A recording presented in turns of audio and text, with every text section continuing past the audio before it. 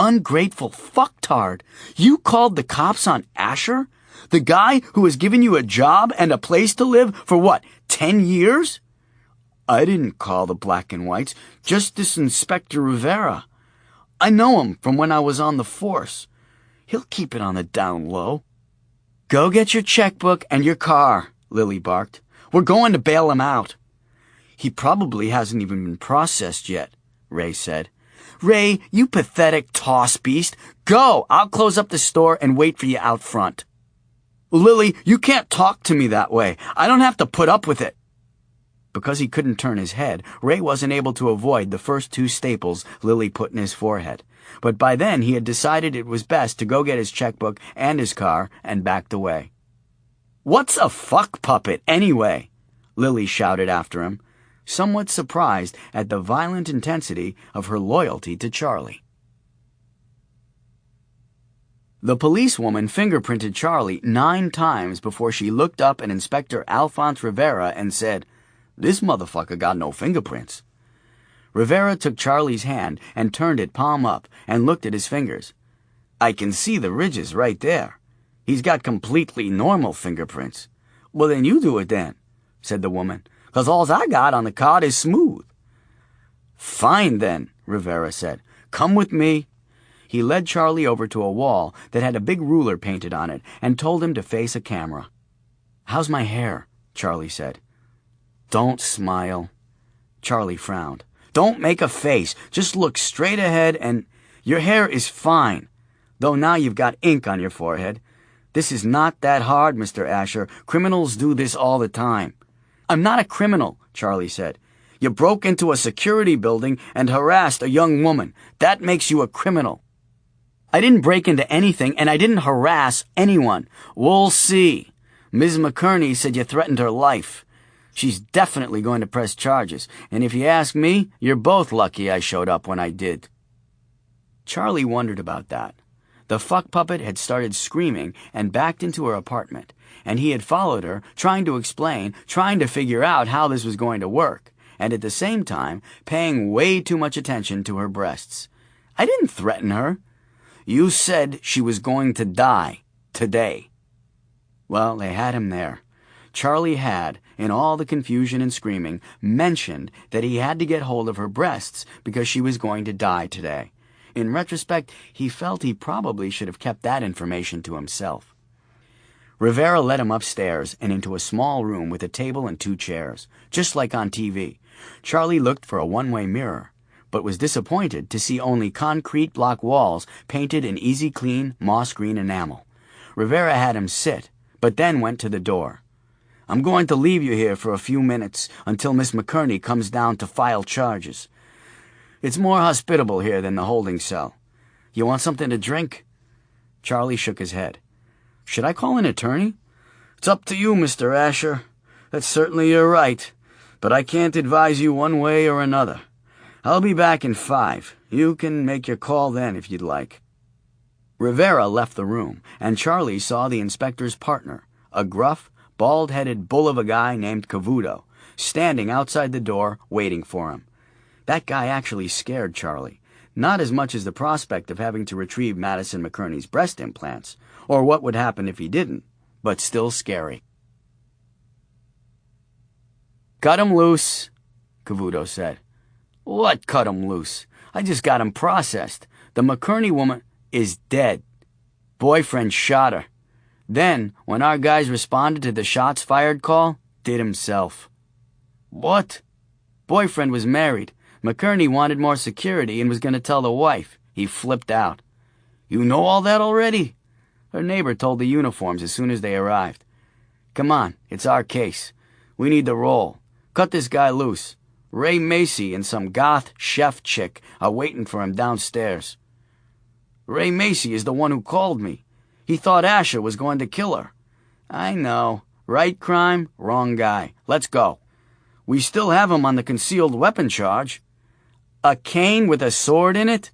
What, you want to go before a judge and tell him that you arrested this guy on the suspicion of being a serial killer, but he plea bargained it down to being a huge fucking nerd? Okay, I'll cut him loose. But I'm telling you, Nick, This guy told the McCurney that she was going to die today. There's some weird shit going on here. And we don't have enough weird shit to deal with already? Good point, Rivera said. Madison McCurney looked beautiful in her beige silk dress, her hair and makeup perfect as usual. Her diamond stud earrings and a platinum diamond solitaire necklace complemented the silver handles of her walnut burl casket. For someone who wasn't breathing, she was breathtaking, especially for Charlie, who was the only one who could see her hooters pulsing red in the casket. Charlie hadn't been to a lot of funerals, but Madison McCurney seemed nice and fairly well attended for someone who had been only 26. It turned out that Madison had grown up in Mill Valley, just outside San Francisco, so a lot of people had known her. Evidently, except for her family, most of them had lost touch and seemed somewhat surprised that she had been gunned down by her married boyfriend, who had kept her in an expensive apartment in the city. Not like you vote most likely for that in the yearbook, Charlie said, trying to make conversation with one of her classmates, a guy he'd ended up standing next to at the urinals in the men's room. How did you know Madison? Said the guy, a condescending tone in his voice. He looked like he'd been voted most likely to piss everyone off by being rich and having nice hair. Oh, me? Friend of the groom, Charlie said. He zipped up and headed to the sink before Hair Guy could think of something to say. Charlie was surprised to see a few people at the funeral whom he knew, and each time he walked away from one, he'd run into another. First, Inspector Rivera, who lied. Had to come. It's our case. I've gotten to know the family a little. Then Ray, who lied. She went to my gym. I just thought I should pay my respects. Then Rivera's partner, Cavuto, who didn't lie. I still think you're kinky, and that goes for your ex-cop friend, too. And Lily, who was also honest. I wanted to see a dead fuck puppet. Who's running the store? Charlie asked. Closed. Death in the family. You know Ray called the cops on you, right? They hadn't had a chance to talk since Charlie had been released. I should have figured, Charlie said. He said he saw you go into the dead chick's building and just disappear. He thinks you have ninja powers. That part of the thing? She bounced her eyebrows, a Groucho Marx conspiracy bounce, made less effective by the fact that her eyebrows were pencil-thin and drawn on in magenta. Yeah, it's kind of part of the thing. Ray doesn't suspect about the thing, does he? No, I covered for you, but he still thinks you might be a serial killer. I thought he might be a serial killer. Lily shuddered. God, you guys need to get laid. True, but right now I'm here to do a thing regarding the thing. You still haven't gotten her thing? I can't even figure out how to get it. Her thing is still in the thing. He nodded to the casket. You're fucked, Lily said. Well, we have to go sit now, Charlie said. He led her into the chapel, where the service was beginning. Behind him, Nick Cavuto, who had been standing 3 feet away with his back to Charlie, made a beeline for his partner and said, Can we just shoot Asher and find cause later? I'm sure the fucker's done something to deserve it. Charlie didn't know what he was going to do, how he was going to retrieve the soul implants, but he really thought something would occur to him. Some supernatural ability would manifest itself at the last minute. He thought that all through the ceremony. He thought that when they closed the casket, during the funeral procession to the cemetery, and all through the graveside ceremony. He began to lose hope as the mourners dispersed and the casket was lowered. And by the time the ground crew started throwing dirt on the hole with a backhoe, he'd pretty much given up on having an idea. There was grave robbing, but that wasn't really an idea, was it? And even with his years of experience in the death-dealing business, Charlie didn't think he was up for breaking into a cemetery, spending all night digging up a casket, then cutting the implants out of a dead woman's body. It wasn't the same as swiping a vase off the mantel. Why couldn't Madison McCurney's soul be in a vase on the mantel? Didn't get the thing, then, said a voice beside him. Charlie turned to see Inspector Rivera standing not a foot away. He hadn't even seen him since they'd left the funeral home. What thing? Yeah, what thing? Rivera said. They didn't bury her with those diamonds you saw. You know that, right? That would have been a shame, Charlie said. Sister's got them, Rivera said. You know, Charlie, most people don't stay to watch them actually cover the box. Really? Charlie said. I was just curious. See if they used shovels or what. How about you? Me? I'm watching you. You ever get over that thing with the storm sewers? Oh, that. I just needed a little adjustment in my medication. It was an expression that Charlie had picked up from Jane. She wasn't actually on medication, but the excuse seemed to work for her. Well, you keep an eye on that, Charlie, and I'll keep an eye on you. Adios. Rivera walked off. Adios, Inspector, Charlie said. Hey, by the way, nice suit. Thanks. I bought it from your store, Rivera said, without turning around. When was he in my store? Charlie thought. For the next couple of weeks, Charlie felt as if someone had dialed his nervous system up past the recommended voltage, and he was nearly vibrating with anxiety. He thought that perhaps he should call Minty Fresh, warn him of his failure to retrieve Madison McCurney's soul vessel. But if the sewer harpies weren't rising because of that, maybe the contact with another death merchant would put them over the top. Instead, he kept Sophie home and made sure that she was never out of sight of the hellhounds. In fact, he kept the hellhounds locked in her room most of the time.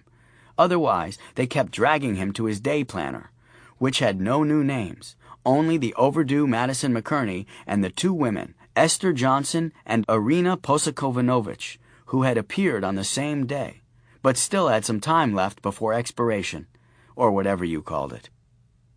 So he started his walks again, listening as he passed storm drains and manhole covers, but the darkness didn't appear to be rising. Charlie felt naked walking the street without his sword cane, which Rivera had kept, so he set out to replace it, and in the process found two more death merchants in the city. He found the first at a used bookstore in the Mission. Book 'em, Dano. Well, it wasn't really a bookstore anymore. It still had a couple of tall cases of books, but the rest of the store was a bricolage of bric-a-brac, from plumbing fittings to football helmets. Charlie understood completely how it happened. You started with a bookstore. Then you made a single innocent trade, a set of bookends for a first edition maybe. Then another. You picked up a grab-all box at a yard sale to get one item. Pretty soon you had a whole section of unmatched crutches and obsolete radio tubes, and couldn't for the life of you remember how you'd acquired a bear trap. Yet there it was, next to the lime green tutu and the armadillo penis pump. Second-hand, out of hand. In the back of the store, by the counter, stood a bookcase in which every volume was pulsing with a dull red light. Charlie tripped over a spittoon and caught himself on an elk antler coat rack. "You okay?" asked the proprietor, looking up from the book he was reading. He was maybe 60, skin spotted from too much sun, but he hadn't seen any in a while, and he'd gone pasty. He had long, thinning gray hair and wore oversized bifocals that gave him the look of an educated turtle. "No, I'm fine," Charlie said, ripping his gaze off the soul vessel books. "I know it's a little cluttered in here. I've been meaning to clear it out, but then I've been meaning to clear it out for 30 years, and I haven't managed it yet." "It's okay, I like your store," Charlie said. "Great selection." The owner looked at Charlie's expensive suit and shoes and squinted. It was clear he recognized the worth of the clothes and was qualifying Charlie as a rich collector or antiques hunter. "You looking for anything special?" he asked. "Sword cane," Charlie said. "Doesn't have to be antique." He wanted to buy this guy a coffee and share stories of snatching soul objects, of confronting the underworlders, of being a death merchant. This guy was a kindred spirit, and from the size of his collection of soul objects, all of them books, he'd been doing this longer than Minty Fresh. Turtle Guy shook his head. "Haven't seen one for years. If you want to give me a card, I'll put out feelers for you." "Thanks," Charlie said. "I'll keep looking. That's part of the fun." He started backing down the aisle, but he couldn't leave without saying something else, getting some kind of information. "Hey, how is it, doing business in this neighborhood?" "Better now than it used to be," said the guy. "The gangs have settled down some. This part of the mission has turned into the edgy, artsy-fartsy neighborhood. That's been good for business. You from the city? Born and raised, Charlie said. Just haven't been to this neighborhood much. You haven't had any weird stuff on the street last couple of weeks, then. The turtle guy looked fully at Charlie now, even took off his giant glasses. Except for the thumper sound systems going by, quiet as a mouse. What's your name? Charlie. Charlie Asher. I live over in the North Beach, Chinatown area. I'm Anton, Charlie. Anton Dubois. Nice meeting you. Okay, Charlie said. I have to go now. Charlie, there's a pawn shop off Fillmore Street. Fulton and Fillmore, I think. The owner carries a lot of edged weapons. She might have your cane. Thanks, Charlie said. You watch yourself, Anton, okay? Always do, said Anton Dubois, and he looked back to his book. Charlie left the store feeling even more anxious, but not quite as alone as he had 5 minutes before. The next day, he found a new sword cane at the pawn shop in the Fillmore, and he also found a case of cutlery and kitchen utensils that pulsated with red light. The owner was younger than Anton Dubois, late 30s maybe, and wore a .38 revolver in a shoulder holster, which shocked Charlie less than the fact that she was a woman. He'd envisioned all the death merchants as being men, but of course there was no reason to think that. She wore jeans and a plain chambray shirt, but was dripping with mismatched jewelry that Charlie guessed was a self-indulgence she justified for being in the business, the same way he justified his expensive suits. She was pretty in a lady cop sort of way, with a nice smile, and Charlie found himself wondering if he should maybe ask her out, then heard an audible pop in his head as that bubble of self-destructive stupidity exploded. Sure, dinner and a movie, and release the forces of darkness on the world. Great first date. Everyone was right, he really needed to get laid. He bought the sword cane for cash, without quibbling, and left the store without engaging the owner in conversation. But he took a business card from the holder on the counter as he left. Her name was Carrie Lang. It was all he could do not to warn her, tell her to be careful of what might be coming from below. But he realized that every second he was there, he was probably increasing the danger to all of them. Watch yourself, Carrie, he whispered to himself as he walked away. That evening, he decided to take action to ease some of the tension in his life. Or at least it was decided for him when Jane and her girlfriend Cassandra showed up at the apartment and offered to watch Sophie. Go find a woman, Jane said. I got the kid. It doesn't work that way, Charlie said. I was gone all day. I haven't spent any quality time with my daughter.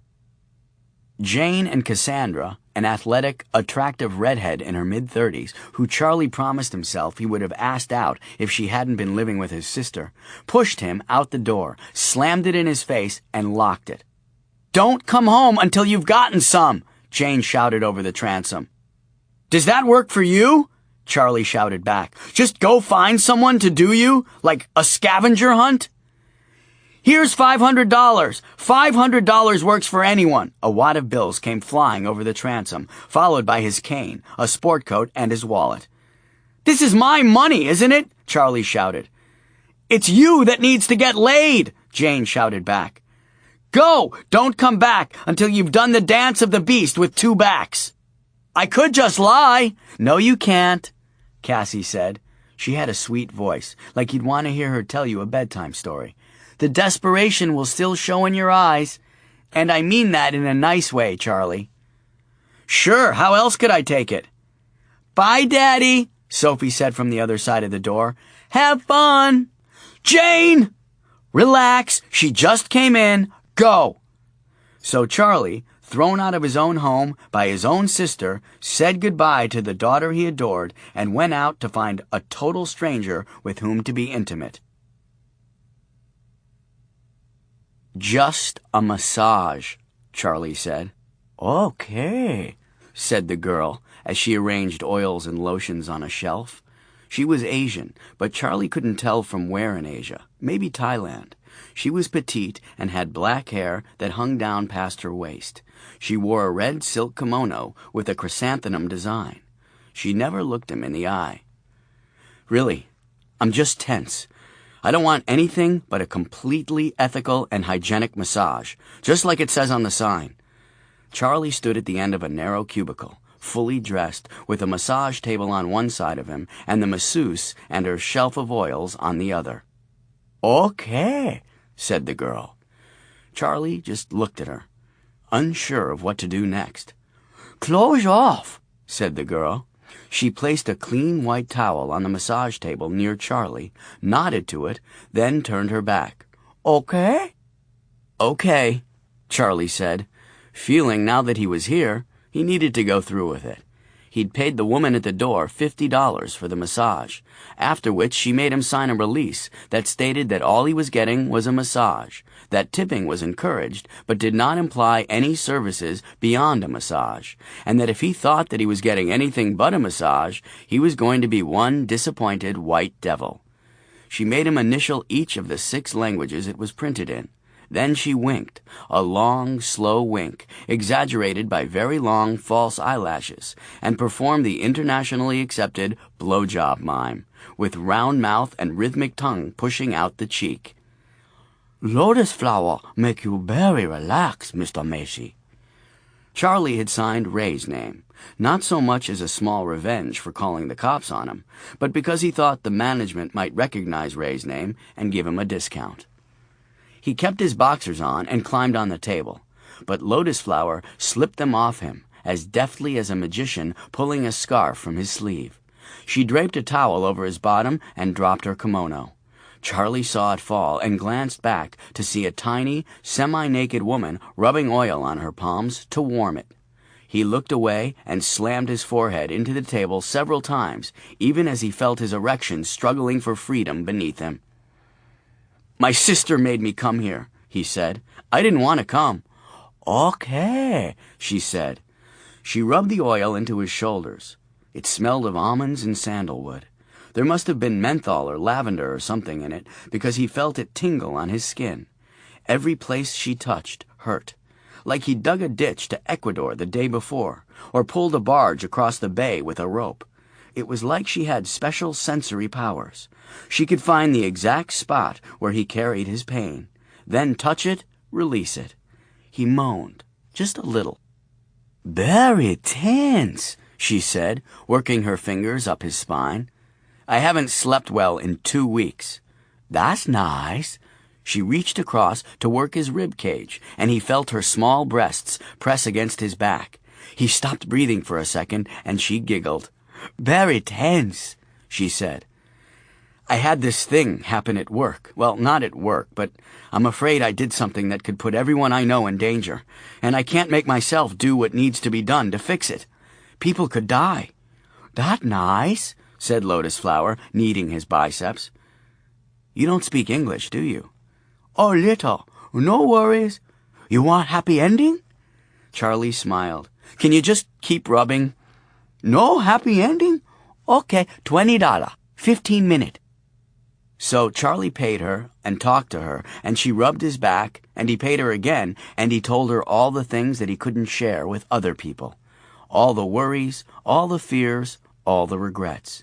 He told her of how he missed Rachel, yet how sometimes he would forget what she looked like, and would run to the dresser in the middle of the night to look at her photo. He paid her for 2 hours in advance and dozed off, feeling her hands on his skin, and he dreamed of Rachel and sex, and when he woke up, Lotus Flower was massaging his temples, and tears were running into his ears. He told her it was the menthol in the oil, but it was the lonely coming up in him, like the pain in his back that he hadn't known he'd had until it was touched. She massaged his chest, reaching over his head and letting her breasts rub against his face as she worked, and when he rose again under the towel, she asked, "You want happy ending now?" "Nah," he said. "Happy endings are so Hollywood." Then he caught her wrists, sat up, kissed the back of her hands, and thanked her. He tipped her $100. She smiled, put on her kimono, and left the cubicle. Charlie dressed and left the happy, relaxed, good time Oriental massage parlor, which he had walked by 1,000 times during his life, always wondering what was behind the red door with brown paper taped over the window. Now he knew.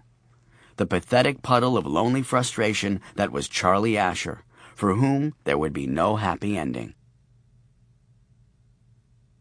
He made his way up to Broadway and headed up the hill into North Beach. He was only a few blocks from home when he sensed someone behind him. He turned, but all he saw was a guy a couple of blocks back buying a newspaper from a machine. He walked another half block and could see the activity on the street up ahead.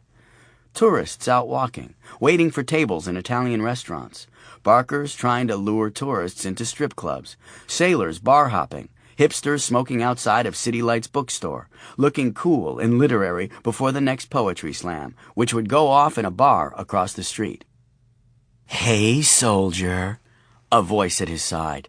A woman's voice, soft and sexy. Charlie turned and looked down the alley he was passing. He could see a woman in the shadows, leaning against a wall. She was wearing an iridescent body stocking or something, and a mercury light at the other end of the alley was drawing a silver outline of her figure. The hair rose on his neck, but he felt something twinge in his loins as well. This was his neighborhood, and the hookers had been calling to him since he was 12. But this was the first time he'd ever stopped and paid more attention than a wave and a smile. "Hey," Charlie said.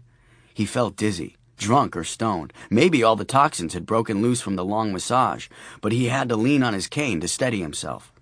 She stepped away from the wall, and the light silhouetted her, highlighting outlandish curves.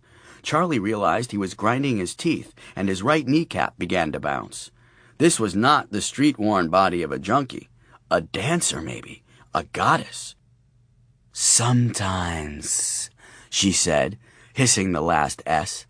"A rough fuck down a dark alley is the best medicine for a weary warrior." Charlie looked around. The party a block ahead, the guy reading his newspaper under the street lamp 2 blocks back.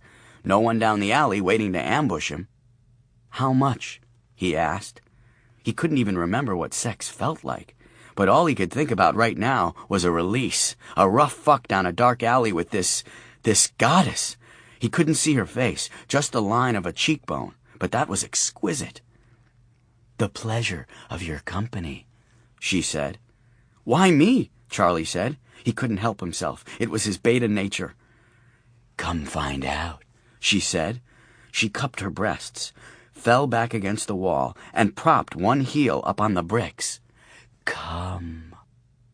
He walked into the alley and leaned the cane on the wall, then took her uplifted knee in one hand, a breast in the other, and pulled her against him for a kiss. She felt like she was wearing velvet. Her mouth was warm and tasted base, gamey, like venison or liver. He didn't even feel her undo his jeans, just a strong hand on his erection. "Ah, strong meat," she hissed. "Thanks. I've been going to the gym." She bit his neck, hard, and he squeezed her breast and thrust against her hand. She threw her uplifted leg around his back and pulled him hard against her. He felt something sharp, painful, digging into his scrotum, and he tried to pull away. She pulled him tighter with her leg. She was incredibly strong. "New meat," she said. "Don't fight me, or I'll tear them off." Charlie felt the claw on his balls and the breath caught in his throat. Her face was an inch from his now, and he looked for her eyes, but could see only an obsidian blackness reflecting the highlights from the streetlight. She held her free hand in front of his face, and he watched as claws began to grow out of her fingertips, reflecting the streetlight like brushed chrome, until they were 3 inches long. She poised them over his eyes, and he reached for his sword cane against the wall. She knocked it away, and the claws were at his face again. "Oh no, meat, not this time." She hooked a claw into his nostril. "Shall I drive it into your brain? That would be quickest, but I don't want quick. I've waited so long for this." She released the pressure on his balls, and to his horror, he realized that he was still hard. She started rubbing his erection, pushing the claw deeper into his nose to hold him steady. I know. When you come, I'll put it in your ear and yank. I've taken off half a man's head that way. You'll like it. You're lucky. If the main had been sent, you'd be dead already." "Bitch," Charlie managed to say. She was stroking him harder, and he was cursing his body for betraying him this way. He tried to pull away, and her leg wrapped behind him, crushed the breath out of him. "No, you come, then I'll kill you." She pulled the claw from his nose and put it next to his ear. "Don't make me leave unsatisfied, meat," she said, but in that instant her claw caught the side of his scalp, and he hit her as hard as he could in the ribs with both of his fists. "You fuckface!" she shrieked. She let her leg fall, yanked him aside by his penis, and reared back for a full slash of her claws to his head. Charlie tried to raise his forearm to take the blow, but then there was an explosion, and a piece of her shoulder splattered on the wall, spinning her around. Charlie felt her release his penis, and he threw himself across the alley. She rebounded off the wall with both claws aimed at his face. There was another explosion, and she was knocked back again. This time she came up facing the street, and before she could brace to leap, 2 more shots hit her in the chest, and she screeched, the sound like 1,000 angry ravens set afire.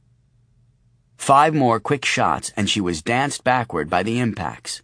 Even as she went, she was changing, her arms getting wider, her shoulders smoothing.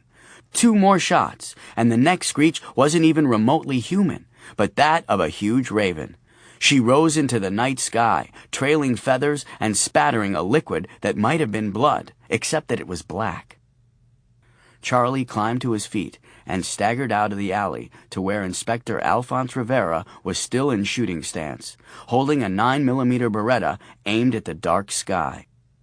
"Do I even want to know what the fuck that was?" Rivera said. "Probably not," Charlie said. "Tie your coat around your waist," said the cop.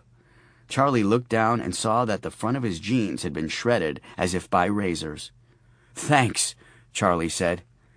"You know," Rivera said, "this could have all been avoided if you'd just taken the happy ending like everybody else."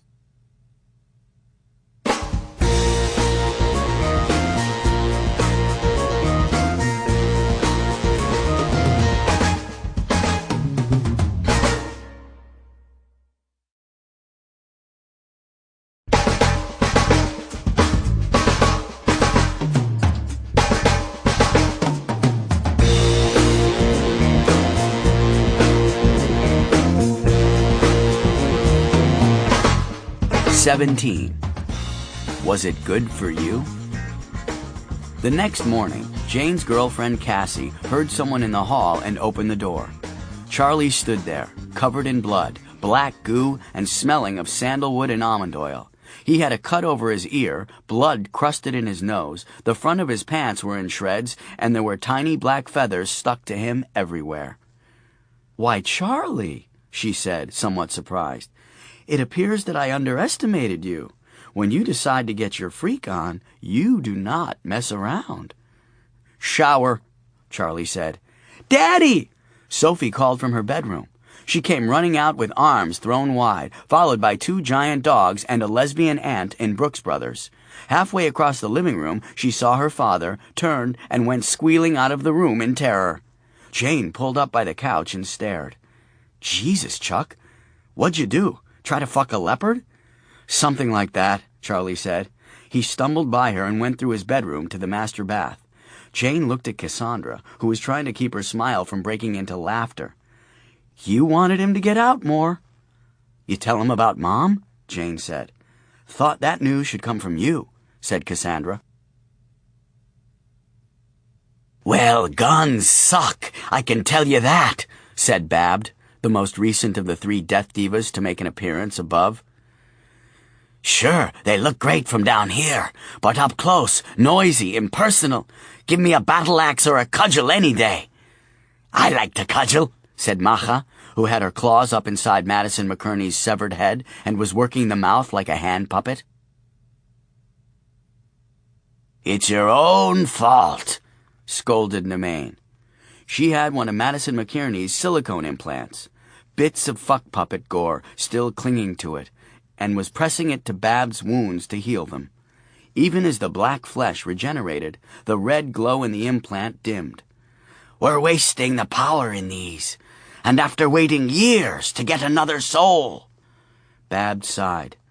"I suppose in retrospect the hand job wasn't such a great idea." I suppose the hand job wasn't such a great idea, mocked Macha's hand puppet. I did that on the battlefields of the North, 10,000 times? Said Babbed. A final wank for the dying warrior just seemed like the least I could do. I'm especially good at it, you know. It takes a powerful touch to keep a soldier hard when his guts are running between his fingers. She is good at it, said Orcus. I'll vouch for that. He leaned back on his throne to display 3 feet of black, bull-death wood to show his enthusiasm. Not now! I just did my lipstick! Puppeted Macha with the head, making its eyes bug out with her claws so it appeared that the dead girl was impressed by Orcus's prodigious unit. They all snickered. She'd had Orcus and her Morrigan sisters giggling all morning with her puppet show, putting the implants on a shelf and working the head above them. Of course they're real. He really paid for them, didn't he? They'd been giddy since pulling the soul vessels out of the fuck puppet's grave, that victory even overshadowing Bab's failure to kill the death merchant. But as the light ebbed out of the implants, their mood darkened. Nemain threw the useless implant against the bulkhead of the ship, and it exploded and spattered the room with clear goo. What a waste, she growled. We will take the above, and I will eat his liver while he watches. What is it with you and eating livers? Bab said. I hate liver. Patience, princesses, said Orcus as he weighed the remaining implant in his talon. We were 1,000 years coming to this place, for this battle. A few more to gather our force will but make the victory sweeter. He snatched the head away from Macha and took a bite out of it as if it were a crisp, ripe plum. You really could have passed on the hand job, though, he said, spraying bits of brain at Babbed. I've got us on a flight to Phoenix at 2, Jane said. We connect there to a commuter and we're in Sedona by supper time. Charlie had just come out of the shower and wore only a pair of fresh jeans. He was drying his hair with a beige towel, leaving red streaks on it from his still bleeding scalp. He sat down on the bed. Wait. How long has she known? They diagnosed her 6 months ago. It had already spread from her colon to her other organs. And she waited until now to tell us? She didn't tell us. A guy named Buddy called. Evidently they've been living together. He said she didn't want us to worry. He broke down on the phone. Mom's living with a guy? Charlie was staring at the red stripes on the towel. He'd been up all night, trying to explain to Inspector Rivera what had happened in the alley, without actually telling him anything. He was bleeding, battered, exhausted, and his mother was dying. I can't believe her. She flipped when Rachel moved in before we were married. Yeah, well, you can yell at her for being a hypocrite when you see her tonight. I can't go, Jane. I have the store and Sophie. She's too little for something like this. I called Ray and Lily. They've got the shop covered. Cassandra will watch Sophie overnight, and the communist black ladies can watch her until Cassie gets home from work. Cassie's not coming with you? Charlie, Mom still refers to me as her tomboy. Oh yeah, sorry, Charlie sighed. He was nostalgic for the days when Jane was the freak in the family and he was the normal one. You going to try to reconcile that with her? I don't know. I don't really have a plan. I don't even know if she's lucid. I've been on autopilot since I heard. I was waiting for you to get home so I could fall apart. Charlie stood up, went to his sister, and put his arms around her. You did great. I'm back. I got it from here. What do you need? She hugged him back, then pushed back with tears in her eyes. I need to go home and pack. I'll come by at noon with a cab to get you, okay? I'll be ready. He shook his head. I can't believe Mom is living with a guy. A guy named Buddy, Jane said. The slut, Charlie said. Jane laughed, which is all that Charlie wanted right then. Lois Asher was sleeping when Charlie and Jane arrived at her home in Sedona. A pot-bellied, sunburned man wearing Bermuda shorts and a safari shirt let them in. Buddy. He sat at the kitchen table with Charlie and Jane and professed his love for their mother, told them about his own life as an aircraft mechanic in Illinois before he retired, then recited a play-by-play of what they had done since Lois had been diagnosed. She had gone through 3 courses of chemotherapy. Then, sick and hairless, she had given in. Charlie and Jane looked at each other, feeling guilty that they hadn't been there to help. "She didn't want to bother you two," Buddy said. "She's been acting like dying was something she could do in her spare time, between hair appointments." Charlie snapped to attention. That was the kind of thing he'd thought to himself several times when he was retrieving a soul vessel and seen people who were so far in denial about what was happening to them that they were still buying 5-year calendars. "Women, what are you going to do with them?" Buddy said, winking at Jane. Charlie suddenly felt a great wave of affection for this sunburned little bald guy who his mother was shacked up with. "We want to thank you for being here for her, Buddy." "Yeah," Jane nodded, still looking a little dazed. "Well, I'm here for the whole shebang, and then some if you need me." "Thanks," Charlie said. "We will." And they would, because it was immediately evident to Charlie that Buddy was going to hang on himself only as long as he felt he was needed. "Buddy?" said a soft female voice from behind Charlie. He turned to see a big, 30-ish woman in scrubs, another hospice worker, another of the amazing women that Charlie had seen in the homes of the dying, helping to deliver them into the next world with as much comfort and dignity and even joy as they could gather. Benevolent Valkyries, midwives of the final light they were, and as Charlie watched them at work, he saw that rather than become detached from or callous to their job, they became involved with every patient and every family. They were present. He'd seen them grieve with 100 different families, taking part in an intensity of emotion that most people would feel only a few times in their lives. Watching them over the years had made Charlie feel more reverent toward his task of being a death merchant. It might be a curse on him, but ultimately it wasn't about him. It was about serving, and the transcendence in serving, and the hospice workers had taught him that. The woman's name tag read Grace. Charlie smiled. "Buddy," she said, "she's awake and she's asking for you." Charlie stood. "Grace, I'm Charlie, Lois's son. This is my sister Jane. Oh, she talks about you two all the time." "She does?" said Jane, a tad surprised. "Oh, yes. She tells me you were quite the tomboy," Grace said. "And you," she said to Charlie, "you used to be nice, but then something happened." "I learned to talk," Charlie said.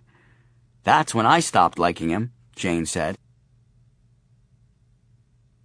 Lois Asher was propped in a nest of pillows, wearing a perfectly coiffed gray wig tied back in the style she had always worn her real hair, a silver squash blossom necklace and matching earrings and rings, a mauve silk nightgown that blended so well with the southwestern decor of the bedroom that it looked as if Lois might be trying to disappear into her surroundings. And she did. Except the space she'd made for herself in the world was a little bigger than she now required. There was a gap between the wig and her scalp. Her nightgown hung almost empty, and her rings jangled on her fingers like bangles.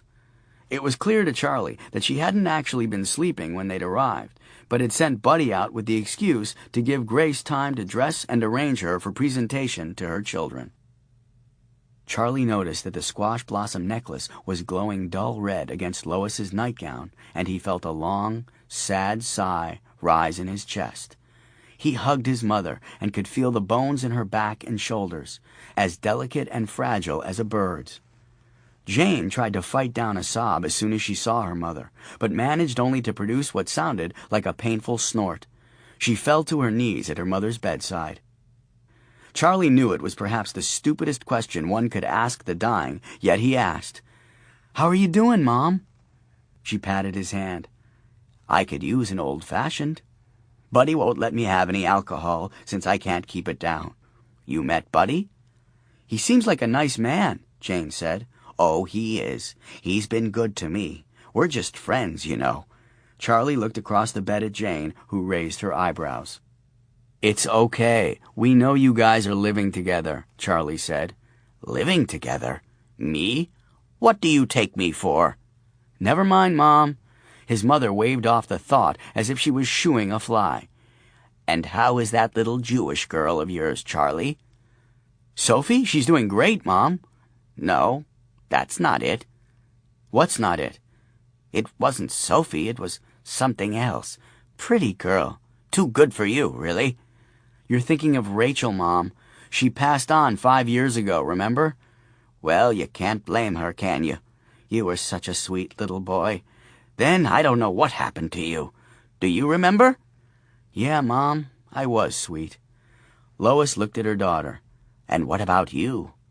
Jane, have you found yourself a nice man? I hate the idea of you being alone. Still looking for Mr. Right, Jane said, giving Charlie the "we've got to get away and have an emergency meeting" head toss that she had practiced around their mother since she was 8. Mom, Jane and I will be right back. We can call Sophie and talk to her then, okay? Who's Sophie? Lois asked. She's your granddaughter, Mom. You remember beautiful little Sophie? Don't be silly, Charles. I'm not old enough to be a grandmother. Outside the bedroom, Jane fumbled around in her purse and produced a pack of cigarettes, but couldn't figure out whether to smoke one or not. Holy Motown Jesus with pips! What the fuck is going on in there? She's got a lot of morphine in her, Jane. Did you smell that acrid smell? That's her sweat glands trying to take the poisons out of her body that her kidneys and liver would normally filter. Her organs are starting to shut down. It means that there's a lot of toxins going to her brain. How do you know that? I've read about it. Look, she never lived in reality completely, you know that. She hated the shop and hated Dad's work, even though it supported her. She hated his collecting, even though she was just as bad. And the thing with Buddy not living here, she's trying to reconcile who she's always thought she was with who she really is. Is that why I still want to punch her lights out? Jane said. That's wrong, isn't it? Well, I suppose. I'm a horrible person. My mother is dying of cancer and I want to punch her lights out. Charlie put his arm around his sister's shoulder and started walking her toward the front door so she could go outside and smoke. Don't be so hard on yourself, he said. You're doing the same thing, trying to reconcile all the moms that Mom ever was. The one you wanted, the one she was when you needed her and she was there, the one she was when she didn't understand. Most of us don't live our lives with one integrated self that meets the world. We're a whole bunch of selves. When someone dies, they all integrate into the soul, the essence of who we are, beyond the different faces we wear throughout our lives. You're just hating the selves you've always hated and loving the ones you've always loved. It's bound to mess you up. Jane stopped and stepped back from him. Then how come it's not messing you up? I don't know. Maybe because of what I went through with Rachel. So you think that when someone dies suddenly like that this face reconciliation thing happens? I don't know. I don't think it's a conscious process. Maybe more for you than for Mom. You know what I mean? You feel like you have to put things right before she's gone, and it's frustrating. So what happens if she doesn't integrate all that before she dies? What happens if I don't? I think you get another chance. Really? Like reincarnation? What about Jesus and stuff? I think that there's a lot of stuff that's not in the book, in any of the books. Where's this coming from? I never got the impression you were spiritual. You wouldn't even go to yoga with me. I wouldn't go to yoga with you because I'm not bending, not because I'm not spiritual. They'd gotten to the door, and when Charlie pulled it open, it made the same sound a refrigerator door makes. When they stepped out onto the front porch, he realized why, as a wave of 110-degree heat hit them. Geez, did you accidentally open the door to hell? Jane said. I don't need to smoke this badly. Get inside, get inside, get inside. She shoved him inside and closed the door. That's heinous. Why would someone live in this climate? I'm confused, Charlie said. Did you start smoking again or not? I didn't really, Jane said. I just have one when I'm really stressed out. It's like thumbing your nose at death. Haven't you ever felt like doing that? You have no idea, Charlie said.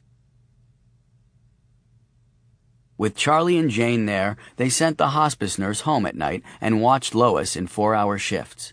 Charlie gave his mother her medication, wiped her mouth, fed her what little she would take in, but by now she was mostly having sips of water or apple juice, and he listened as she lamented losing her looks and her things, as she remembered being a great beauty, the belle of the ball at parties before he was born, an object of desire, which clearly she loved more than being a wife or a mother or any of the dozen other faces she had worn in her life.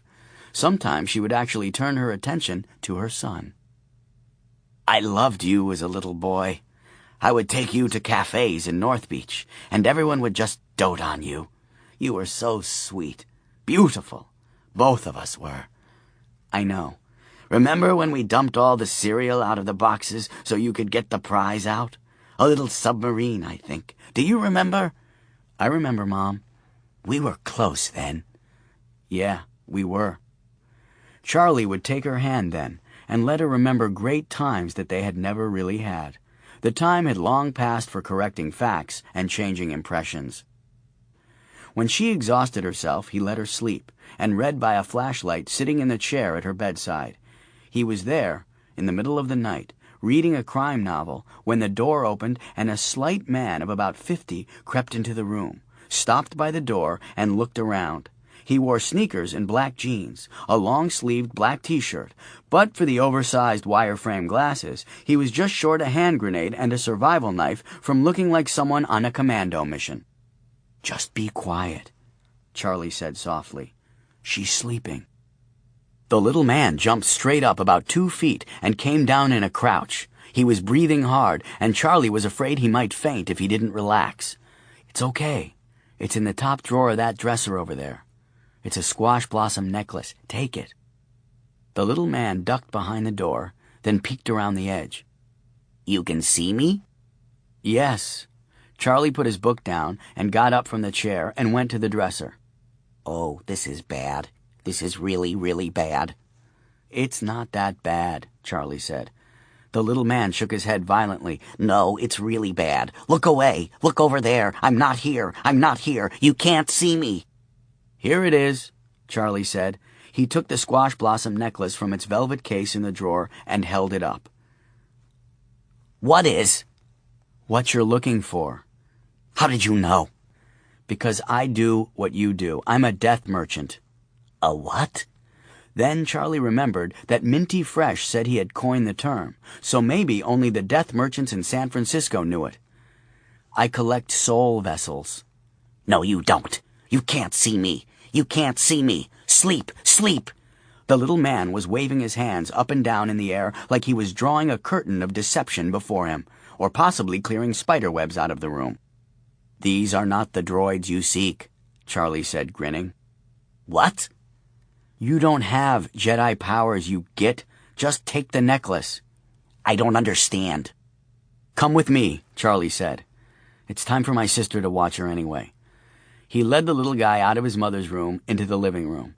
They stood by the front window, looking at the sun coming up and casting shadows of the broken teeth of the Red Rock Mountains around them. What's your name? Vern. Vern Glover. I'm Charlie. Nice to meet you. How long does she have, Vern? What do you mean? How long on your calendar? How many days were left? How do you know about that? I told you, I do what you do. I can see you. I can see that necklace glowing red. I know what you are. But you can't. The great big book says that horrible forces of darkness will rise if I talk to you. See this cut over my ear, Vern? Vern nodded. Forces of darkness? Fuck 'em. Fuck the forces of darkness, Vern. How long does my mother have? It's your mother? I'm sorry, Charlie. She has 2 more days. Okay, Charlie said, nodding. Then we'd better go get a donut. Pardon? Donut! Donut! You like donuts, don't you? Yes, but why? Because the continuance of human existence as we know it depends on us having donuts together. Really? Vern's eyes went wide. No, not really. I'm just fucking with you. Charlie put his arm around Vern's shoulder. But let's go get one anyway. I'll wake my sister for her watch. Charlie called home from his mobile phone to check on Sophie. Then, satisfied she was safe, he returned to the booth at Dunkin' Donuts, where Vern and a cruller were waiting for him. Vern had taken off his stocking cap and had a wild mop of silver-gray hair over large aviator-frame glasses that made him look like a tan and wiry mad scientist. So, like, she was really hot? Vern, you wouldn't believe. I'm telling you, body of a goddess, covered with really fine feathers, soft as down. Charlie innately recognized another beta male like he recognized another death merchant. So he nearly stumbled over himself to tell the story of his adventure with the sexy sewer harpy, knowing he had a sympathetic audience. But she was going to put her claw through your brain, right? Yeah, she said she was. But you know something? I think there was some chemistry there. You don't think it was just that she had your crank in her hand at the time? Because that can cloud a guy's judgment. Yeah, there's that. But still, you have to think, of all the death merchants in all of the cities on the planet, she chose me to share the death wank. I think she had a thing for me. Well, you're in the city of two bridges, said Vern, brushing a little maple glaze from the corner of his mouth. That's where it's supposed to happen. Where what's supposed to happen? Charlie had really enjoyed being the senior death merchant, acting as the elder statesman to Vern, who had been called to recruit souls only 6 months ago. Now he was thrown. In the Great Big Book of Death, it says that we can't talk about what we do or try to find each other, or the forces of darkness will rise up in the city of two bridges, and there will be a horrible battle, and the underworld will rise and cover the land if we lose. You guys have two bridges in San Francisco, right? Charlie tried to hide his surprise. Vern had obviously gotten a different version of the Great Big Book than they got in San Francisco. Well, two main ones, yes. Sorry, it's been a long time since I read the book. Remind me why the City of Two Bridges is so important? Vern gave Charlie the big duh look. Because that is where the new Luminatus, the Great Death, will take power. Oh yeah, of course, the Luminatus. Charlie thumped himself in the side of the head. He had no idea what Vern was talking about. You think they won't need us anymore after the Great Death takes power? Vern asked. I mean, will there be layoffs? Because the big book makes it sound like the Luminatus rising is a good thing. But I've been making a ton of money since I got this gig. Yeah, that's going to be our problem. Layoffs, Charlie thought. I think we'll be fine. Like the book says, it's a dirty job, but someone has to do it. Right.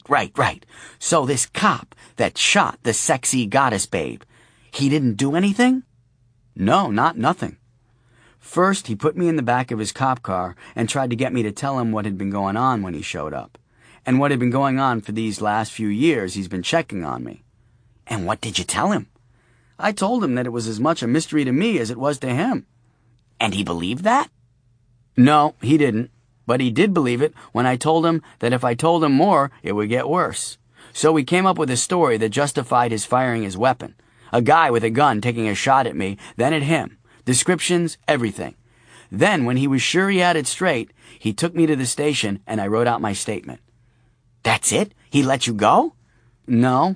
Then he told me stories about his career and the weird stuff he's encountered, and why, because of that, he was going to let me go. The guy is a complete nutjob. He believes in vampires and demons and giant owls. He said that once he handled a call for a polar bear attack in Santa Barbara. Wow, said Vern. You lucked out. I called him before we left the city. He's going to check on my building until I get home, make sure my daughter's okay. Charlie hadn't told Vern about the hellhounds. You must be worried sick about her, Vern said. I have a kid. She's a junior in high school, lives with my ex-wife in Phoenix. Yeah, so you know, Charlie said. So, Vern, you've never seen any of these dark creatures? Never heard voices coming out of the storm drains? Nothing like that? Nope, not like you're talking about. We don't have storm drains in Sedona. We have a desert with rivers through it. Right, but have you ever missed getting a soul vessel? Yeah, at first. When I got the Great Big Book, I thought it was a joke. I skipped 3 or 4 of them. And nothing happened? Well, I wouldn't say that. I'd wake up early and look up at the mountain above my house, and there'd be a shadow there. Looked like a big oil slick. So? So, it would be on the wrong side of the mountain. It would be on the same side as the sun. And during the course of the day, it moved down the mountain. Oh, if you didn't look at it, watch it. You'd look right by it. But it was coming down into the city, hour by hour. I drove out to where I saw it going and waited for it. And? You could hear crows calling. I waited until it got half a block from me, moving so slow you could barely see it. But it got louder and louder, like a huge flock of crows. Scared the bejesus out of me. I went home, looked up the name I'd written down during the night, and they lived in the neighborhood I'd been in. The shadow was coming out of the mountain for the soul vessel. Did it get it? I guess. I didn't. And nothing happened? Oh, yeah. Something happened. The next time the shadow moved faster, like a cloud blowing over, and I followed it, and sure enough, it was heading right for a woman's house whose name was on my calendar. That's when I realized that the great big book wasn't bullshitting. But the shadow thing, it never came for you? Third time, Vern said. There was a third time? Oh, yeah. Like you didn't think it was all a load of crap when it first started happening to you? Okay, good point, Charlie said. Sorry, go on. So, the third time, the shadow comes down off a mountain on the other side of town, at night, during a full moon. And this time, you can see the crows flying in it. Not like really see them, but like shadows of them. Some people noticed it at the time. I got in my car again, took my dog, Scotty, with me. I already knew where the thing was going. I pulled up a couple of doors down from the guy's house to warn him, you know? I didn't realize yet what the book was saying about us not being seen. Otherwise, I would have just gone for the soul vessel. Anyway, I'm at the door, and the shadow was coming across the street, all the edges shaped like crows. And Scotty starts barking like mad and runs at it. Brave little guy. Anyway, as soon as the shadow touches him, he yelps and drops over dead. Meantime, a woman comes to the door, and I look in and see a statue, like a fake Remington bronze on the table, in the foyer, behind her. And it's glowing red, like red hot. And I blow by her and grab it, and the shadow evaporates. Just like that. It's gone. That's the last time I was late getting a soul vessel. Sorry about your dog, Charlie said. What did you tell the woman? That's the funny thing. I didn't tell her anything. She was talking to her husband in the next room, and he wasn't answering her. And she runs back to see what happened to him. Didn't even look at me. Turns out the guy was having a heart attack. I took the statue, went and picked up Scotty's body, and left. Well, that had to be tough. I thought I was death for a while, you know? Special. Because the guy croaked with me there. But it was just a coincidence. Yeah, that happened to me too, Charlie said. But he was still disturbed by the whole great battle revelation. Vern, would you mind if I took a look at your great big book? I don't think so, Charlie. In fact, I think we'd better say goodbye. I mean, if the great big book is right, and I don't have any reason to believe it's not, then we shouldn't even be talking. But it's a different version than I have. You don't think there's a reason for that? Vern said. His eyes magnified and his big glasses made him look like a madman for a second. Okay then, Charlie said. But email me, okay? That shouldn't hurt. Vern looked in his coffee cup like he was thinking, as if by telling the story of the shadow that came down out of the mountains, he'd frightened himself. Finally, he looked up and smiled. You know, I'd like that. I could use some pointers. And if something weird starts to happen, we'll stop. Deal, Charlie said. He drove Vern back to his car, which was parked around the block from his mother's house, and they said goodbye. Jane met Charlie at the door. Where have you been? I need the car to go get her floss. I brought donuts, Charlie said, holding up a box, maybe a little too proud. Well, that's not the same, is it? As floss? Dental floss. Can you believe it? Charlie, if I'm still flossing on my deathbed, you have my permission to garrote me with it. No, I'm leaving you instructions to garrote me with it. Okay, Charlie said. So other than that, she's okay? Jane was digging in her purse, had found her cigarettes, and was looking for her lighter. Like gum disease is the big danger at this point. God damn it. Did they take my lighter at the airport? You still don't smoke, Jane, Charlie said. She looked up. So what's your point? Nothing. He handed her the keys to the rental car. Can you grab me some toothpaste while you're out? She gave up searching for the lighter and threw the cigarettes back into her purse. What is it with this family and compulsive dental hygiene? I forgot to bring any. Okay. Jane braced the keys in her hand, ready to go in the ignition, and tucked her purse under her arm like a football. She dropped into a crouch and pulled down her mirrored, wraparound sunglasses that, with her short platinum blonde hair and Charlie's black pinstripe suit, made her look a little like a cyborg assassin from the future getting ready to dash out into the poisonous atmosphere of planet Duran Duran. It's fucking hot out there, isn't it? Charlie nodded and held up the donut box again. The glazed have suffered. "Oh," Jane said, lifting her glasses again. "Cassandra called. After you called this morning, she noticed your date book on the nightstand. Well, actually, she said that Alvin and Mohammed dragged her in there and pushed it at her. She wondered if you needed it." "What about Sophie? Is she okay?" "No, she's been abducted by aliens, but I wanted you to digest the bad news about forgetting your date book first." "You know, that right there is why Mom is ashamed of you," Charlie said. Jane laughed. "Guess what? She's not." "She's not?" "No, this morning. She told me that she always knew who I was, always knew what I was, and that she has always loved me, just the way I am." "Did you card her? There's an imposter in our Mom's bed." "Shut up, it was nice. Important." "She was probably just saying that because she's dying. She did say that she wished I wouldn't wear men's suits all the time." "She's not alone on that one," Charlie said. Jane fell back into assault mode. "I'm off on the floss mission. Call Cassandra." "Done," Charlie said. "And Buddy needs a donut." Jane threw open the door and ran out into the heat, screaming like a berserker charging the enemy. Charlie closed the door behind her so as not to let the air conditioning out and watched through the glass as his sister ran across the zero-scaped yard like she was on fire. He looked beyond her to the red rock mesa rising out of the desert. There seemed to be a deep crevasse in it that he hadn't seen there before. He looked again and saw that it wasn't a crevasse at all, just a long, sharp shadow. Then he ran out into the driveway and looked at the position of the sun, then at the shadow. It was on the wrong side of the mesa. There couldn't be a shadow on this side. The sun was also on this side. He shaded his eyes and watched the shadow until he thought his brains were cooking in the sun.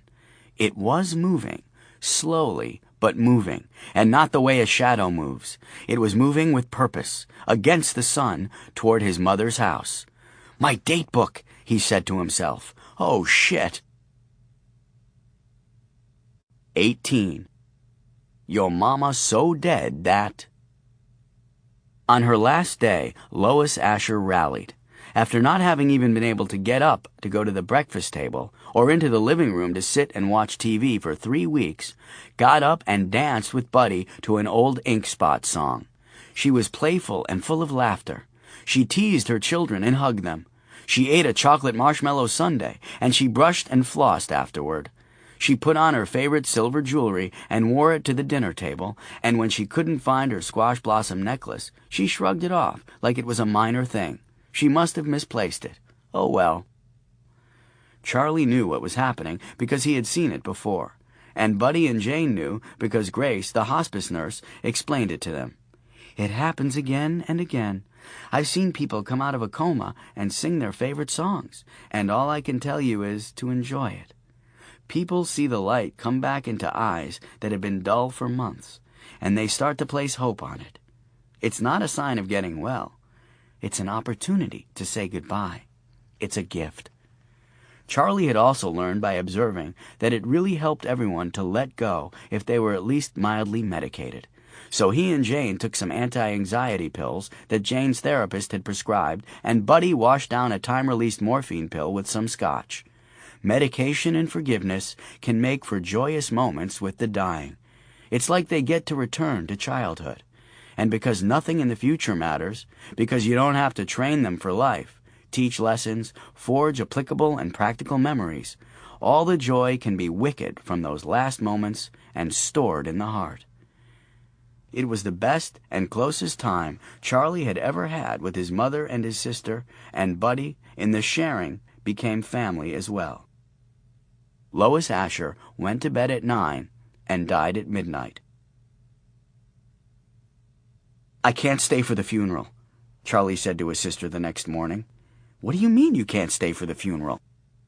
Charlie looked out the window at the giant ice pick of a shadow that had made its way down the mountain toward his mother's house. Charlie could see it churning at the edges, like flocks of birds or swarming insects. The point was less than a half a mile away. "I have something I have to do at home, Jane. I forgot to do it, and I really, really can't stay." "Don't be mysterious. What the hell do you need to do that you can't attend your own mother's funeral?" Charlie was pressing his beta male imagination to the breaking point to come up with something credible on the spot. Then a light went on. "The other night, When you sent me out to get laid? Yeah. Well, it was an adventure, to be sure, but when I went to get my scalp sewed up, I also had a test. I talked to the doctor today, and I have to go get treatment. Right now. You moron! I didn't send you out to have unsafe sex. What were you thinking? It was safe sex. Right, sure, he thought. He almost scoffed at himself. It's the wounds they're worried about. But if I get on these drugs right away, there's a good chance that I'll be okay. They're putting you on a cocktail? As a preventative? Sure, that's it. The cocktail, Charlie thought. He nodded gravely. Okay then, go. Jane turned and hid her face. Maybe I can get back in time for the funeral, Charlie said. Could he? He had to retrieve 2 overdue soul vessels in less than a week and hope that no new names had appeared in his date book. We'll do it a week from today, Jane said, turning back around. Tears blinked away. You go home, get treated, come back. Buddy and I will handle the arrangements. I'm sorry, Charlie said. He put his arms around his sister. Don't you die on me too, you fucker, Jane said. I'll be fine. I'll be back as soon as I can. Bring back that charcoal Armani of yours for me to wear to the funeral. And Cassie's strappy black pumps, okay? You? In strappy black pumps? It's what Mom would have wanted, Jane said. When Charlie landed in San Francisco, there were 4 frantic messages on his cell phone from Cassandra. She had always seemed so calm, composed, a stable counterpoint to his sister's flights of fancy. She sounded a wreck on the phone. Charlie, she's got him trapped, and they're going to eat him, and I don't know what to do. I don't want to call the cops. Call me when you land. Charlie did call, all the way into the city, in the shuttle van he called, but he kept getting transferred to voice messaging. When he got out of the van in front of his store, he heard a hiss coming out of the storm drain at the corner. I missed finishing with you, lover, came the voice. No time, Charlie said, hopping over the curb and running into the store. You never called, purred the Morrigan. Ray was behind the counter, mousing through Asian cuties when Charlie came storming through. You'd better get upstairs, Ray said. They're freaking out up there. No kidding, Charlie said as he passed. He took the stairs 2 at a time. He was fumbling his key into the lock when Cassandra threw the door open and pulled him into his apartment. She won't let him go. I'm afraid they're going to eat him. Who? What? That's what you said on my voicemail. Where is Sophie? Cassandra dragged him to Sophie's room, where he was met in the doorway by a growling Mohammed. Daddy! Sophie shrieked. She ran across the room and leapt into his arms. She gave him a big hug and a sloppy kiss that left a chocolate Sophie print on his cheek. Down, she said. Down, down. Charlie put her down, and she ran back into her room. But Mohammed prevented Charlie from entering, pushed his nose into Charlie's shirt, leaving a giant dog nose print in chocolate. Evidently, there had been a chocolate orgy going on in his absence. His mother is supposed to pick him up at 1, Cassandra said. I don't know what to do. Charlie strained to see around the hellhound and saw Sophie standing with her hand on Alvin's collar while he menaced a little boy who was crouched in the corner. The little boy was a little wide-eyed, but otherwise unhurt, and he didn't seem that frightened. In fact, he was hugging a box of crunchy cheese newts and was eating one, then feeding the next one to Alvin, who was dripping hellish dog drool onto the kid's shoes in anticipation of the next newt. I love him, Sophie said. She went to the little boy and kissed him on the cheek, leaving a chocolate smear. Not the first. It appeared that this little guy had been suffering Sophie's affections for quite some time, for he was covered with chocolatey goodness and orange cheese newt dust. I want to keep him. The little boy grinned. He came over for a play date. I guess you scheduled it before you left, Cassandra said. I thought it would be okay. I tried to get him out of there, but the dogs won't let me by. What are we going to tell his mother? I want to keep him, Sophie said. Big kiss. His name is Matthew, Cassie said. I know his name. He goes to Sophie's school. Charlie started into the room. Mohammed blocked the doorway. Maddie, are you all right? Charlie said. Uh-huh, said the chocolate, cheese, and dog drool sodden kid. I want him to stay, Dad, Sophie said. Alvin and Mohammed want him to stay, too. Charlie thought that perhaps he had not been strict enough in setting limits for his daughter.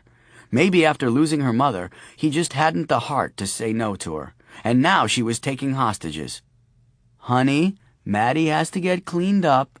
His mommy is coming to get him, so he can go be traumatized in his own house." "No, he's mine!" "Honey, tell Mohammed to let me in. If we don't get Maddie cleaned up, he won't be able to come back." "He can sleep in your room," Sophie said. "I'll take care of him." "No, young lady, you tell Mohammed to get—" "I have to pee," Matthew said. He climbed to his feet and skipped by Alvin, who followed him, then under Mohammed and past Charlie and Cassandra to the bathroom. "Hi," he said as he went by. He closed the door, and they could hear the sound of tinkle. Alvin and Mohammed bullied their way through the doorway and waited outside the bathroom. Sophie sat down hard, her feet splayed out, her lower lip pushed out like the cowcatcher on a steam engine. Her shoulders started heaving before he could hear the sob, like she was saving up breath. Then the wailing and the tears. Charlie went to her and picked her up. I, he. "It's okay, honey. It's okay." "But I love him." "I know you do, honey. It'll be okay. He'll go to his house, and you can still love him." "No!" She buried her face in his jacket, and as much as his heart was breaking for his daughter, he was also thinking about how much Three-Fingered Woo was going to ding him for getting the chocolate stain out of his jacket. "They just let him go pee," Cassandra said, staring at the hellhounds. "Just like that. I thought they were going to eat him. They wouldn't let me near him." "It's okay," Charlie said. "You didn't know." "Know what?"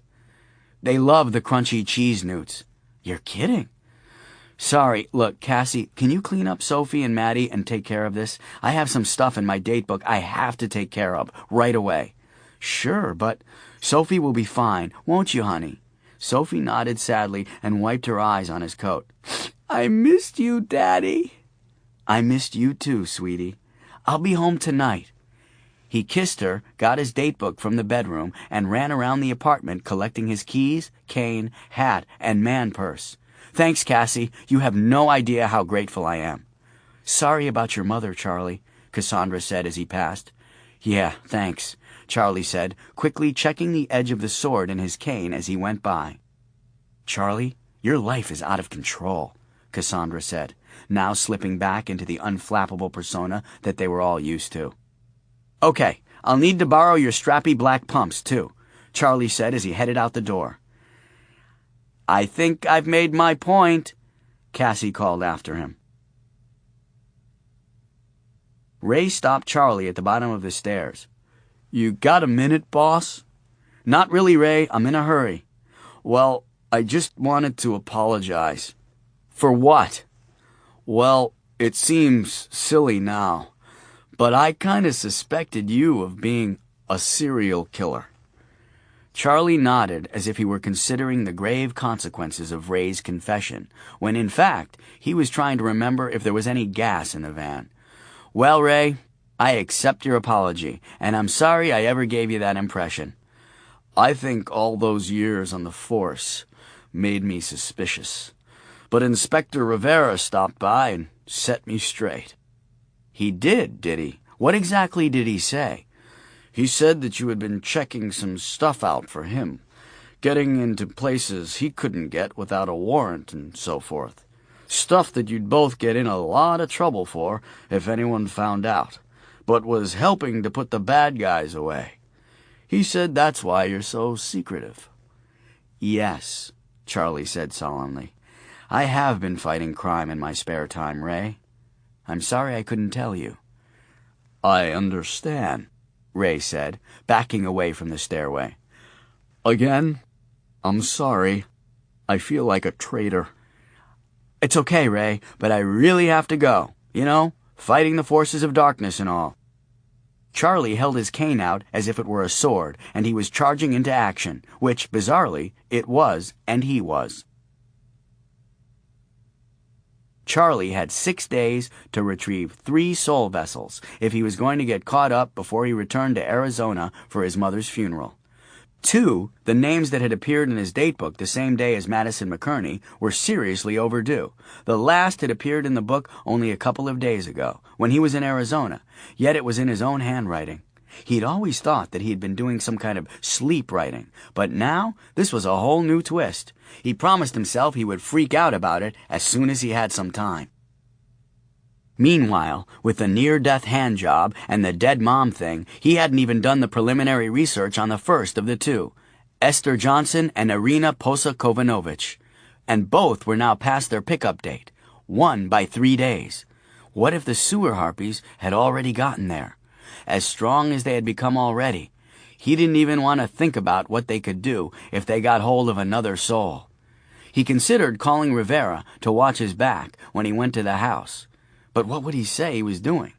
The sharp-faced cop knew there was something supernatural going on, and he'd taken Charlie's word that he was one of the good guys.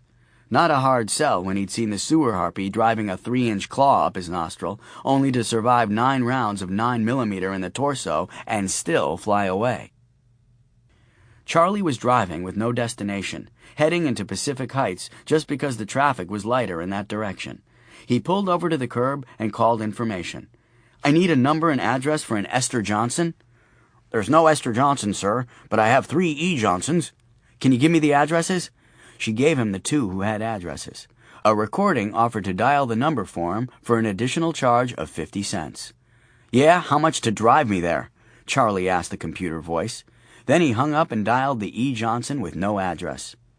"Hi, could I speak with Esther Johnson?" Charlie said cheerfully. "There's no Esther Johnson here," said a man's voice. "I'm afraid you have the wrong number." "Wait, was there an Esther Johnson there until maybe 3 days ago?" Charlie asked. "I saw the E. Johnson in the phone book." "That's me," said the man. "I'm Ed Johnson." "Sorry to bother you, Mr. Johnson." Charlie disconnected and dialed the next E. Johnson. "Hello," a woman's voice. "Hi, could I speak to Esther Johnson, please?" A deep breath. "Who is calling?" Charlie used a ruse that had worked a dozen times before. "This is Charlie Asher of Asher's Secondhand. We've taken in some merchandise that has Esther Johnson's name on it, and we wanted to make sure it's not stolen." "Well, Mr. Asher, I'm sorry to tell you that my aunt passed away 3 days ago." "Bingo!" Charlie said. "Pardon?" "Sorry," Charlie said. "My associate is playing a scratch-off lotto ticket here in the shop, and he's just won $10,000. "Mr. Asher, this isn't really a good time. Is this merchandise you have valuable?" "No, just some old clothes." "Another time, then?" The woman sounded not so much bereaved as harried. "If you don't mind?" "No, I'm sorry for your loss," Charlie said. He disconnected, checked the address, and headed up toward Golden Gate Park and the Haight.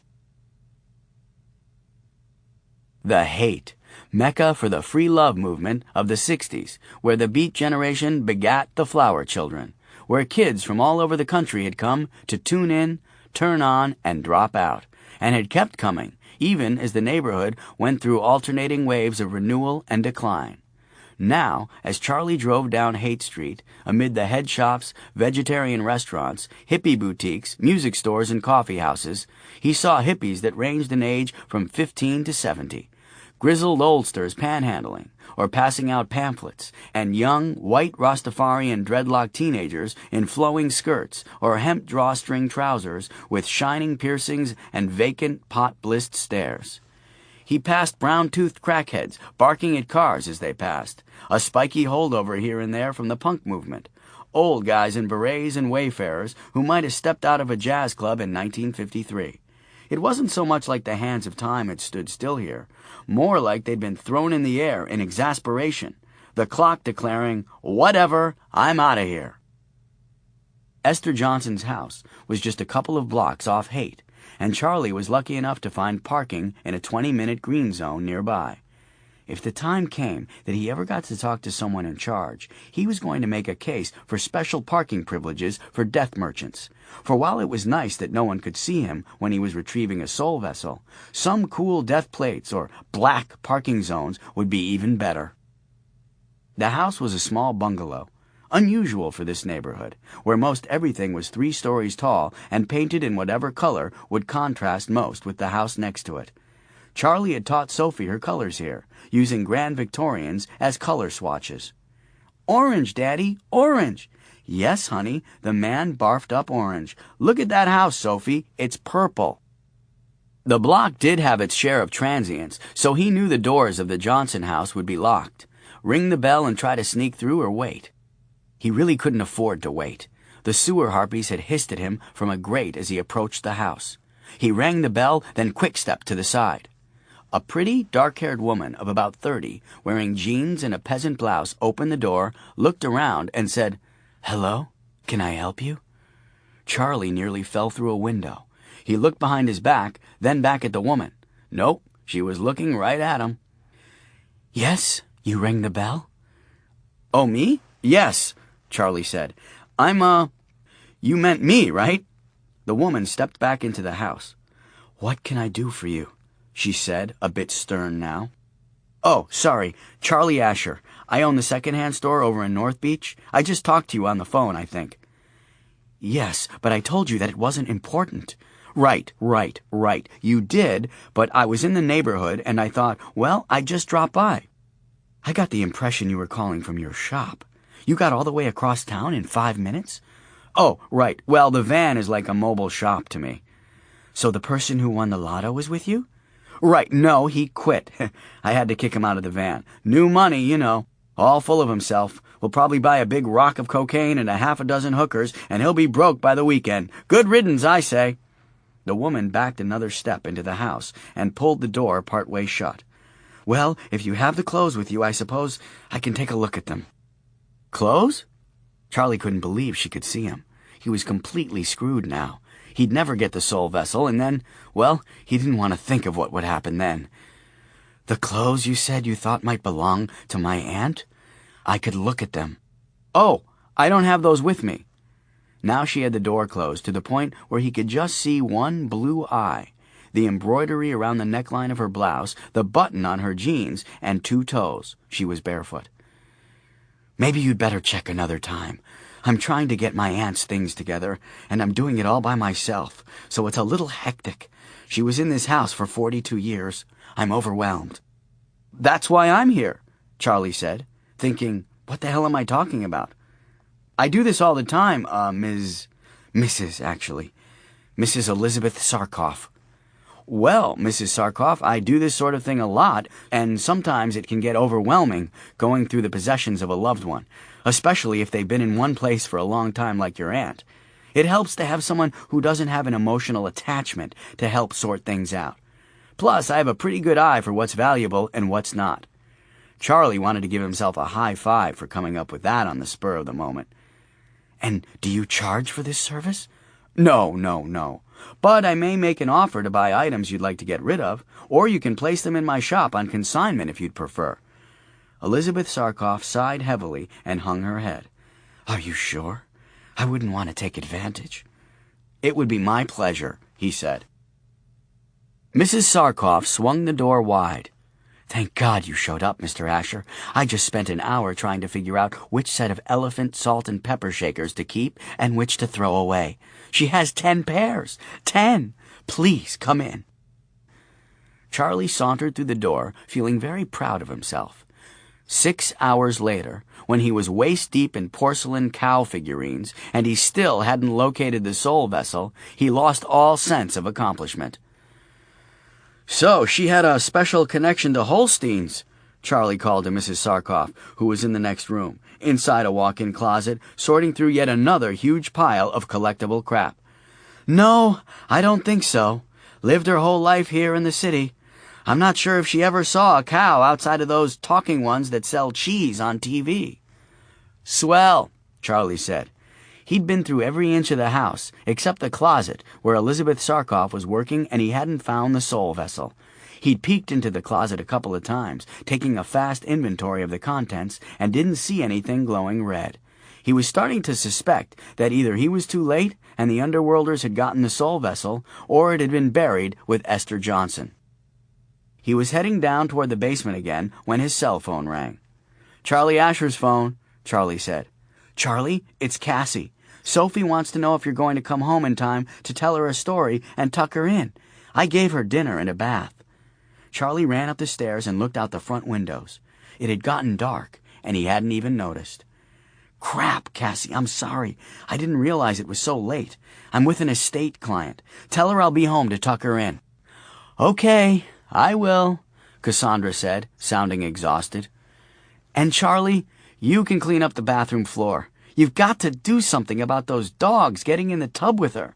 There are drifts of Mr. Bubblesuds all over your apartment. They do enjoy their bath. That's cute, Charlie. If I didn't love your sister, I'd hire someone to break your legs. My mom just died, Cassie. You're playing the dead mom card? Now? Charlie Asher, you gotta go, Charlie said. Be home soon. Charlie pushed the disconnect button 4 times, then one more time just to be sure. Cassandra had been such a sweet woman only days ago. What happened to people? Charlie bounded into the bedroom. Mrs. Sarkoff? Yes, still in here, came a voice from the closet. I'm going to have to be going. My daughter needs me. I hope everything is all right. Yes, not an emergency. I've just been gone for a couple of days. Look, if you need any more help. No, I wouldn't think of it. Why don't you give me a few days to sort things out, and I'll bring some items by your shop. I don't mind, really. Charlie felt silly yelling to someone who was in a closet. No, I'll be in touch. I promise. Charlie couldn't think of any way of pressing the situation right now, and he needed to get home. Okay, then. I'll be going. Thank you, Mr. Asher. You've been a lifesaver.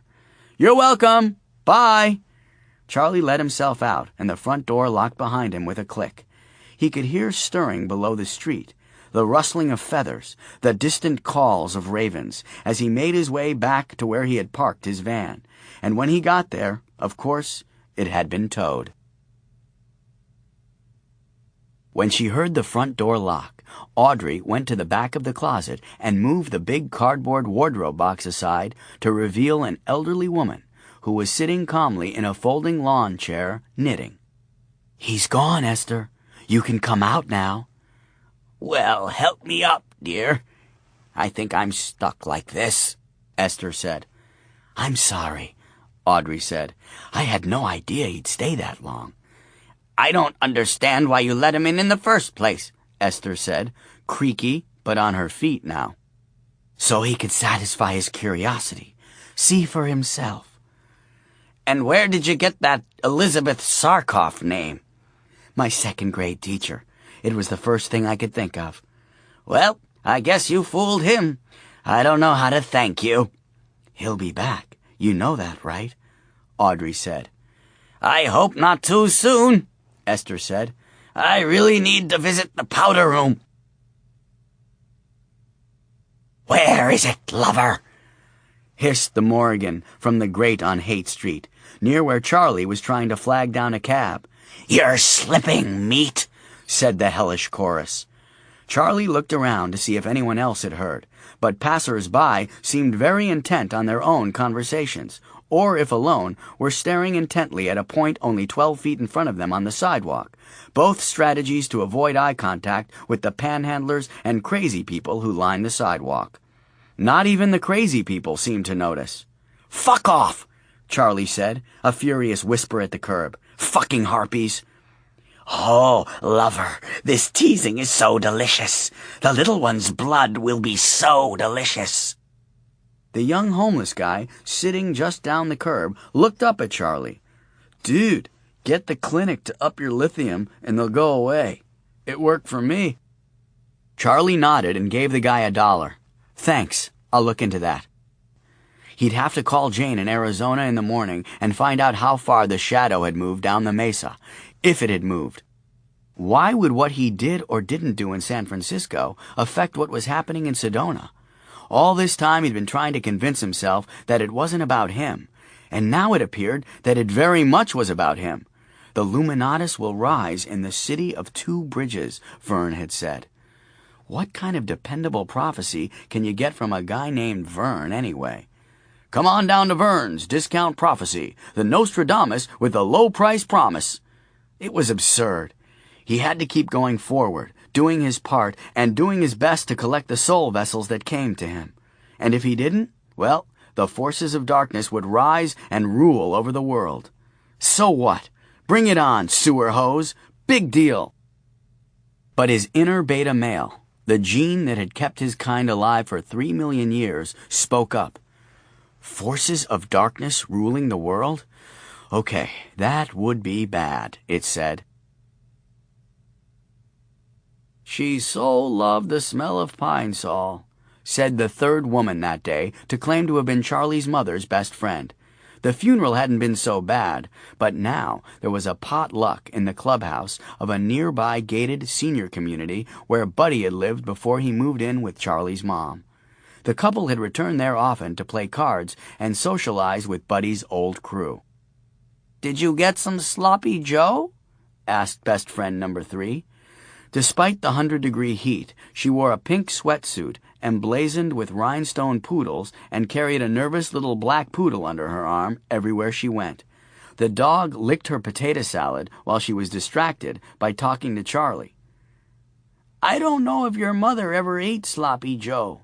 Only thing I ever saw her take in was an old-fashioned. She did enjoy her cocktails."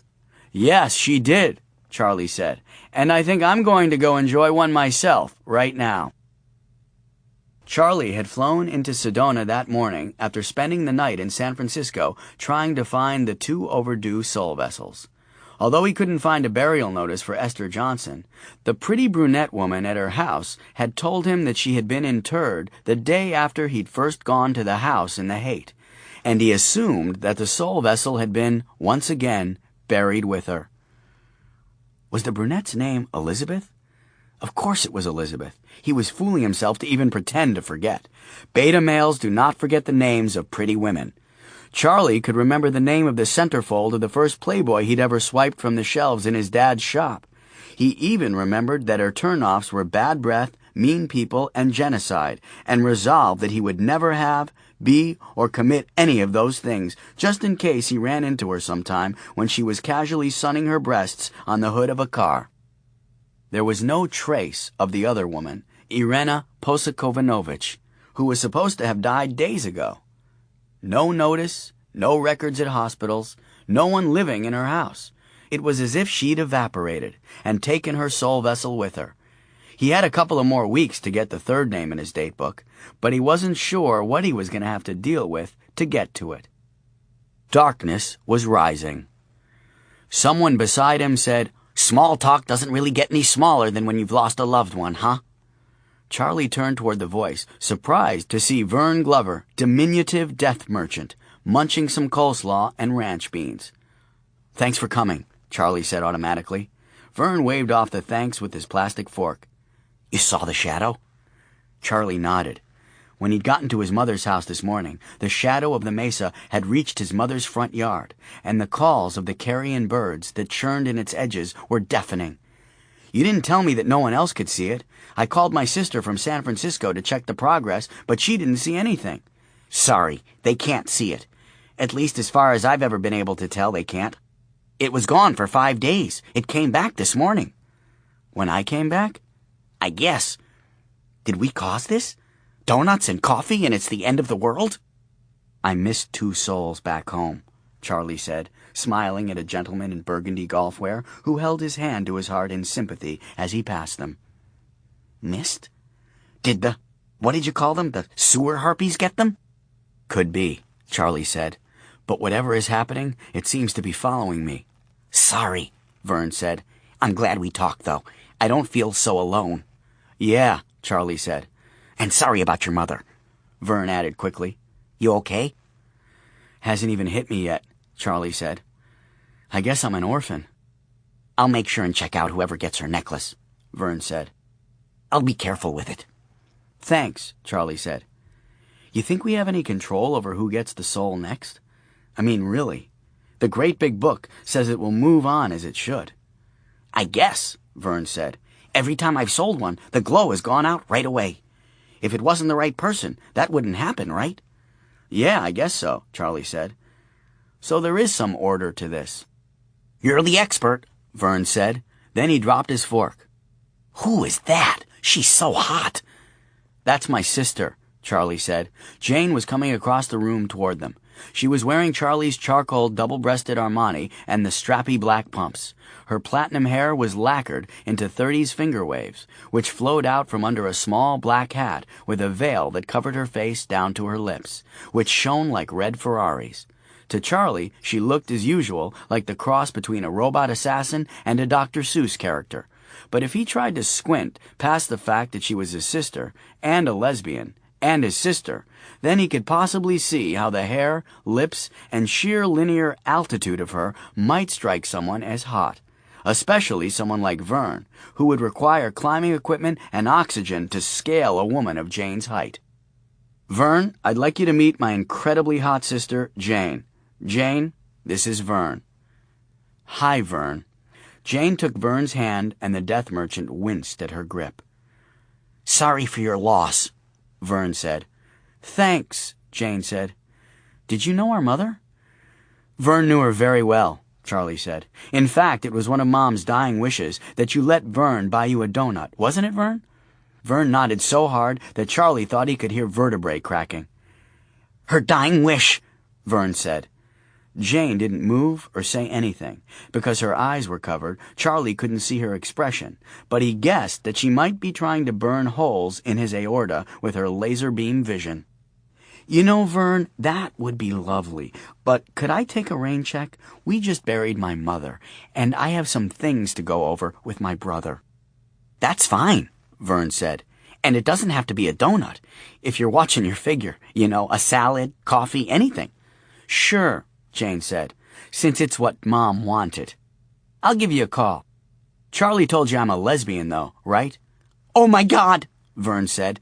He almost doubled over with excitement before he remembered that he was at a post-funeral potluck and he was openly imagining a menage a trois with the deceased's daughter. Sorry, he squealed. See you, Vern, Charlie said as his sister hustled him toward the kitchen cubicle of the clubhouse. I'll email you about that other thing. As soon as they rounded the corner into the kitchen, Jane punched Charlie in the solar plexus, knocking the wind out of him. What were you thinking? Jane hissed. She flipped back her veil so he could see just how pissed off she was, just in case the punch in the breadbasket hadn't conveyed the message. Charlie was gasping and laughing at the same time. It's what Mom would have wanted. My mom just died, Charlie. Yeah, Charlie said, but you have no idea what you've just done for that guy in there. Really? Jane raised an eyebrow. He will remember this day always, Charlie said. That guy will never again have a sexual fantasy in which you do not walk through. Probably wearing borrowed shoes. And you don't find that creepy? Well, yes, you're my sister. But it's a seminal moment for Vern. Jane nodded. You're a pretty good guy, Charlie, looking out for a tiny stranger like that. Yeah, well, you know. For an ass bag, Jane said as she sank a fist into Charlie's solar plexus. Strangely, as he gasped for breath, Charlie felt that wherever his mother was right now, she was pleased with him. Bye, Mom, he thought.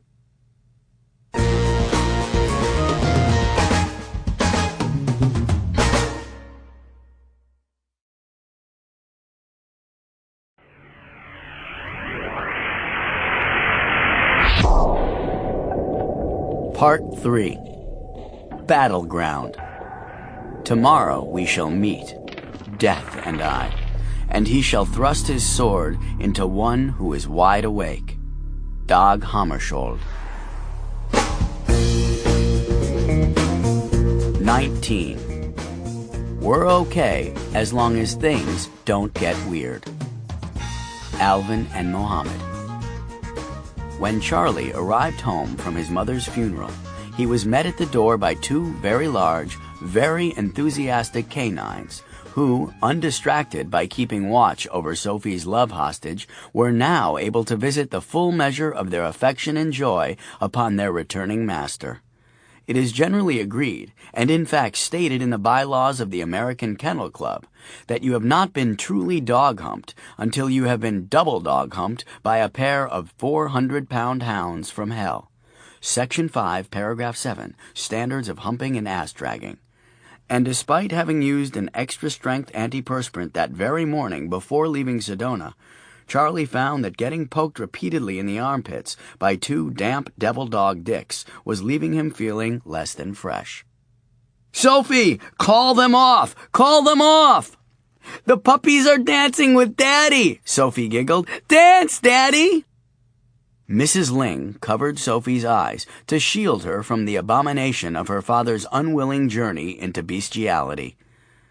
"Go wash hands, Sophie. Have lunch while your daddy make nasty with shiksas." Mrs. Ling couldn't help but do a quick appraisal of the monetary value of the slippery red dogwoods currently pummeling her landlord's Oxford cloth shirt like piston-driven Leviathan lipsticks. The herbalists in Chinatown would pay a fortune for a powder made from the desiccated members of Alvin and Mohammed. The men of her homeland would go to any length to enhance their virility, including grinding up endangered species and brewing them in tea, not unlike certain American presidents who believe there is no stiffy like the one you get from bombing a few thousand foreigners. Yet it appeared that the desiccated dog-dick fortune would remain unclaimed. Mrs. Ling had long ago given up on collecting hellhound bits, when after trying to dispatch Alvin with a sharp and ringing blow to the cranium from her cast-iron skillet, he bit the skillet off its handle, crunched it down in a slurry of dog drool and iron filings, and then sat up and begged for seconds. "Throw some water on them!" Charlie cried. "Down, doggies! Good doggies! Oh, yuck!" Mrs. Ling was galvanized into action by Charlie's distress call, and timing her move with the oscillating pyramid of man and dog meat in the doorway, dashed by Charlie into the hallway and down the steps. Lily. Lily came up the stairs and skidded to a stop on the hallway carpet when she saw the hellhounds pounding away at Charlie. "Oh, Asher, you sick bastard!" "Help!" Charlie said. Lily pulled the fire extinguisher off the wall, dragged it to the doorway, pulled the pin, and proceeded to unload on the bouncing trio. 2 minutes later, Charlie was collapsed in a frosty heap on the threshold, and Alvin and Mohammed were locked in Charlie's bedroom, where they were joyfully chewing away on the expended fire extinguisher. Lily had lured them in there when they had tried to bite the CO2 stream, seeming to enjoy the freezing novelty of it over the welcome home humping they were giving Charlie. "You okay?" Lily said. She was wearing one of her chef coats over a red leather skirt and knee-high platform boots. "It's been kind of a rough week," Charlie said. She helped him to his feet, trying to avoid touching the damp spots on his shirt. Charlie did a controlled fall toward the couch. Lily helped him land, ending with one arm pinned awkwardly under his back. "Thanks," Charlie said. There was still frost in his hair and eyelashes from the fire extinguisher. "Asher," Lily said, trying not to look him in the eye, "I'm not comfortable with this, but I think, given the situation, that it's time I said something." "Okay, Lily, you want some coffee?" "No, please, shut up, thank you." She paused and took a deep breath, but did not extricate her arm from behind Charlie's back. "You've been good to me over the years, and although I would not admit this to anyone else, I probably wouldn't have finished school or turned out as well as I have if it hadn't been for your influence." Charlie was still trying to see, blinking away ice crystals on his eyelids, thinking that maybe his eyeballs were frostbitten. "It's nothing," he said.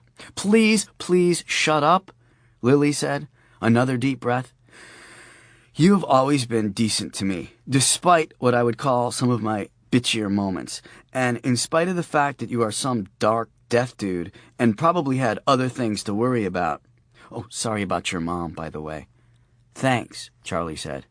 "Well, given what I've heard about your night out before your mom died and whatnot, and what I've seen here today, I think that it's only right that I do you." "Do me?" "Yes," she said. "For the greater good, even though you are a complete tool." Charlie squirmed away from her on the couch.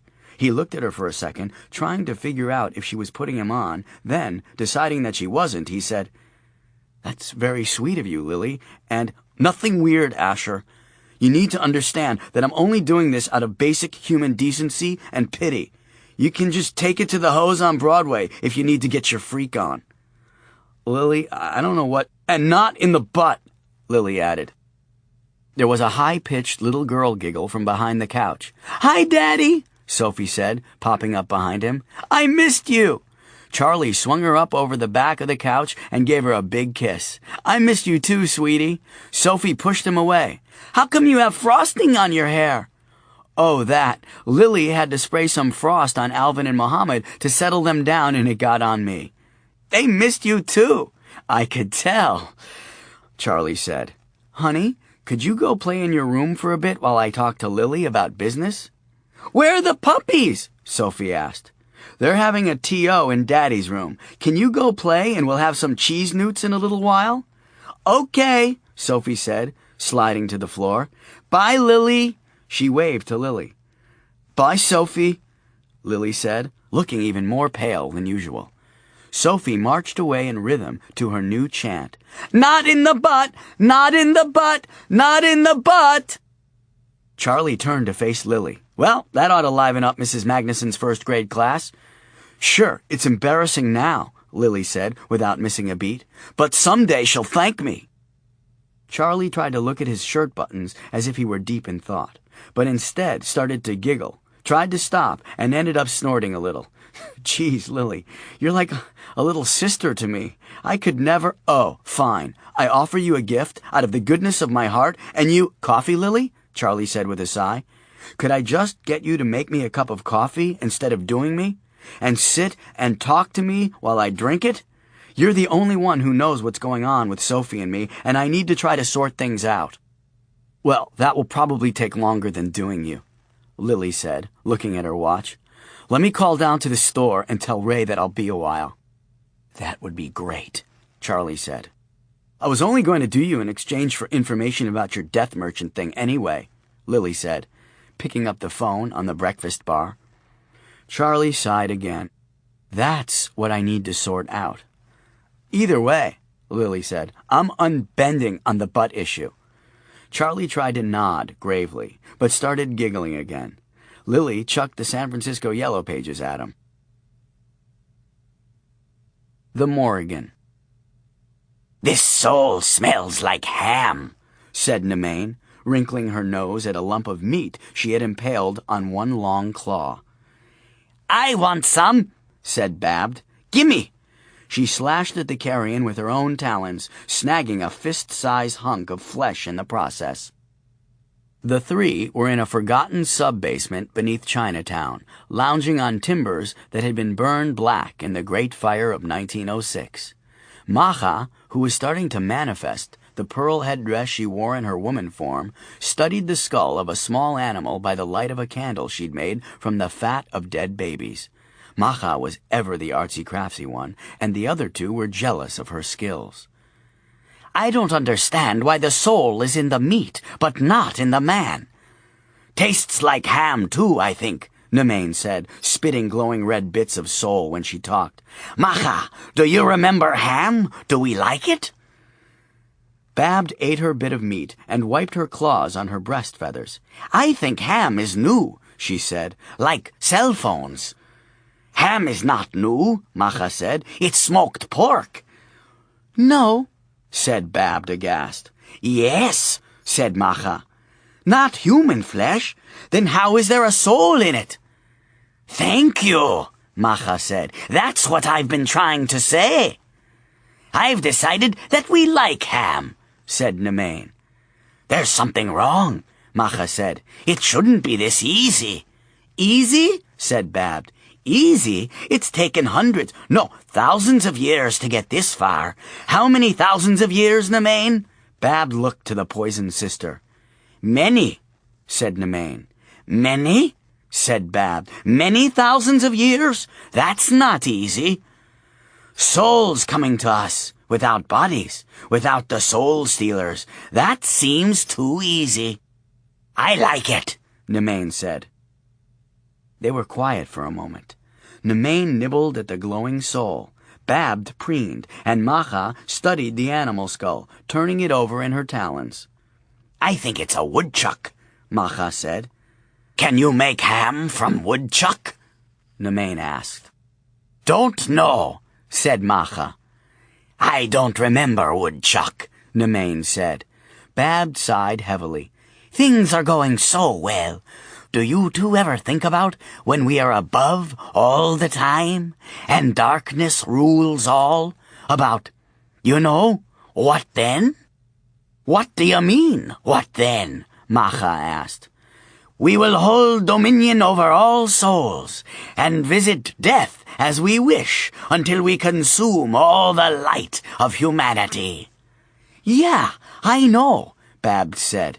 But then what? I mean, dominion and all, that's nice. But will Orcus always have to be around, snorting and growling? Macha put down her skull and sat up on a blackened beam. What's this about? Nemain smiled, her teeth perfectly even, the canines just a little too long. She's pining about that skinny soul-stealer with a sword. New meat? Macha couldn't believe her ears, which had become visible only a few days ago when the first of the gift souls had wandered into their claws, so they hadn't been tested in a while. You like new meat? Like is a little strong, Babs said. I just think he's interesting. Interesting in that you'd like to arrange his entrails in interesting patterns in the dirt? Macha said. Well, no, I'm not talented that way like you. Macha looked at Nemain, who grinned and shrugged. We could probably try to kill Orcus once darkness rises, Nemain said. I am a little tired of his preaching, and he'll be impossible if the Luminatus doesn't appear. Macha shrugged a surrender. Sure, why not? The Emperor. The Emperor of San Francisco was troubled. He sensed that something very wrong was going on in the city, yet he was at a loss as what to do. He didn't want to alarm the people unduly, but he did not want them to be unprepared for whatever danger they might face. He believed that a just and benevolent ruler would not use fear to manipulate his people, and until he had some sort of proof that there was an actual threat, it would be criminal to call for any action. Sometimes, he said to Lazarus, the steadfast golden retriever, a man must muster all of his courage to simply sit still. How much humanity has been spoiled for the confusion of movement with progress, my friend. How much? Still, he'd been seeing things, strange things. One late night in Chinatown, he'd seen a dragon made of fog snaking through the streets. Then, early one morning, down by the Boudin bakery at Ghirardelli Square, he saw what looked like a nude woman covered in motor oil crawl out of a storm sewer and grab a tall, half-full latte cup out of the trash, then dive right back in the sewer as a policeman on a bicycle rounded the corner. He knew that he saw these things because he was more sensitive than other people, and because he lived on the streets and could sense the slightest nuance of change there, and largely because he was completely barking at the moon batshit. But none of that relieved him of the responsibility to his people, nor did it ease his mind about the disturbing nature of what he was seeing. The squirrel in the hoop skirt was really bothering the Emperor, but he couldn't exactly say why. He liked squirrels, often took the men to Golden Gate Park to chase them, in fact. But a squirrel walking upright and digging through the trash behind the Empanada Emporium while wearing a pink ball gown from the 18th century, well, it was off-putting. He was sure that Bummer, who was curled up sleeping in the oversized pocket of his coat, would agree. Bummer, being a rat dog at heart, had a less than enlightened outlook upon coexistence with any rodent, no less one dressed for the court of Louis XVI. Not to be critical, said the Emperor, but shoes would be a welcome compliment to the ensemble. Don't you think, Lazarus? Lazarus, normally tolerant of all non-cookie creatures, great and small, growled at the squirrel, who appeared to have the feet of a chicken sticking out from under her skirt, which, was weird. With the growl, Bummer squirmed awake and emerged from the woolen bedchamber like Grendel from his lair. He immediately erupted into an apoplectic barking fit, as if to say, "You guys, in case you didn't notice, there's a squirrel in a ball gown going through the trash over there, and you're just sitting here like a couple of concrete library lions." The message thus barked, off he went, a furry, squirrel-seeking missile, bent on single-minded annihilation of all things rodent. "Bummer!" called the Emperor. "Wait!" Too late. The squirrel had tried to take off up the side of the brick building, but snagged her skirt on a gutter and fell back to the alley, just as Bummer was hitting full stride. Then the squirrel snatched up a small board from a broken pallet and swung it at his pursuer, who leapt just in time to miss taking a nail in one of his bug eyes. Growling ensued. The Emperor noticed at that point that the squirrel's hands were reptilian in nature, the fingernails painted a pleasant pink to match her gown. "You don't see that every day," the Emperor said. Lazarus barked in agreement. The squirrel dropped the board and took off toward the street, moving nicely on her chicken feet, her skirt held up in her lizard hands. Bummer had recovered from the initial shock of a weapon-wielding squirrel, something he had encountered before only in doggy nightmares brought on by the late-night gift of chorizo pizza from a charitable Domino's guy, and took off after the squirrel, followed closely by the Emperor and Lazarus. "No, Bummer!" the Emperor called. "She's not a normal squirrel!" Lazarus, because he did not know how to say, "Well, duh," stopped in his tracks and looked at the Emperor. The squirrel rocketed out of the alley and took a quick turn down the gutter, falling now to all fours as she went. Just as he reached the corner, the Emperor saw the trail of the tiny pink dress disappear down a storm sewer, followed closely by the intrepid Bummer. The Emperor could hear the terrier's bark echoing out of the grate, fading as Bummer pursued his prey into the darkness. Rivera. Nick Cavuto sat down across from Rivera with a plate of buffalo stew roughly the size of a garbage can lid. They were having lunch at Tommy's Joint, an old-school eatery on Van Ness that served home-style food like meatloaf, roasted turkey and stuffing, and buffalo stew every day of the year, and featured San Francisco sports teams on the TV over the bar whenever anyone was playing. "What?" said the big cop when he saw his partner roll his eyes. "Fucking what?" "Buffalo almost went extinct once," Rivera said. "You have ancestors on the Great Plains?" "Special law enforcement portions. Protecting and serving and stuff requires protein." "A whole bison?" "Do I criticize your hobbies?" Rivera looked at his half of a turkey sandwich and cup of bean soup, then at Cavuto's stew, then at his runt of a sandwich, then at his partner's colossus of a stew. "My lunch is embarrassed," he said. "Serves you right. Revenge for the Italian suits. I love going to every call with people thinking I'm the victim." "You could buy a steamer, or I could have my guy find you some nice clothes." "Your guy, the serial-killing thrift store owner? No thanks." "He's not a serial killer. He's got some weird shit going on, but he's not a killer." "Just what we need, more weird shit. What was he really doing when you had that shots fired report?" "Just like I said.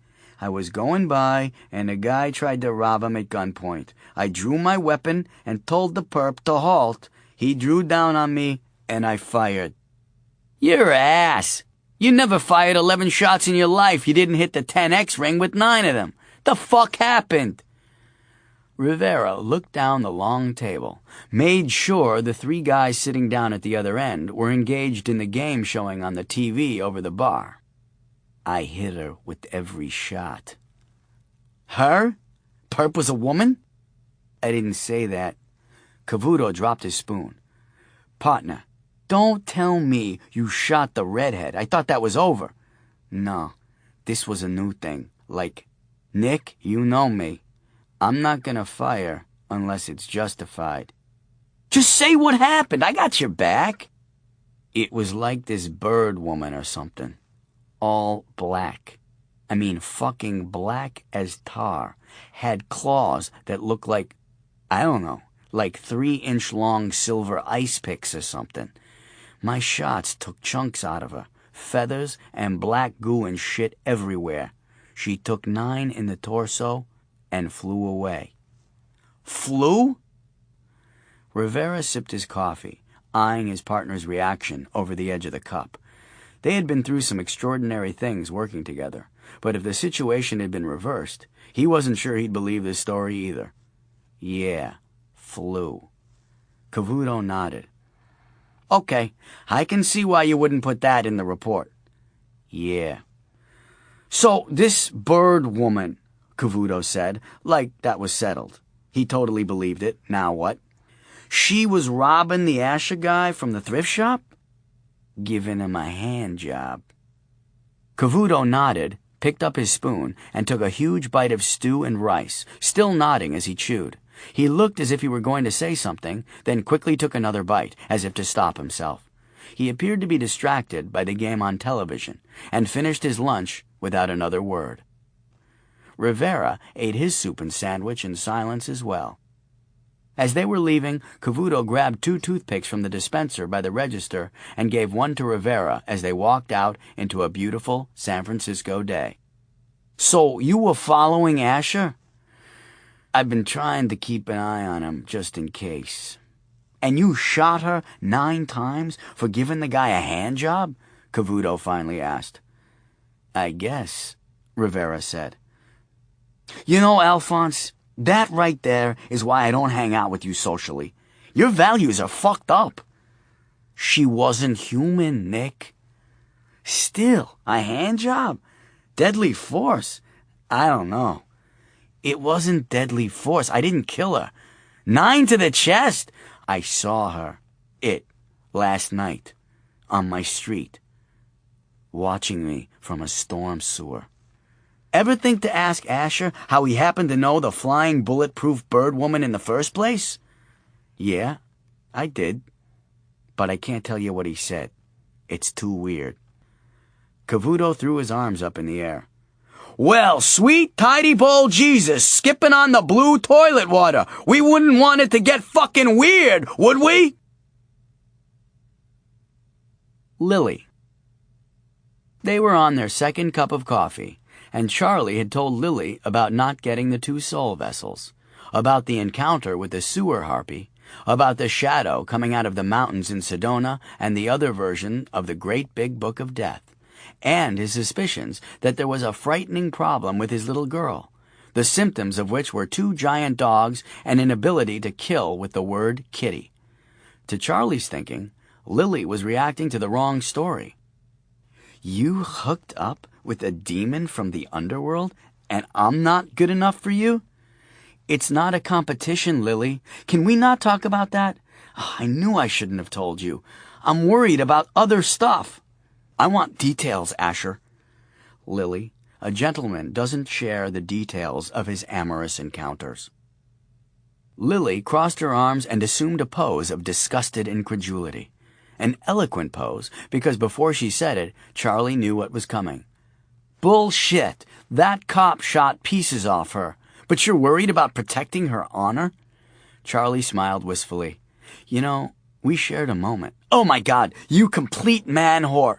Lily, you can't possibly be hurt by my response to your generous, and let me say right here, extraordinarily tempting offer. Gee whiz. It's because I'm too perky, isn't it? Not dark enough for you. You being Mr. Death and all. Lily, the shadow in Sedona was coming for me. When I left town, it went away. The sewer harpy came for me. The other death merchant said that I was different. They never had deaths happen as a result of their presence like I have. Did you just say gee whiz to me? What am I, 9? I am a woman. I think I might be the Luminatus, Lily. Lily shut up. She raised her eyebrows as if no. Charlie nodded as if yes. The Big Death? With a capital D, Charlie said. Well, you're totally not qualified for that, Lily said. Thanks. I feel better now. Minty fresh. Being 200 feet under the sea always made Minty uneasy, especially if he'd been drinking sake and listening to jazz all night, which he had. He was in the last car on the last train out of Oakland, and he had the car to himself, like his own private submarine, cruising under the bay with the echo of a tenor sax in his ear like sonar, and a half-dozen sake-sodden spicy tuna rolls sitting in his stomach like depth charges. He'd spent the evening at Sato's on the Embarcadero, Japanese restaurant and jazz club, sushi and jazz, strange bedfellows shacked up by opportunity and oppression. It began in the Fillmore district, which had been a Japanese neighborhood before World War II, when the Japanese were shipped off to internment camps and their homes and belongings sold off. The blacks, who came to the city to work in the shipyards, building battleships and destroyers, moved into the vacant buildings. Jazz came close behind. For years, the Fillmore was the center of the San Francisco jazz scene, and Bop City on Post Street the premier jazz club. When the war ended and the Japanese returned, many a late night might find Japanese kids standing under the windows of Bop City, listening to the likes of Billie Holiday, Oscar Peterson, or Charlie Mingus, listening to art happen and dissipate into the San Francisco nights. Sato was one of those kids. It wasn't just historical happenstance, Sato had explained to Minty, late one night after the music had ended and the sake was making him wax eloquent. It was philosophical alignment. Jazz was a Zen art, dig? Controlled spontaneity, like sumai ink painting, like haiku, like archery, like kendo fencing. Jazz wasn't something you planned, it was something you did. You practiced, you played your scales, you learned your chops, then you brought all your knowledge, your conditioning, to the moment. And in jazz, every moment is a crisis, Sato quoted Wynton Marsalis, and you bring all your skill to bear on that crisis. Like the swordsman, the archer, the poet, and the painter, it's all right there. No future, no past, just that moment and how you deal with it. Art happens. And Minty, taken by the need to escape his life as death, had taken the train to Oakland to find a moment he could hide in, without the regret of the past or the anxiety of the future, just a pure right now, resting in the bell of a tenor sax. But the sake, too much future looming ahead, and too much water overhead, had brought on the blues. The moment melted, and Minty was uneasy. Things were going badly. He'd been unable to retrieve his last 2 soul vessels, a first in his career, and he was starting to see or hear the effects. Voices out of the storm sewers, louder and more numerous than ever, taunting him. Things moving in the shadows, on the periphery of his vision, shuffling, scuffling dark things that disappeared when you looked right at them. He'd even sold 3 discs off the soul vessels rack to the same person, another first. He hadn't noticed it was the same woman right away, but when things started to go wrong, the faces played back and he realized. She'd been a monk the first time, a Buddhist monk of some kind, wearing gold and maroon robes, her hair very short, as if her head had been shaved and was growing out. What he remembered was that her eyes were a crystal blue, unusual in someone with such dark hair and skin. And there was a smile deep in those eyes that made him feel as if a soul had found its rightful place, a good home at a higher level. The next time he'd seen her was 6 months later, and she was in jeans and leather jacket, her hair sort of out of control. She'd taken a CD from the one per customer rack, a Sarah McLachlan, which is what he'd have chosen for her if asked. And he barely noticed the crystal blue eyes other than to think that he'd seen that smile before. Then, last week, it was her again, with hair down around her shoulders, wearing a long skirt and a belted muslin poet's shirt, like an escapee from a Renaissance fair. Not unusual for the Haight, but not quite common in the Castro. Still, he thought nothing of it, until she had paid him and glanced over the top of her sunglasses to count the cash out of her wallet. The blue eyes again, electric and not quite smiling this time. He didn't know what to do. He had no proof she was the monk, the chick in the leather jacket, but he knew it was her. He brought all his skills to bear on the situation, and essentially, he folded. "So, you like Mozart?" he asked her. "It's for a friend," was all she said. He rationalized not confronting her by that simple statement. A soul vessel was supposed to find its rightful owner, right? It didn't say he had to sell it directly to them. That had been a week ago, and since then, the voices, the scuffling noises in the shadows, the general creepiness had been nearly constant. Minty Fresh had spent most of his adult life alone, but never before had he felt the loneliness so profoundly. A dozen times in the last few weeks, he'd been tempted to call one of the other death merchants under the pretense of warning them about his screw-up, but mainly just to talk to someone who had a clue about what his life was like. He stretched his long legs out over 3 train seats and into the aisle, then closed his eyes and laid his head back against the window, feeling the rhythm of the rattling train coming through the cool glass against his shaved scalp. Oh no, that wasn't going to work. Too much sake and something akin to bed spins. He jerked his head forward and opened his eyes, then noticed through the doors that the train had gone dark 2 cars up. He sat upright and watched as the lights went out in the next car. No, that's not what happened. Darkness moved through the car like a flowing gas, taking the energy out of the lights as it went. "Oh, shit," Minty said to the empty car. He couldn't even stand up inside the train, but stand up he did, staying slumped a little, his head against the ceiling but facing the flowing darkness. The door at the end of the car opened and someone stepped through. A woman. Well, not exactly a woman. What looked like the shadow of a woman. "Hey, lover," it said, a low voice, smoky. He'd heard this voice before, or a voice like it. The darkness flowed around the 2 floor lights at the far end of the car, leaving the woman illuminated in outline only, a gunmetal reflection against pure blackness. Since he was first tapped as a death merchant, Minty had never remembered feeling afraid, but he was afraid now. "I'm not your lover," Minty said, his voice as smooth and steady as a bass sax, not giving up a note of fear. A crisis in every moment, he thought. "Once you've had black, you never go back," she said, taking a step toward him, her black-blue outline the only thing visible in any direction now. He knew there was a door a few feet behind him that was held shut with powerful hydraulics, and that led to a dark tunnel 200 feet under the bay, lined with a deadly electric rail. But for some reason, that sounded like a really friendly place to be right now.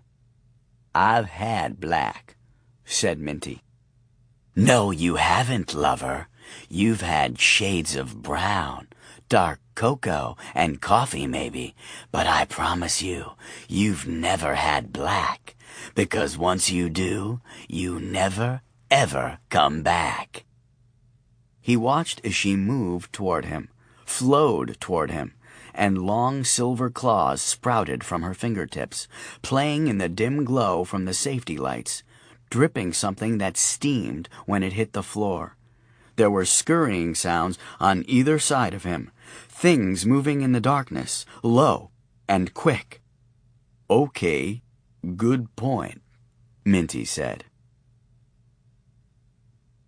20. Attack of the Crocodile Guy.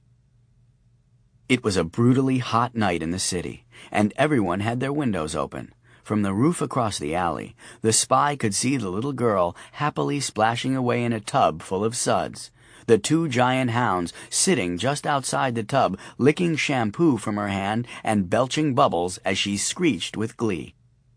"Sophie, don't feed the puppies soap, okay?" the shopkeeper's voice from another room.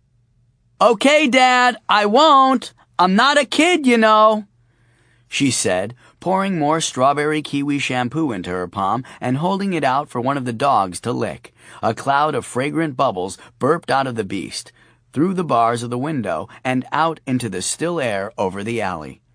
The hounds were the problem, but if the spy had his timing right, he'd be able to take care of them and get to the child without interference. In the past, he'd been an assassin, a bodyguard, a kickboxer, and most recently, a certified fiberglass insulation installer, skills that could serve him well in his current mission. He had the face of a crocodile, 68 spiked teeth, and eyes that gleamed like black glass beads. His hands were the claws of a raptor, the wicked black nails encrusted with dried blood.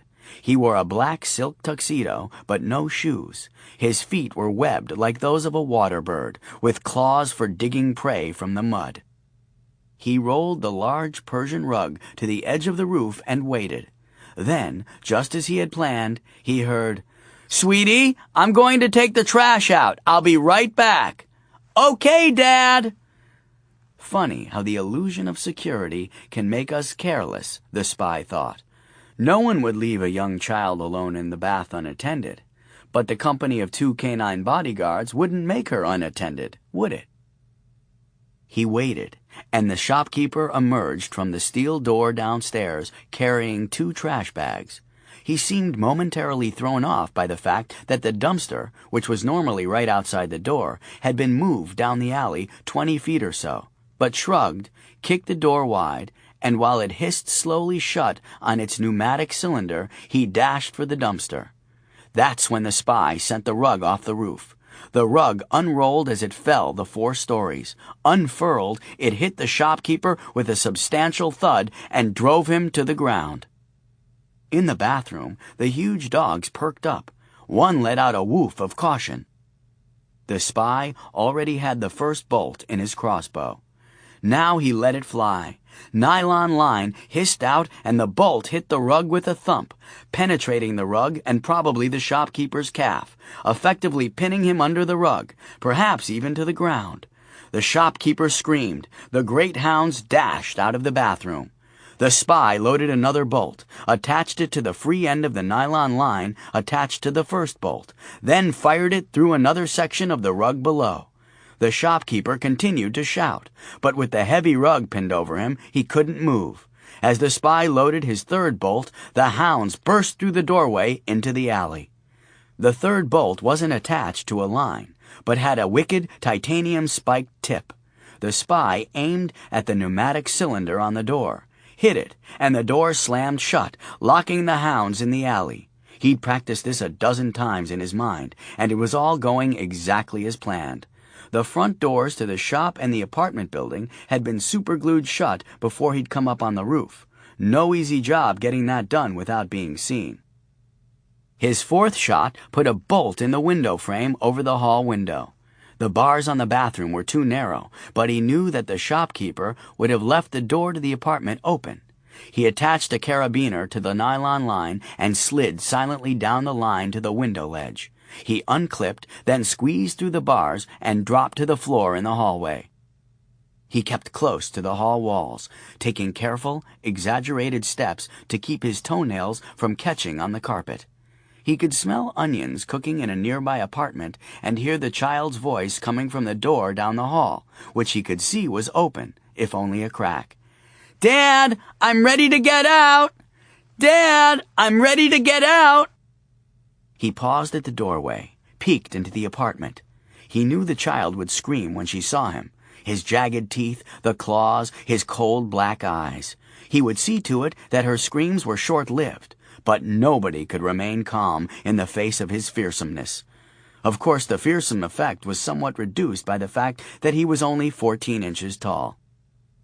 He pushed the door open, but as he stepped into the apartment, something grabbed him from behind, yanking him off his feet, and in spite of his training and stealth skills, he screamed like a flaming wood duck.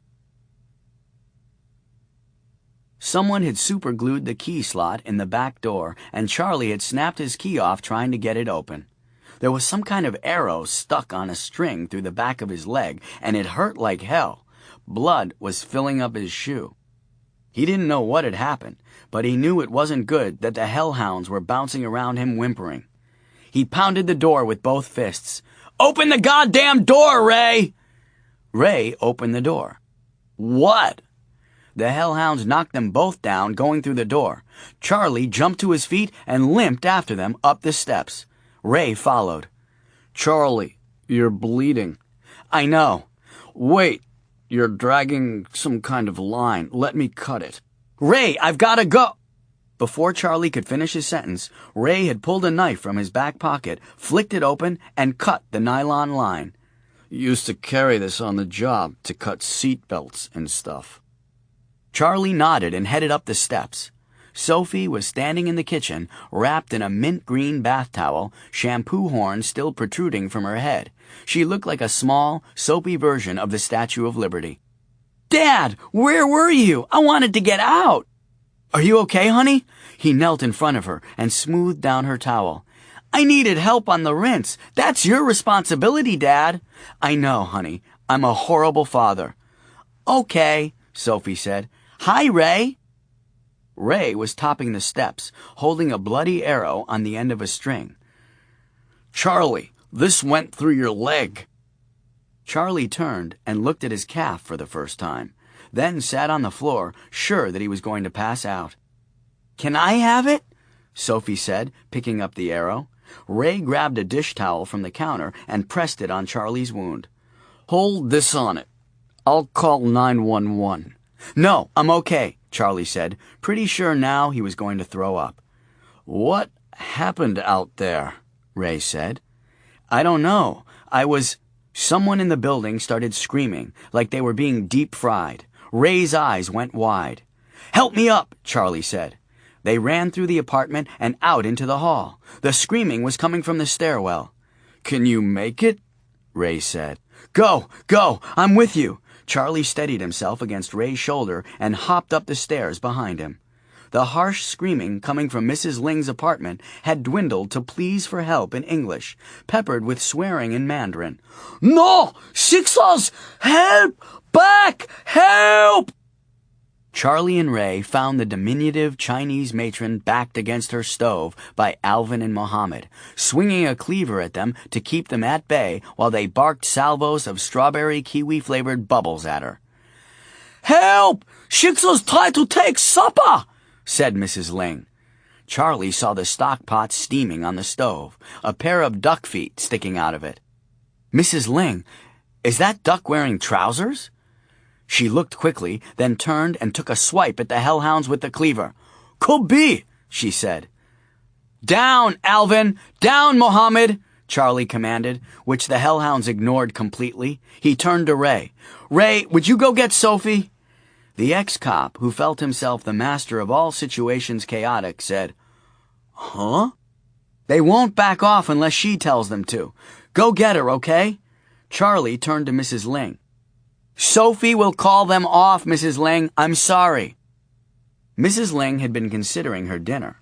She tried to shove the duck feet under the broth with her cleaver, but to little effect. It's ancient Chinese recipe. We don't tell white devils about it so you don't ruin it. You hear a paper wrap chicken? This duck in pants. The hellhounds growled. Well, I'm sure it's delicious, Charlie said, leaning against her fridge so he didn't fall over. You bleeding, Mr. Asher?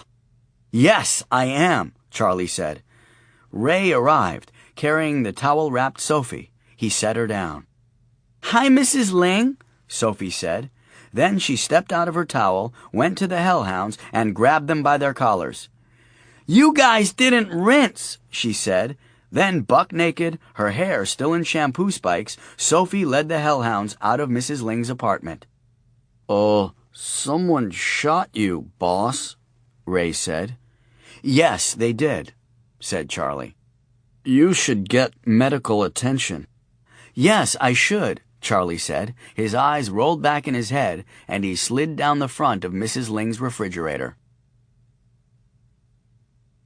Charlie spent the entire night in the emergency room of St. Francis Memorial waiting for treatment. Ray Macy stayed with him the whole time. While Charlie enjoyed the screaming and whimpering from the other patients waiting for treatment, the retching and pervasive barf smell began to wear on him after a while. When he started to turn green, Ray tried to use his ex-cop status to gain favor with the head ER nurse whom he had known in that old life. He's hurt bad. Can't you sneak him in somewhere? He's a good guy, Betsy. Nurse Betsy grinned, which was the expression she used in lieu of telling people to fuck off. and scanned the waiting room to make sure that no one seemed particularly attentive. "Can you get him to the window?" "Sure," Ray said. He helped Charlie out of his chair and got him to the little bulletproof window. "This is Charlie Asher," Ray said. "My friend." Charlie looked at Ray. "I mean my boss," Ray added quickly. "Mr. Asher, are you going to die on me?" "Hope not," Charlie said. "But you might want to ask someone with more medical experience than me." Nurse Betsy grinned. "He's been shot," Ray said, ever the advocate. "I didn't see who shot me," Charlie said. "It's a mystery." Nurse Betsy leaned into the window. "You know we have to report all gunshot wounds to the authorities. Are you sure you don't want to take a veterinarian hostage and have him sew you up?" "I don't think my insurance will cover that," Charlie said. "Besides, it wasn't a gunshot," Ray added. "It was an arrow." Nurse Betsy nodded. "Let me see." Charlie started to roll up his pant leg and lift his leg up on the little counter. Nurse Betsy reached through the little window and knocked his foot off the shelf. "For Christ's sakes, don't let the others see I'm looking." "Ouch! Sorry." "Is it still bleeding?" "No, I don't think so." "Hurt?" "Like a bitch." "Big bitch or little bitch?" "Extra large," Charlie said. "You allergic to any painkillers?" "Nope." "Antibiotics?" "Nope." Nurse Betsy reached into her uniform pocket and pulled out a handful of pills, picked out 2 round ones and 1 long one, and slid them through the little window. "By the power invested in me by St. Francis of Assisi, I now pronounce you painless. The round ones are Percocet, the oval one is Cipro. I'll put it on your chart." She looked at Ray. "Fill out his papers for him. He's going to be too fucked up to do it in a few minutes." "Thanks, Betsy." "You get any Prada or Gucci bags in that store where you work, they're mine." "No problem," Ray said. "Charlie owns the store." "Really?" Charlie nodded. "Free," Betsy added. She slid another round pill across the counter. "For you, Ray." "I'm not hurt." "It's a long wait. Anything could happen." She grinned in lieu of telling him to fuck off. An hour later, the paperwork was done, and Charlie was heaped in a fiberglass chair in a posture that seemed possible only if his bones had turned to marshmallow. "They killed Rachel here." "Yeah, I know," Ray said. "I'm sorry." "I still miss her." "Yeah, I know," Ray said. "How's your leg?" "But they gave me Sophie," Charlie said, ignoring the question. "So, that was good." "Yeah, I know," Ray said. "How are you feeling now?" "I'm a little concerned that growing up without a mother, Sophie won't be sensitive enough." "You're doing a great job with her.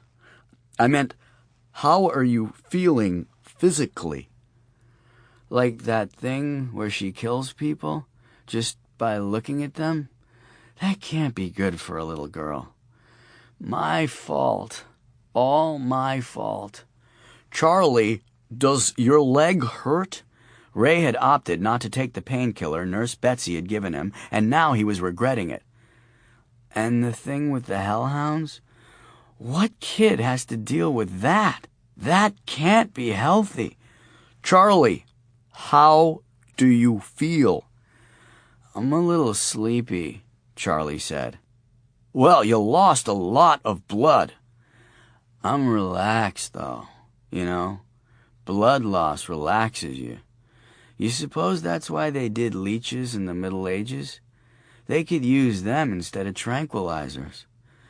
"Yes, Bob, I'll be right into the meeting, but let me stick a leech on. I'm feeling a little anxious." "Like that." "Great idea, Charlie. You want some water?" "You're a good guy, Ray. Did I ever tell you that? Even if you are a serial-killing, desperate Filipinas on your vacation." "What?" Nurse Betsy came to the window. "Asher!" she called. Ray looked pleadingly at her through the window. A few seconds later, she was coming through the door with a wheelchair. "How's Painless doing?" she said. "Oh my God, he's incredibly irritating," Ray said. "You didn't take your medicine, did you?" "I don't like drugs." "Who's the nurse here, Ray?" "It's the circle of meds, not just the patient, but everyone around him. Haven't you seen The Lion King?" "That's not in The Lion King. That's the circle of life." "Really? I've been singing that song wrong the whole time. Wow. I guess I don't like that movie after all. Help me get Painless into the chair. We'll have him home by breakfast." "We got here at dinner time," Ray said. "See how you are when you're off your meds?" Charlie had a foam walking cast and crutches when he got home from the hospital. The painkillers had worn off to a level where he was no longer painless. His head was throbbing like tiny twin aliens were going to burst out of his temples. Mrs. Korjev came out of his apartment and cornered him in the hallway. "Charlie Asher, I am having bone to pick with you. Last night am I seeing my little Sophie run by my apartment naked and soapy like bear, pulling giant black dog around singing nothing but. In old country, we have word for that, Charlie Asher. Word is nasty. I still have number for child service from days when my boys were boys." "Soapy like bear?" "Don't change subject. Is nasty." "Yes, it is. I'm sorry. It won't happen again. I was shot and wasn't thinking straight." "You are shot?" "In the leg. It's only a flesh wound." Charlie had waited his entire life to say those words, and he felt very macho at that moment. "I don't know who shot me. It's a mystery. They dropped the rug on me, too." The rug diminished the machismo somewhat. He vowed not to mention it henceforth. "You come in. Have breakfast. Sophie will not eat toast Veladlena make. She say is raw and have toast germs." "That's my girl," Charlie said. Charlie was no sooner in the door and on his way to rescue his daughter from toast-borne pathogens when Muhammad grabbed the tip of one of his crutches in his mouth and dragged a hopping Charlie into the bedroom. "Hi, Daddy," Sophie said as her father went hopping by. "No skipping in the house," she added. Muhammad headbutted the hapless beta male to his date book. There were 2 names there under today's date, which wasn't that unusual. What was unusual was that they were the names that had appeared before. Esther Johnson and Irina Posakovanovich, the 2 soul vessels he'd missed. He sat down on the bed and tried to rub the pain aliens back into his temples. How to even start? Would these names keep coming back until he got the soul vessels? That hadn't happened with the fuck puppet. What was different here? Things were obviously getting worse. Now they were shooting at him. Charlie picked up the phone and dialed Ray Macy's number. It took Ray 4 days to come back to Charlie with the report. He had the information in 3, but he'd wanted to be absolutely sure that all the painkillers had worn off and Charlie wasn't going to be crazy anymore, going on all night about being the Big Death with a capital D. Ray also felt a little guilty because he'd been holding out on Charlie about breaking some rules in the store. They met in the back room on a Wednesday morning, before the store opened. Charlie had made coffee and taken a seat at the desk so he could prop his foot up. Ray sat on some boxes of books. "Okay, shoot," Charlie said. "Well, first, I found 3 more crossbow bolts. 2 had barbed steel tips, like the one that went through your leg, and 1 had a titanium spike. That one was stuck in the pneumatic closer on the back door." "Don't care, Ray. What about the 2 women?" "Charlie, someone shot you with a deadly weapon. You don't care?" "Correct. Don't care. It's a mystery. Know what I like about mysteries? They're mysterious." Ray was wearing a giant's cap, and he flipped it around backwards for emphasis. If he had been wearing glasses, he would have whipped those off, but he wasn't, so he squinted like he had. "I'm sorry, Charlie, but someone wanted you and the dogs out of the house at the same time. They threw that rug on you from the rooftop across the alley. Then, when you were pinned down and the dogs were outside, they shot the closer on the door so it would slam shut.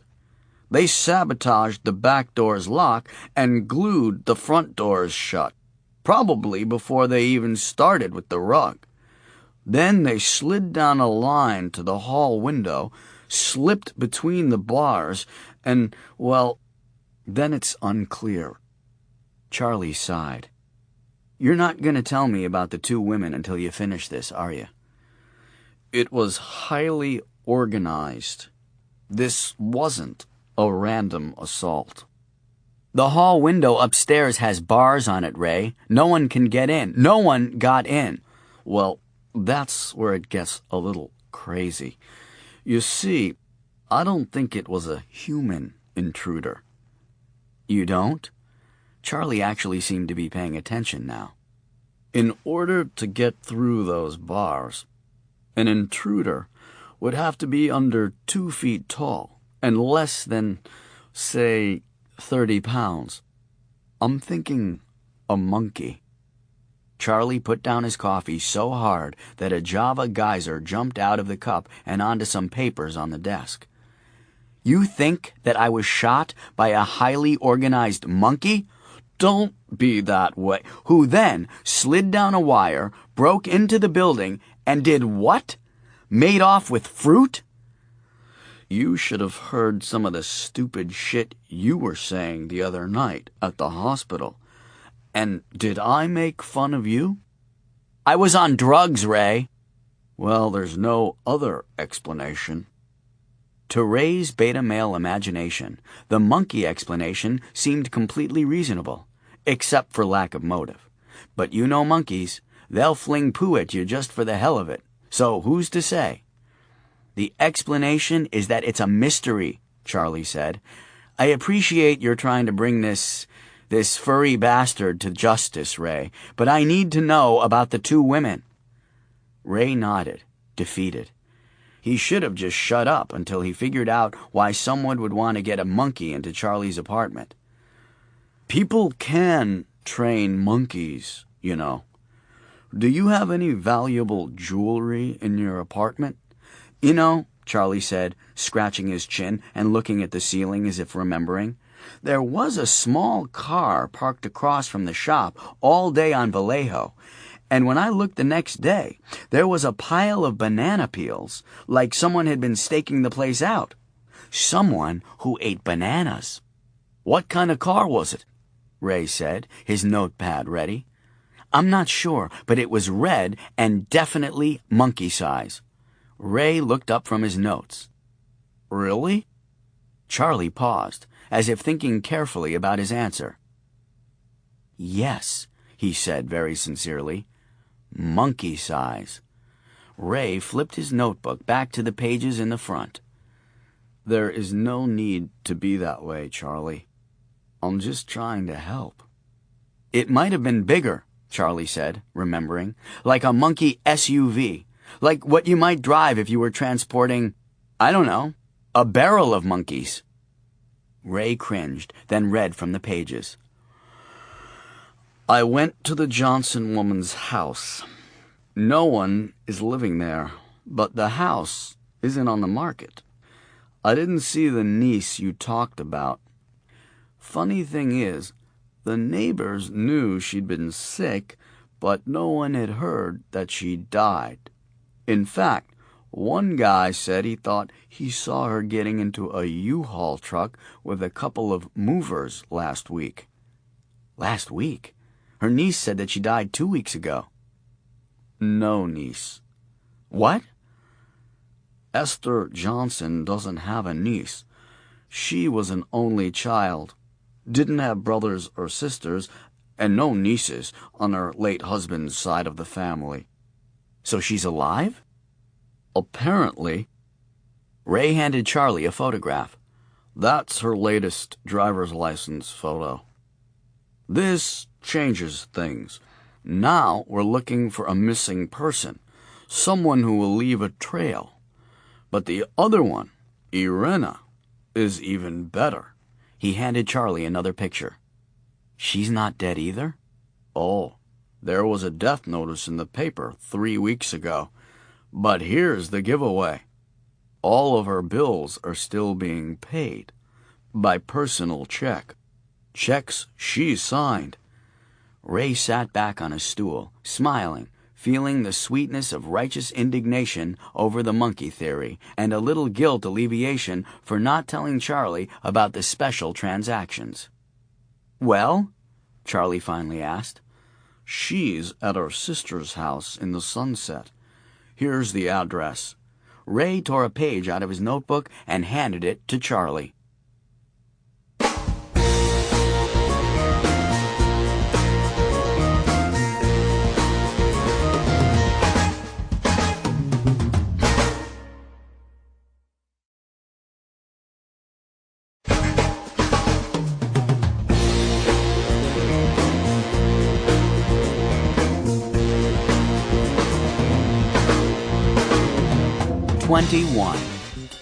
Common courtesy.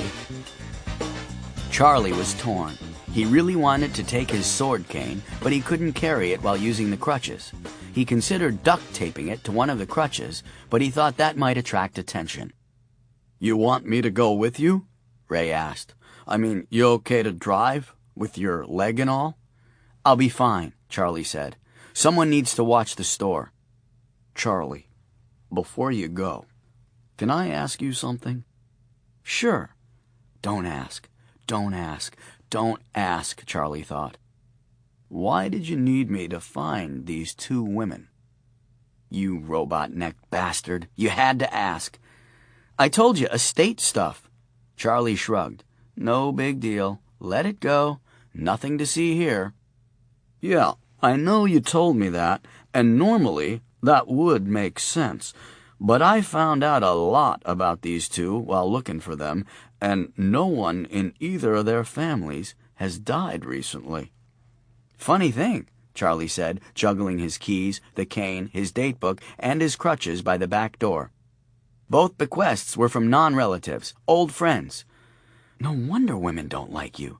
You just won't leave things alone. Uh-huh, Ray said, unconvinced. You know, when people run, when they go as far as faking their own death to get away, they're usually running from something. Are you that something, Charlie? Ray, listen to yourself. Are you back on your serial killer thing? I thought Rivera explained that. So this is for Rivera? Let's say he's interested, Charlie said. Why didn't you just say so? Charlie sighed. Ray, I'm not supposed to talk about this stuff. You know that.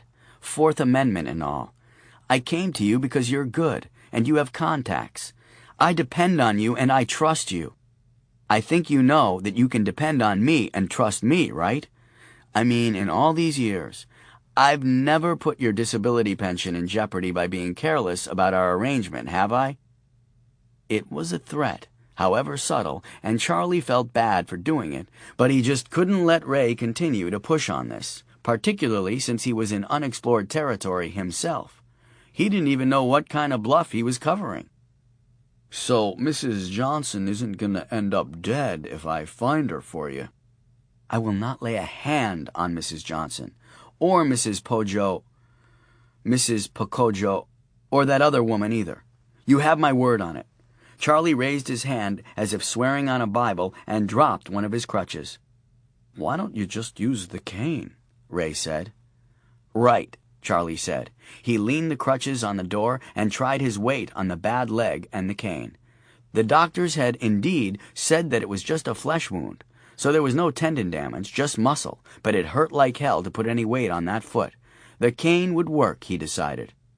I should be back to relieve you before 5. He limped out the door. Ray didn't like being lied to. He'd had quite enough of that from his desperate Filipinas and was becoming sensitive about being taken for a fool. Who did Charlie Asher think he was fooling? As soon as he got the store squared away, he'd give Rivera a call and see for himself. He went out into the store and did a little dusting, then went to Charlie's special rack, where he kept the weird estate items that he made such a fuss about. You were only supposed to sell one to each customer, but Ray had sold 5 of them to the same woman in the last 2 weeks. He knew he should have said something to Charlie, but really, why? Charlie wasn't being open with him about anything, it seemed. Besides, the woman who bought the stuff was cute, and she'd smiled at Ray. She had nice hair, a cute figure, and really striking light blue eyes. Plus, there was something about her voice. She seemed so, peaceful, maybe. Like she knew that everything was going to be okay, and no one needed to worry. Maybe he was projecting. And she didn't have an Adam's apple, which was a big plus in Ray's book lately. He'd tried to get her name, even get a look at something in her wallet, but she'd paid in cash and had been as careful as a poker player covering her cards. If she'd driven, she'd parked too far away for him to see her get into her car from the store, so there was no license number to trace. He resolved to ask her name if she came in today, and she was due to come in. She only came in when he was working alone. He'd seen her check through the window once when he was working with Lily, and only come into the store later when Lily was gone. He really hoped she'd come in. He tried to calm himself down for his call to Rivera. He didn't want to seem like a rube to a guy who was still on the job. He used his own cell phone for the call so Rivera would see it was him calling. Charlie didn't like leaving Sophie for this long, given what had happened a few days ago. But on the other hand, whatever might be threatening her was obviously being caused by his missing these 2 soul vessels. The quicker he fixed the problem, the quicker the threat would be diminished. Besides, the hellhounds were her best defense, and he'd given express instructions to Mrs. Ling that the dogs and Sophie were not to be separated for any amount of time for any reason. He took Presidio Boulevard through Golden Gate Park into the sunset, reminding himself to take Sophie to the Japanese tea garden to feed the koi, now that her plague on pets seemed to have subsided. The Sunset District lay just south of Golden Gate Park, bordered by the American Highway and Ocean Beach on the west, and Twin Peaks and the University of San Francisco on the east. It had once been a suburb, until the city expanded to include it, and many of its houses were modest, single-story family dwellings built en masse in the 1940s and 50s. They were like the mosaics of little boxes that peppered neighborhoods across the entire country in that post-war period, but in San Francisco, where so much had been built after the quake and fire of '06. Then again, in the economic boom of the late 20th century, they seemed like anachronisms from both ends of time. Charlie felt like he was driving through the Eisenhower era, at least until he passed a mother with a shaved head and tribal tattoos on her scalp pushing twins in a double stroller. Irena Posikovinovic's sister lived in a small, 1-story frame house with a small covered porch that had jasmine vines growing up trellises on either side and springing off into the air like morning-after-sex hair.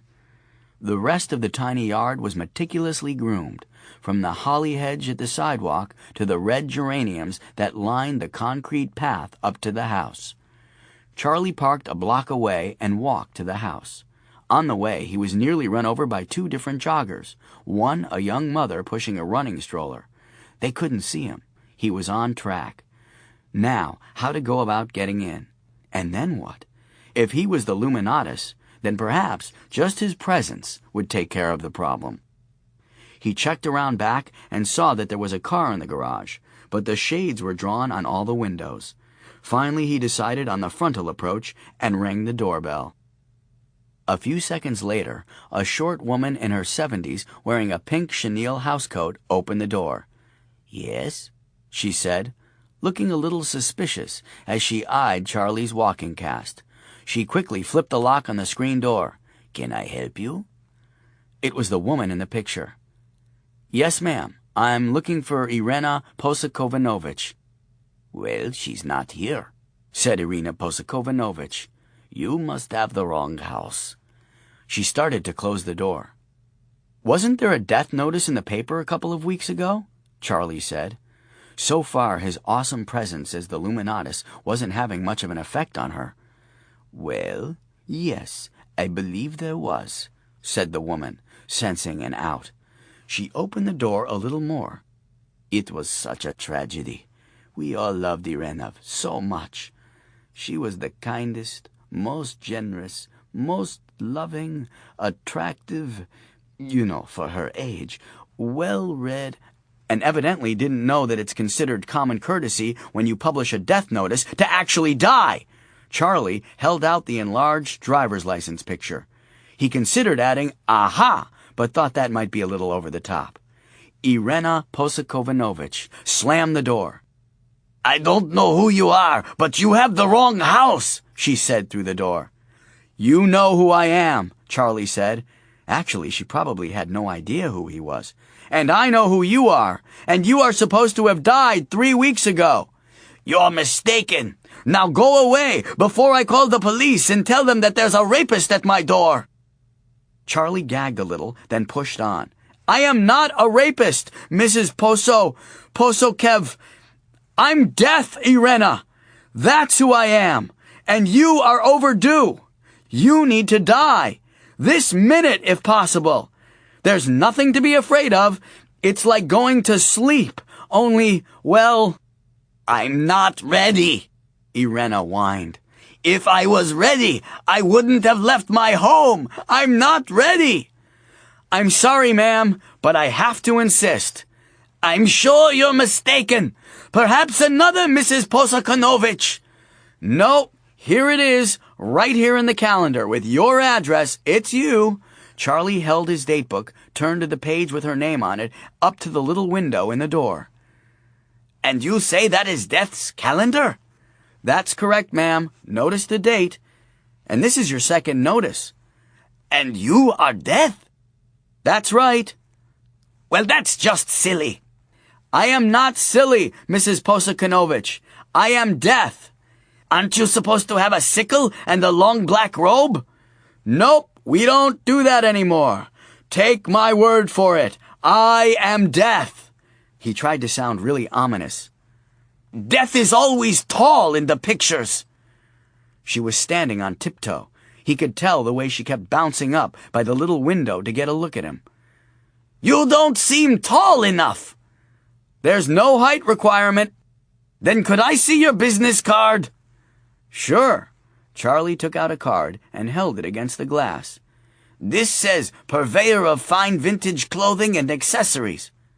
Right, exactly. He knew he should have had a second set of business cards printed up. And where do you think I get those things? From the dead? You see? Mr. Asher, I am going to have to ask you to leave. No, ma'am, I'm going to have to insist that you pass away this instant. You're overdue. Go away! You are a charlatan, and I think you need psychological help.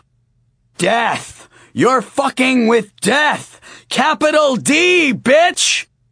Well, that was uncalled for. Charlie felt bad the second he said it. Sorry, he mumbled to the door. I'm calling the police! You go ahead, Mrs. Irena.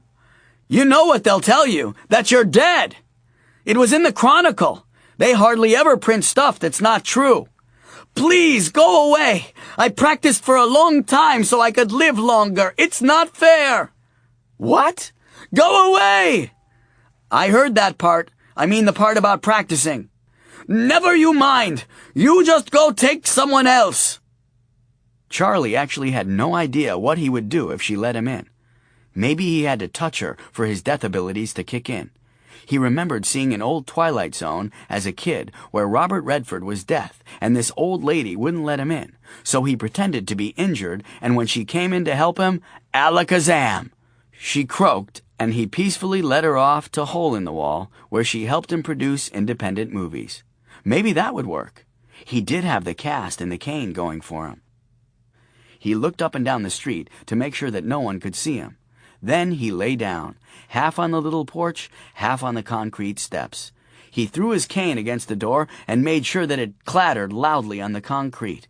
Then he let out what he thought was a very convincing wail. Ah! I've broken my leg! He heard footsteps inside and saw gray hair at the little window, bouncing a little so she could see out. "Oh, it hurts!" Charlie wailed. "Help!" More steps. The shade in the window to the right of the door parted, and he saw an eye. He grimaced in fake pain. "Are you all right?" said Mrs. Posakovanovich. "I need help. My leg was hurt before, but I slipped on your steps. I think I've broken something. There's blood and a piece of bone sticking out." He kept his leg below the level where she could see it. "Oh my," she said. "Give me a minute. Help, please. The pain. So much pain." Charlie coughed the way cowboys do when they're dying in the dirt and things are getting all dark. He heard the latch being thrown, and then the inner door opened. "You're really hurt bad," she said. "Please," Charlie said, holding his hand out to her. "Help me." She unlatched the screen. Charlie suppressed a grin. "Oh, thank you," he gasped. She threw open the screen door and blasted him in the face with a stream of pepper spray. "I saw that Twilight Zone, you son of a bitch!" The doors slammed. The latch was thrown. Charlie's face felt like it was on fire. When he could finally see well enough to walk, as he limped back to his van, he heard a female voice say, "I'd have let you in, lover." Then a chorus of spooky, girlish laughter erupted from the storm sewer. He backed against the van, ready to draw the sword from the cane, but then he heard what sounded like a small dog barking in the sewer.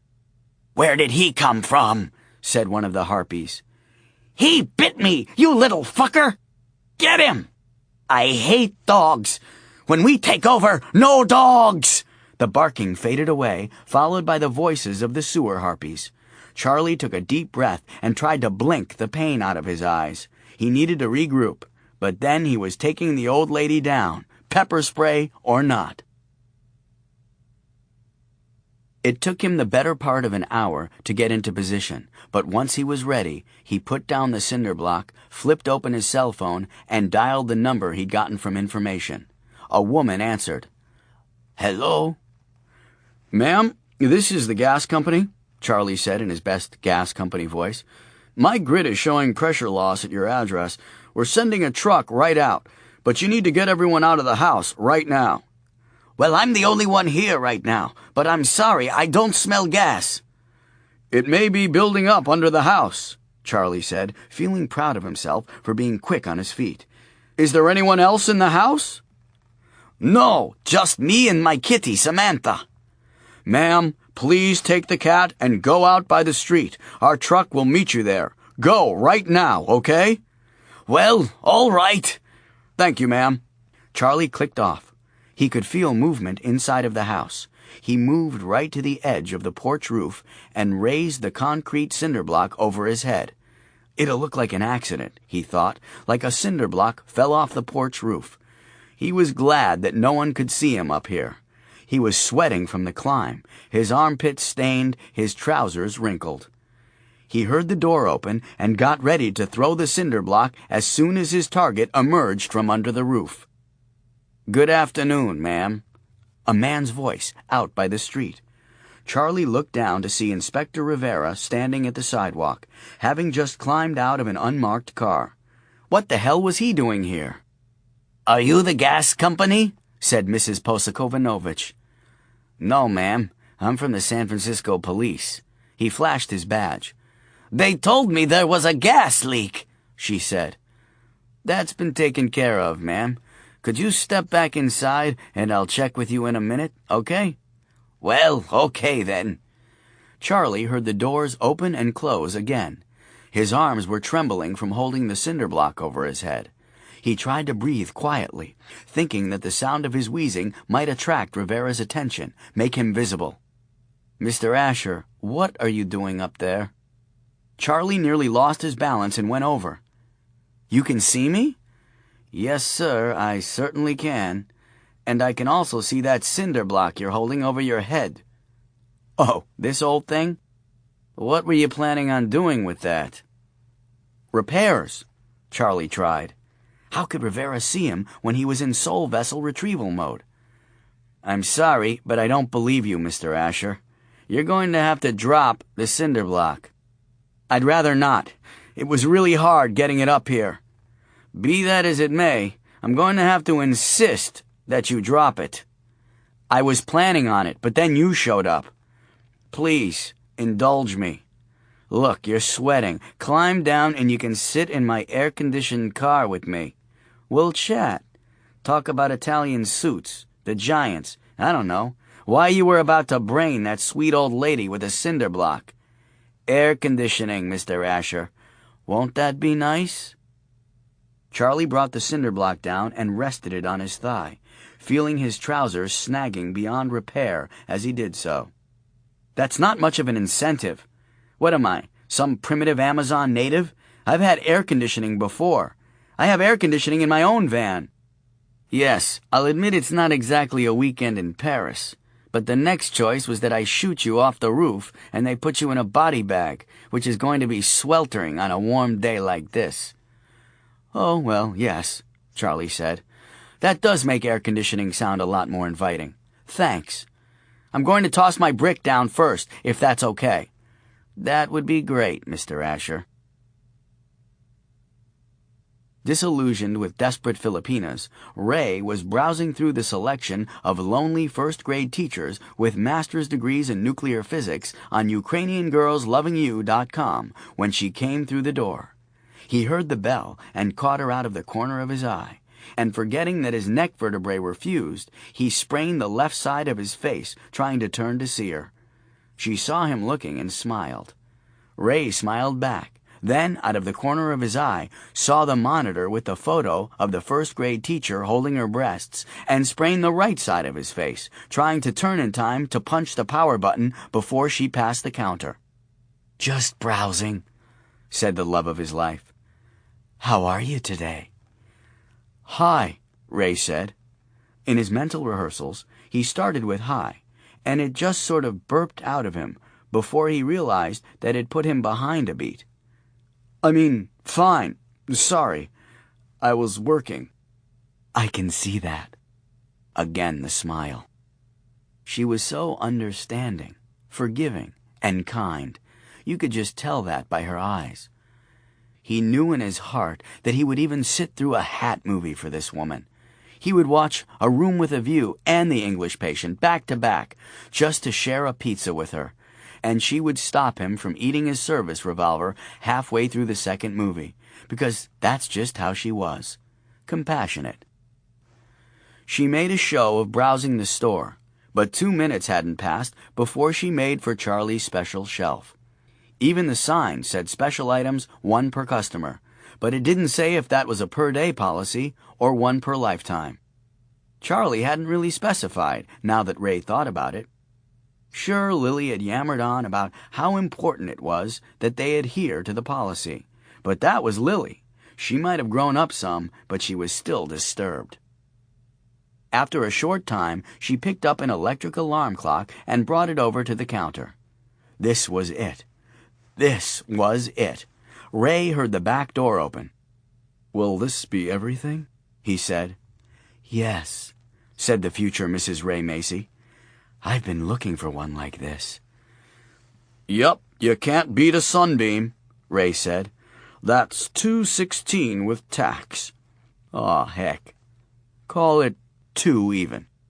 "That's very nice of you," she said, digging into a small purse woven from colorful Guatemalan cotton thread. "Hi, Ray," Lily said, suddenly standing there beside him like some evil phantom who appeared out of nowhere to leech every potentially joyous moment out of his life. "Hi, Lily," he said. Lily clicked some keys on the computer. Slowed down by his freshly sprained face, Ray wasn't able to turn before she'd hit the power button on the monitor. "What's this?" asked Lily. With his free hand, Ray thumped Lily in the thigh under the counter. "Ouch, freak!" "I'm sure you will enjoy waking up with that," Ray said, handing the alarm clock to the woman who would be his queen. "Thank you so much," said the lovely brunette goddess of all things Ray. "By the way," Ray said, pushing on, You've been in a couple of times. I was wondering, because I'm curious that way. What's your name? Audrey. Hi, Audrey. I'm Ray. Nice to meet you, Ray. Gotta go. Bye. She waved over her shoulder and headed out the door. Ray and Lily watched her walk away. Nice butt, Lily said. She said my name, Ray said. She's a little bit, unimaginary for you. Ray turned to the nemesis Lily. You have to watch the store. I have to go. Why? I have to follow her, find out who she is. Ray began to gather his stuff, phone, keys, baseball cap. Yeah, that's healthy, Ray. Tell Charlie Don't tell Charlie. Okay, so is it okay if I switch the computer from the ugly website? What are you talking about? Lily stepped back from the screen and pointed to the letters as she read. Ukrainian girls loving you. UGLY. Ugly. Lily smiled a perky, self-satisfied smile, like that kid who won the spelling bee in 3rd grade. Didn't you hate that kid? Ray couldn't believe it. They weren't even being subtle about it anymore. Can't talk, he said. Gotta go. He ran out the door and headed up Mason Street after the lovely and compassionate Audrey. Rivera had driven up to the Cliff House restaurant overlooking Seal Rocks and forced Charlie to buy him a drink while they watched the surfers down on the beach. Rivera was not a morbid man, but he knew that if he came here enough times, eventually he'd see a surfer get hit by a white shark. In fact, he sorely hoped that it would happen, because otherwise the world made no sense. There was no justice, and life was just a tangled ball of chaos. Thousands of seals in the water and on the rocks, the mainstay of the white shark diet. Hundreds of surfers in the water dressed like seals. Well, it just needed to happen for all to be right with the world. I never believed you, Mr. Asher, when you said that you were death. But since I couldn't explain whatever that thing was in the alley with you, didn't want to explain, in fact, I let it slide. And I appreciate that, said Charlie, showing a little discomfort at drinking a glass of wine with handcuffs on. His face was candy apple red from having been burned by the pepper spray. Is this normal procedure for interrogations? No, Rivera said. Normally the city is supposed to pay, but I'll have the judge take the drinks off your sentence. Great, thanks, Charlie said. And you can call me Charlie. Okay, and you can call me Inspector Rivera. Now, braining the old lady with the cinder block. Just exactly what were you thinking? Do I need a lawyer? Of course not, you're fine. This bar is full of witnesses. Rivera had once been a by-the-book kind of cop. That was before the demons, the giant owls, the bankruptcy, the polar bears, the vampires, the divorce, and the saber-clawed woman thing that turned into a bird. Now, not so much. In that case, I was thinking that no one could see me, Charlie said. Because you were invisible? Not really, just sort of not noticeable. Well, I'll give you that. But I don't think that's any reason to crush a grandmother's skull. You have no proof of that, Charlie said. Of course I do, Rivera said, holding up a glass to signal to the waitress that he needed another Glenfiddich on the rocks. I saw pictures of her grandchildren. She showed me when I went in the house. No, I mean you have no proof that I was going to crush her skull. I see, said Rivera, who did not see at all. How did you know Mrs. Posakanovich? I didn't. Her name just showed up in my date book, like I showed you. Yes, you did. But that doesn't really give you a license to kill her now, does it? That's the point. She was supposed to be dead 3 weeks ago. There was even a death notice in the paper. I was just trying to make sure it was accurate. So, in lieu of having the Chronicle print a correction, you thought you'd bash in Granny's brains. Well, it was that, or have my daughter say kitty at her, and I refuse to exploit my child in that way. Well, I admire your taking the high ground on that one, Charlie, Rivera said, thinking, who do I have to shoot to get a drink around here? But let's just say for 1 millisecond I believe you, and the old lady was supposed to die, but didn't, and that because of it you were shot with a crossbow and that thing I shot in the alley appeared. Let's just say I believe all that. What am I supposed to do about it? You need to be careful, Charlie said. You may be turning into one of us. Pardon? That's how it happened to me when my wife passed away in the hospital. I saw the guy that came to collect her soul vessel, and wham, I was a death merchant. You saw me today, when no one else could, and you saw the sewer harpy that night in the alley. Most of the time, I'm the only one who can see them. Rivera really wanted to turn this guy over to a psychiatrist at the hospital and never see him again. But the problem was, he had seen the woman thing that night, and another time on his own street, and he had seen reports of weird stuff happening in the city over the last 2 weeks. And not just normal San Francisco weird stuff, but really weird stuff, like a flock of ravens attacking a tourist in Coit Tower, and a guy who slammed his car through a storefront in Chinatown saying that he had swerved to miss a dragon, and people all over the Mission saying that they'd seen an iguana dressed like a musketeer going through their garbage, tiny sword and all. I can prove it, Charlie said. Just take me to the music store in the Castro. Rivera looked at the sad, naked ice cubes in his glass and said, Anyone ever tell you that it's hard to follow your train of thought, Charlie? You need to talk to Minty Fresh. Of course, that clears things up. I'll have a word with Krispy Kreme while I'm there. He's also a death merchant. He can tell you that what I'm telling you is true, and you can let me go. Get up. Rivera stood.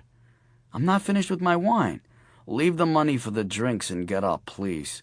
Rivera hooked his finger in Charlie's handcuffs and pulled him up. We're going to the Castro. I don't think I can work my cane with these things on, Charlie said. Rivera sighed and looked down on the surfers.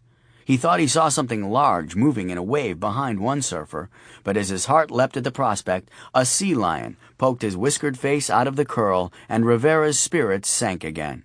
He threw Charlie the handcuff keys. Meet me in the car. I have to take a leak. I could escape. You'll do that, Charlie. After you pay. 22. Reconsidering a career in second-hand retail. Anton Dubois, the owner of Bookham Dano in the Mission, had been a death merchant longer than anyone else in San Francisco. Of course, he hadn't called himself a death merchant at first, but when that Minty Fresh fellow who opened the record store in the Castro coined the term, he could never think of himself as anything else. He was 65 years old and not in the best health, having never used his body for much more than to carry his head around, which is where he lived most of the time. He had, however, in his years of reading, acquired an encyclopedic knowledge of the science and mythology of death. So, on that Tuesday evening, just after sundown, when the windows of his store went black, as if all the light had been sucked suddenly out of the universe, and the 3 female figures moved toward him through the store, as he sat under his little reading light at the counter in the back, like a tiny yellow island in the vast pitch of space, he was the first man in 1,500 years to know exactly who they were. Morrigan, Anton said, with no particular note of fear in his voice. He set his book down, but didn't bother to mark the page. He took off his glasses and cleaned them on his flannel shirt, then put them back on so as not to miss any detail. Just now they were only blue-black highlights moving among the deep shadows in the store, but he could see them. They stopped when he spoke. One of them hissed, not the hiss of a cat, a long, steady tone, more like the hiss of air escaping the rubber raft that is all that lies between you and a dark sea full of sharks, the hiss of your life leaking out at the seams.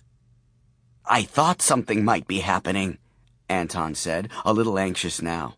With all the signs and the prophecy about the Luminatus, I knew something was happening, but I didn't think it would be you, in person, so to speak. This is very exciting. A devotee, said Nemain. A fan, said Babbed. A sacrifice, said Macha. They moved around him, just outside his circle of light. I move the soul vessels, Anton said. I guessed that something had happened to the others.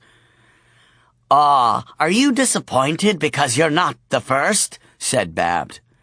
It will be just like the first time, Pumpkin, said Nemain. For you, anyway, she giggled.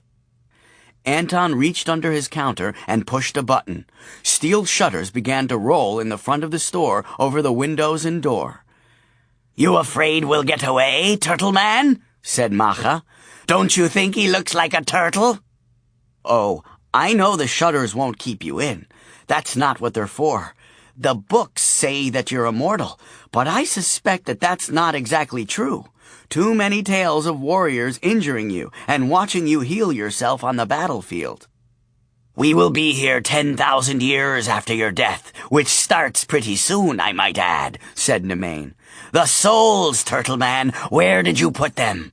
She extended her claws and reached out so they caught the light from Anton's reading lamp. Venom dripped from their tips and sizzled when it hit the floor. You'd be Nemain, then, Anton said. The Morrigan smiled. He could just see her teeth in the dark. Anton felt a strange peace fall over him. For 30 years he had, in some way or another, been preparing for this moment. What was it that the Buddhists said? Only by being prepared for your death can you ever truly live. If collecting souls and seeing people pass for 30 years didn't prepare you, what would? Under the counter, he carefully unscrewed a stainless steel cap that concealed a red button. I installed those 4 speakers at the back of the store a few months ago. I'm sure you can see them, even if I can't, Anton said.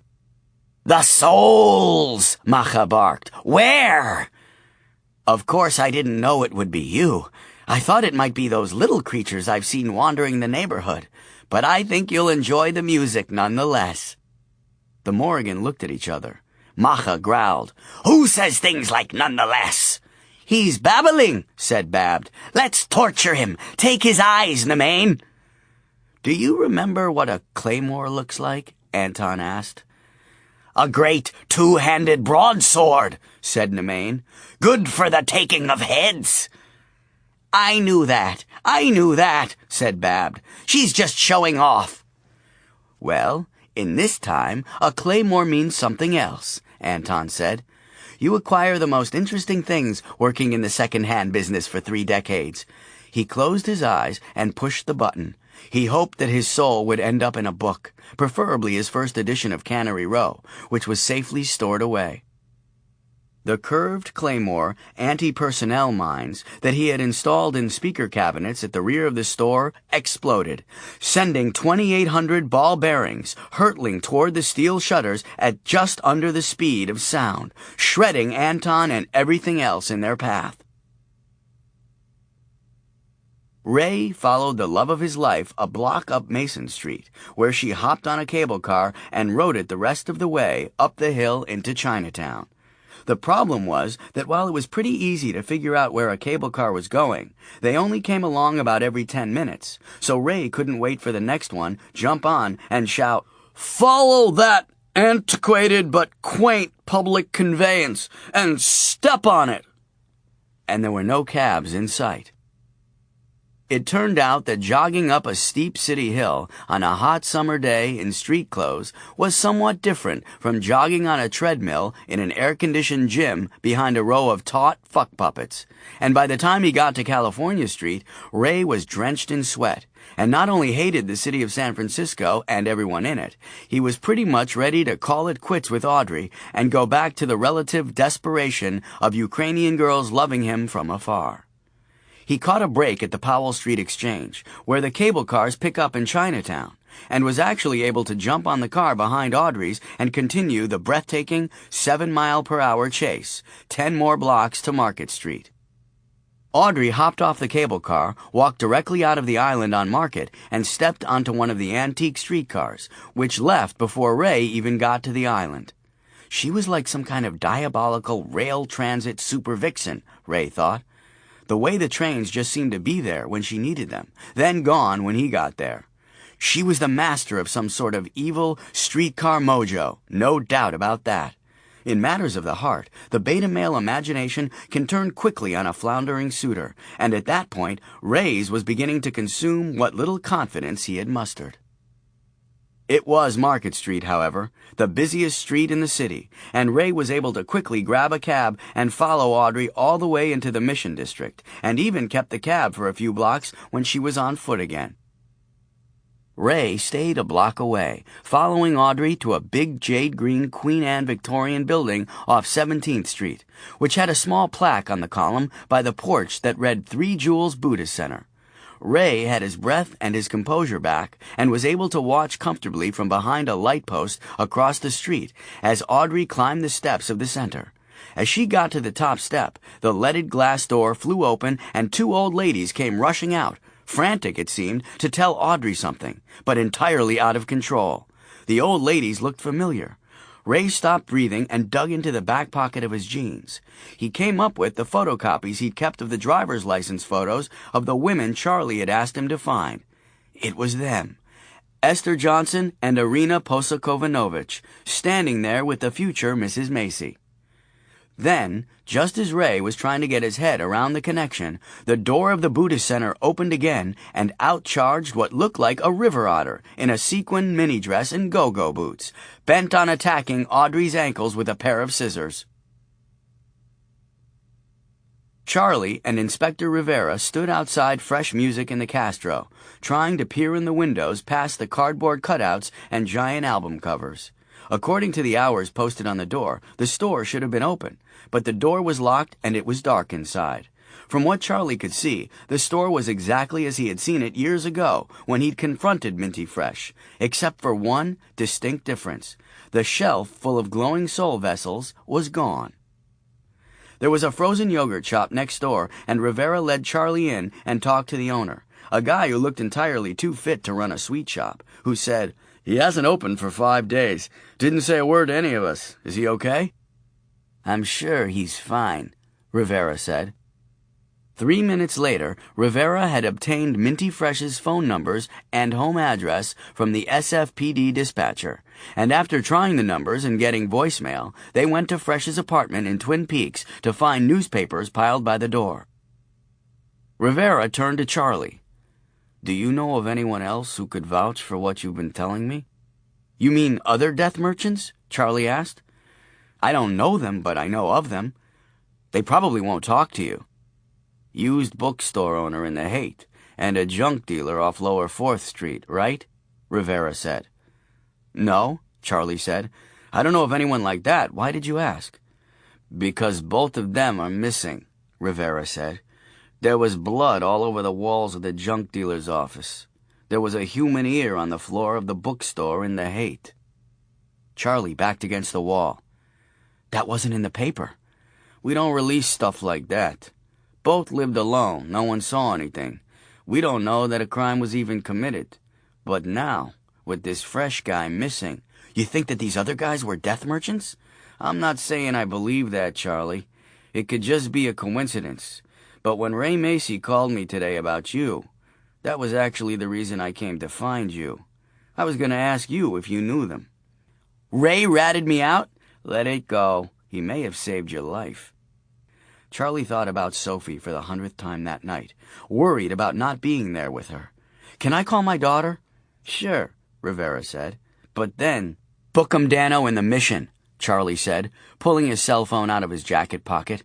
"That can't be 10 minutes away. I think the owner is one of us."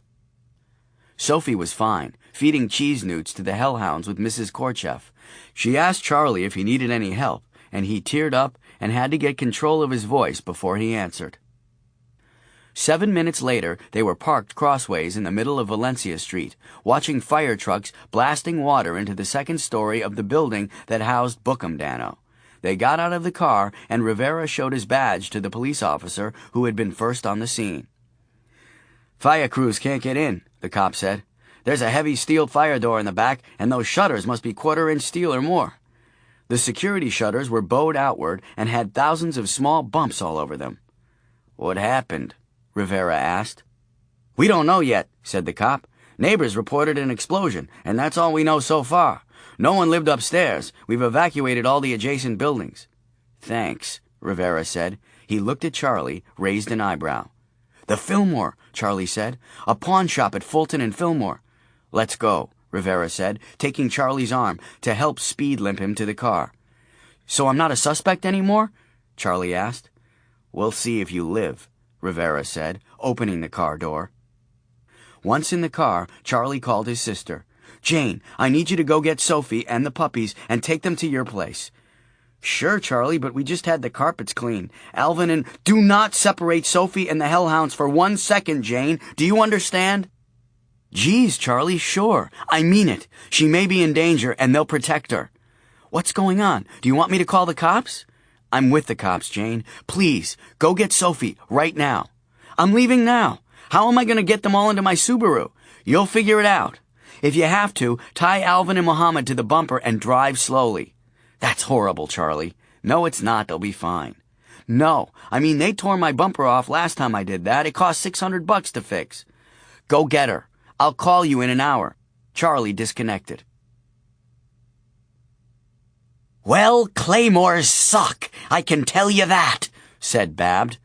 "I used to like the big sword claymore, but now they have to make them all splody and full of, what do you call that stuff, Nemain?" "Shrapnel." "Shrapnel," said Babbed. "I was just starting to feel like my old self." "Shut up," barked Macha. "But it hurts," said Babbed. They were flowing along a storm sewer pipe under 16th Street in the Mission. They were barely two-dimensional again, and they looked like tattered black battle flags, threadbare shadows, oozing black goo as they moved up the pipe. One of Nemain's legs had been completely severed, and she had it tucked under her arm while her sisters towed her through the pipe. "Can you fly, Nemain?" asked Babbed. "You're getting heavy." "Not down here, and I'm not going back up there." "We have to go back above," said Macha, "if you want to heal before a millennium passes." As the three death divas came to a wide junction of pipes under Market Street, they heard something splashing in the pipe ahead. "What's that?" said Babbed. They stopped. Something pattered by in the pipe they were approaching. "What was that? What was that?" asked Nemain, who couldn't see past her sisters. "Looked like a squirrel in a ball gown," said Babbed. "But I'm weak and could be delusional."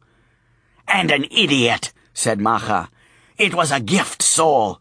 Get it? We can heal Nemain's leg with it." Macha and Babbed dropped their unidexter sister and surged forward toward the junction, just as the Boston Terrier stepped in their path. The Morrigan backpedaling in the pipe sounded like cats tearing lace. "Whoa, whoa, whoa!" chanted Macha, what was left of her claws raking the pipe to back up. Bummer yapped out a sharp tattoo of threat, then bolted down the pipe after the Morrigan. "New plan, new plan, new plan," said Babbed. "I hate dogs," said Macha. They snagged their sister as they passed her. "We, the goddesses of death, who will soon command the all under darkness, are fleeing a tiny dog," said Nemain. "So what's your point, Hoppy?" said Macha. Over in the Fillmore, Carrie Lang had closed her pawn shop for the night and was waiting for some jewelry she'd taken in that day to finish in the ultrasonic cleaner so she could put it in the display case. She wanted to finish and get out of there, go home and have dinner, then maybe go out for a couple of hours. She was 36 and single and felt an obligation to go out, just on the off chance that she might meet a nice guy, even though she'd rather stay home and watch crime shows on TV. She'd prided herself on not becoming cynical. A pawnbroker, like a bail bondsman, tends to see people at their worst, and every day she fought the idea that the last decent guy had become a drummer or a crackhead. Lately, she didn't want to go out because of the strange stuff she'd been seeing and hearing out on the street. Creatures scurrying in the shadows. Whispers coming from the storm drains. Staying at home was looking better all the time. She'd even started bringing her 5-year-old basset hound, Cheerful, to work with her. He really wasn't a lot of protection, unless an attacker happened to be less than knee-high. But he had a loud bark, and there was a good chance that he might actually bark at a bad guy, as long as he wasn't carrying a dog biscuit. As it turned out, the creatures who were invading her shop that evening were less than knee-high. Carrie had been a death merchant for 9 years, and after adjusting to the initial shock about the whole phenomenon of transference of souls subsided, which only took about 4 years, she'd taken to it like it was just another part of the business. But she knew from the great big book of death that something was going on, and it had her spooked. As she went to the front of the store to crank the security shutters down, she heard something move behind her in the dark. Something low, backed by the guitars. It brushed a low E string as it passed, and the note vibrated like a warning. Carrie stopped cranking the shutters and checked that she had her keys with her, in case she needed to run through the front door. She unsnapped the holster of her .38 revolver, then thought, "What the hell? I'm not a cop," and drew the weapon, training it on the still-sounding guitar. A cop she had dated years ago had talked her into carrying the Smith & Wesson when she was working the store, and although she'd never had to draw it before, she knew that it had been a deterrent to thieves. "Cheerful," she called. She was answered by some shuffling in the back room. Why had she turned most of the lights out? The switches were in the back room, and she was moving by the case lights, which cast almost no light at the floor, where the noises were coming from. "I have a gun, and I know how to use it," she said, feeling stupid even as the words came out of her mouth. This time she was answered by a muffled whimper. "Cheerful!" She ducked under the lift gate in the counter and ran to the back room, fanning the area with her pistol the way she saw them do in cop shows. Another whimper. She could just make out Cheerful, lying in his normal spot by the back door, but there was something around his paws and muzzle. Duct tape. She reached out to turn on the lights, and something hit her in the back of the knees. She tried to twist around, and something thumped her in the chest, setting her off balance. Sharp claws raked her wrists as she fell, and she lost her grip on the revolver. She hit her head on the door jamb, setting off what seemed like a strobe light in her head. Then something hit her in the back of the neck, hard, and everything went black. It was still dark when she came to. She couldn't tell how long she'd been out, and she couldn't move to look at her watch. "Oh my God, they've broken my neck," she thought. She saw objects moving past her, each glowing dull red, barely illuminating whatever was carrying them. Tiny skeletal faces, fangs, and claws, and dead, empty eye sockets. The soul vessels appeared to be floating across the floor, with a carrion puppet escort. Then she felt claws, the creatures touching her, moving under her. She tried to scream, but her mouth had been taped shut. She felt herself being lifted, then made out the shape of the back door of her shop opening as she was carried through it, only a foot or so off the floor. Then she was hoisted nearly upright, and she felt herself falling into a dark abyss. They found the back door to the pawn shop open and the basset hound taped up in the corner. Rivera checked the shop with his weapon drawn and a flashlight in one hand, then called Charlie in from the alley when he found no one there. Charlie turned on the shop lights as he came in. "Uh-oh," he said. "What?" Rivera said. Charlie pointed to a display case with the glass broken out. "This case is where she displayed her soul vessels. It was nearly full when I was in here. Now, well..." Rivera looked at the empty case. "Don't touch anything. Whatever happened here, I don't think it was the same perp who hit the other shopkeepers." "Why?" Charlie looked back to the back room, to the bound basset hound. "Because of him," Rivera said. "You don't tie up the dog if you're going to slaughter the people and leave blood and body parts everywhere. That's not the same kind of mentality." "Maybe she was tying him up when they surprised her," Charlie said. "She kinda had the look of a lady cop." "Yeah, and all cops are into dog bondage. Is that what you're saying?" Rivera holstered his weapon, pulled a penknife from his pocket, and went to where the basset hound was squirming on the floor. "No, I'm not. Sorry. She did have a gun, though." "She must have been here," Rivera said. "Otherwise the alarms would have been set. What's that on the door jamb?" He was sawing through the duct tape on the basset's paws, being careful not to cut him. He nodded toward the doorway from the shop to the back room. blood, Charlie said. And a little hair. Rivera nodded. That blood on the floor there, too? Don't touch.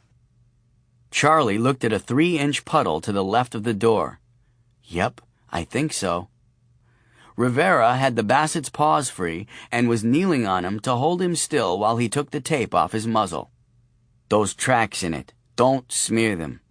What are they? Partial shoe prints? Look like bird feet prints. Chickens, maybe. No.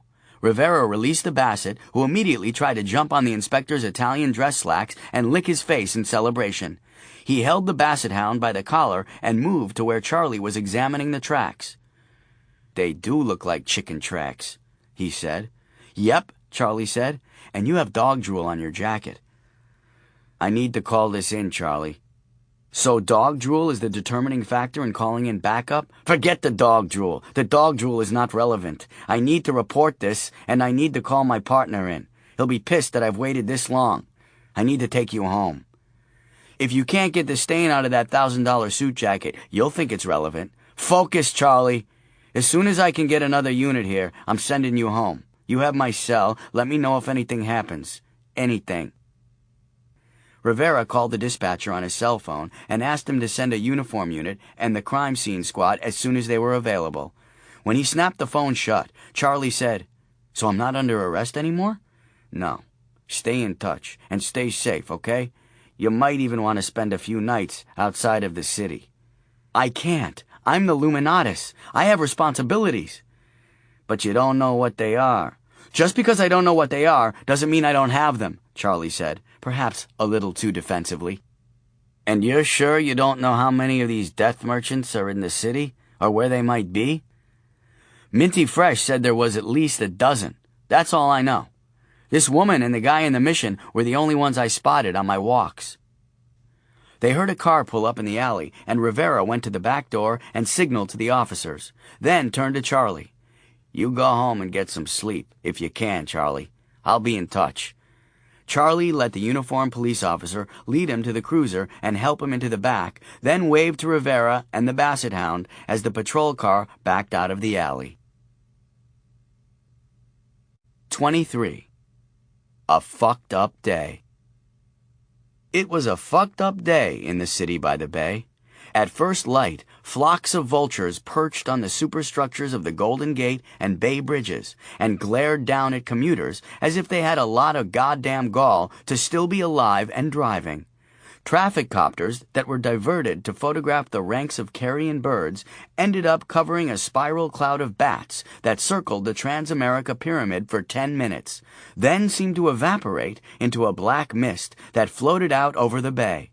3 swimmers who had been competing in the San Francisco Triathlon drowned in the bay, and a helicopter camera photographed something under the water, a dark shape approaching one of the swimmers from below and dragging him under.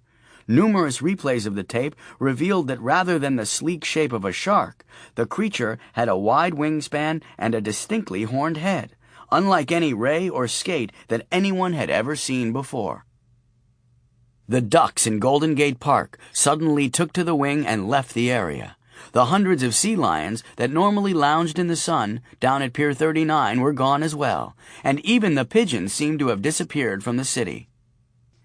A grunt reporter who had been covering the overnight police blotter noticed the coincidence of 7 reports of violence or missing persons at local area second-hand stores, and by early evening the television stations were mentioning it, along with spectacular footage of the Bookham Dano building burning in the Mission. And there were hundreds of singular events experienced by individuals. Creatures moving in the shadows, voices and screams from the sewer grates, milk souring, cats scratching owners, dogs howling, and 1,000 people woke up to find that they no longer cared for the taste of chocolate. It was a fucked up day. Charlie spent the rest of the night fretting and checking locks, then double-checking them, then looking on the internet for clues about the underworlders, just in case someone posted a brand new ancient document since he'd last checked.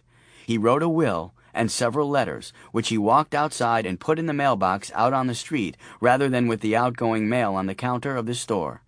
Then, around dawn, completely exhausted, yet with his beta male imagination racing at 1,000 miles an hour, he took 2 of the sleeping pills Jane had given him and slept through the fucked up day, to be awakened in early evening by a call from his darling daughter.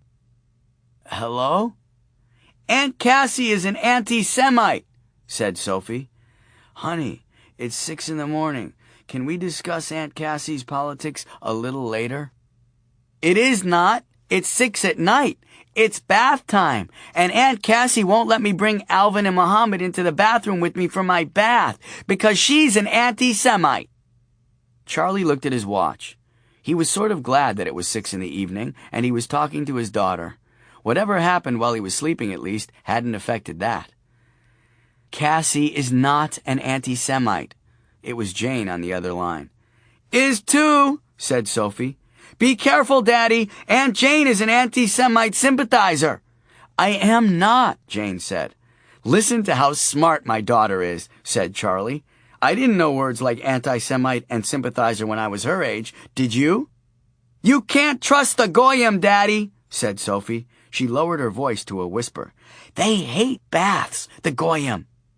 "Daddy's a Goyim too, baby." "Oh my God, they're everywhere, like pod people." He heard his daughter drop the phone, scream, then a door slammed. "Sophie, you unlock this door this instant," Cassie said in the background. Jane said, "Charlie, where does she get this stuff? Are you teaching her this?" "It's Mrs. Korjev. She's descended from Cossacks, and she has a little residual guilt for what her ancestors did to the Jews." "Oh," Jane said, not interested now that she couldn't blame Charlie. "Well, you shouldn't let the dogs in the bathroom with her. They eat the soap, and sometimes they get in the tub, and then—" "Let them go with her, Jane," Charlie interrupted. "They may be the only thing that can protect her." "Okay, but I'm only letting them eat the cheap soaps. No French-milled soaps." "They're fine with domestic soap, Jane. Look, I drew up a holographic will last night. If something happens to me, I want you to raise Sophie. It's in there." Jane didn't answer. He could hear her breathing on the other end. "Jane?" Sure, of course. What the hell is going on with you guys? What's the big danger Sophie's in? Why are you being spooky like this? And why didn't you call earlier, you fucker?" "I was up all night doing stuff. Then I took 2 of those sleeping pills you gave me. Suddenly 12 hours are gone." "You took 2? Never take 2. "Yeah, thanks," Charlie said. "Anyway, I'm sure I'll be okay. But if for some reason I'm not, you need to take Sophie and get out of the city for a while. I mean, like, up in the Sierras. I also sent you a letter explaining everything, as much as I know anyway. Only open it if something happens, okay?" "Nothing better happen, you fuck. I just lost Mom, and I—" "Why the hell are you talking like this, Charlie? What kind of trouble are you in?" "I can't tell you, Jane. You have to trust me that I didn't have any choice in the matter." "How can I help?" "By doing exactly what you're doing. Taking care of Sophie, keeping her safe, and keeping the hellhounds with her at all times." "Okay, but nothing better happened to you. Cassie and I are going to get married, and I want you to give me away. And I want to borrow your tux, too. It's Armani, right?" "No, Jane." "You won't give me away?" No, it's not that. I'd pay her to take you. It's not that." "Then you don't think that gay people should be allowed to get married? Is that it? You're finally coming clean. I knew it, after all. I just don't think that gay people should be allowed to get married wearing my tux." "Oh," Jane said. "You'll wear my Armani tux, and I'll have to rent some piece of crap or buy something new and cheap, and then I'll go through eternity looking like a total dork in the wedding pictures. I know how you guys like to show wedding pictures. It's like a disease." "By you guys, you mean lesbians?" Jane said, sounding very much like a prosecuting attorney. "Yes, I mean lesbians, dumb fuck," said Charlie, sounding very much like a hostile witness. "Oh, okay," Jane said. "It is my wedding. I guess I can buy a tux." "That would be nice," Charlie said. "I'm sort of needing the pants cut a little looser in the seat these days anyway," Jane said. "That a girl. So you'll be safe and give me away?" "I'll sure try." "You think Cassandra will let me bring the little Jewish kid?" Jane laughed. "Call me every hour," she said. "I won't do that." "Okay, when you can." "Yeah," Charlie said. "Bye." He smiled to himself and rolled out of bed. wondering if this would be the last time he would ever do that. Smile.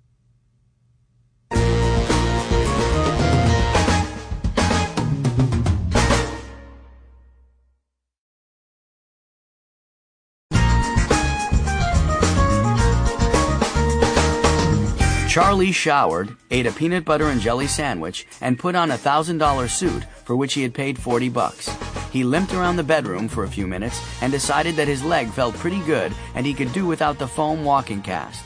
So he left it on the floor by the bed. He put on a pot of coffee and called Inspector Rivera. "It was a fucked up day," Rivera said. "Charlie, you need to take your daughter and get out of town." "I can't do that. This is about me. You'll keep me informed, right?" "Promise you won't try to do anything stupid or heroic?" "Not in my DNA, Inspector. I'll call you if I see anything." Charlie disconnected, having no idea what he was going to do, but feeling like he had to do something. He called Jane's house to say goodnight to Sophie. "I just want you to know that I love you very much, honey." "Me too, Daddy. Why did you call?" "What, you have a meeting or something?" "We're having ice cream." "That's nice. Look, Sophie, Daddy has to go do some things, so I want you to stay with Aunt Jane for a few days, okay?"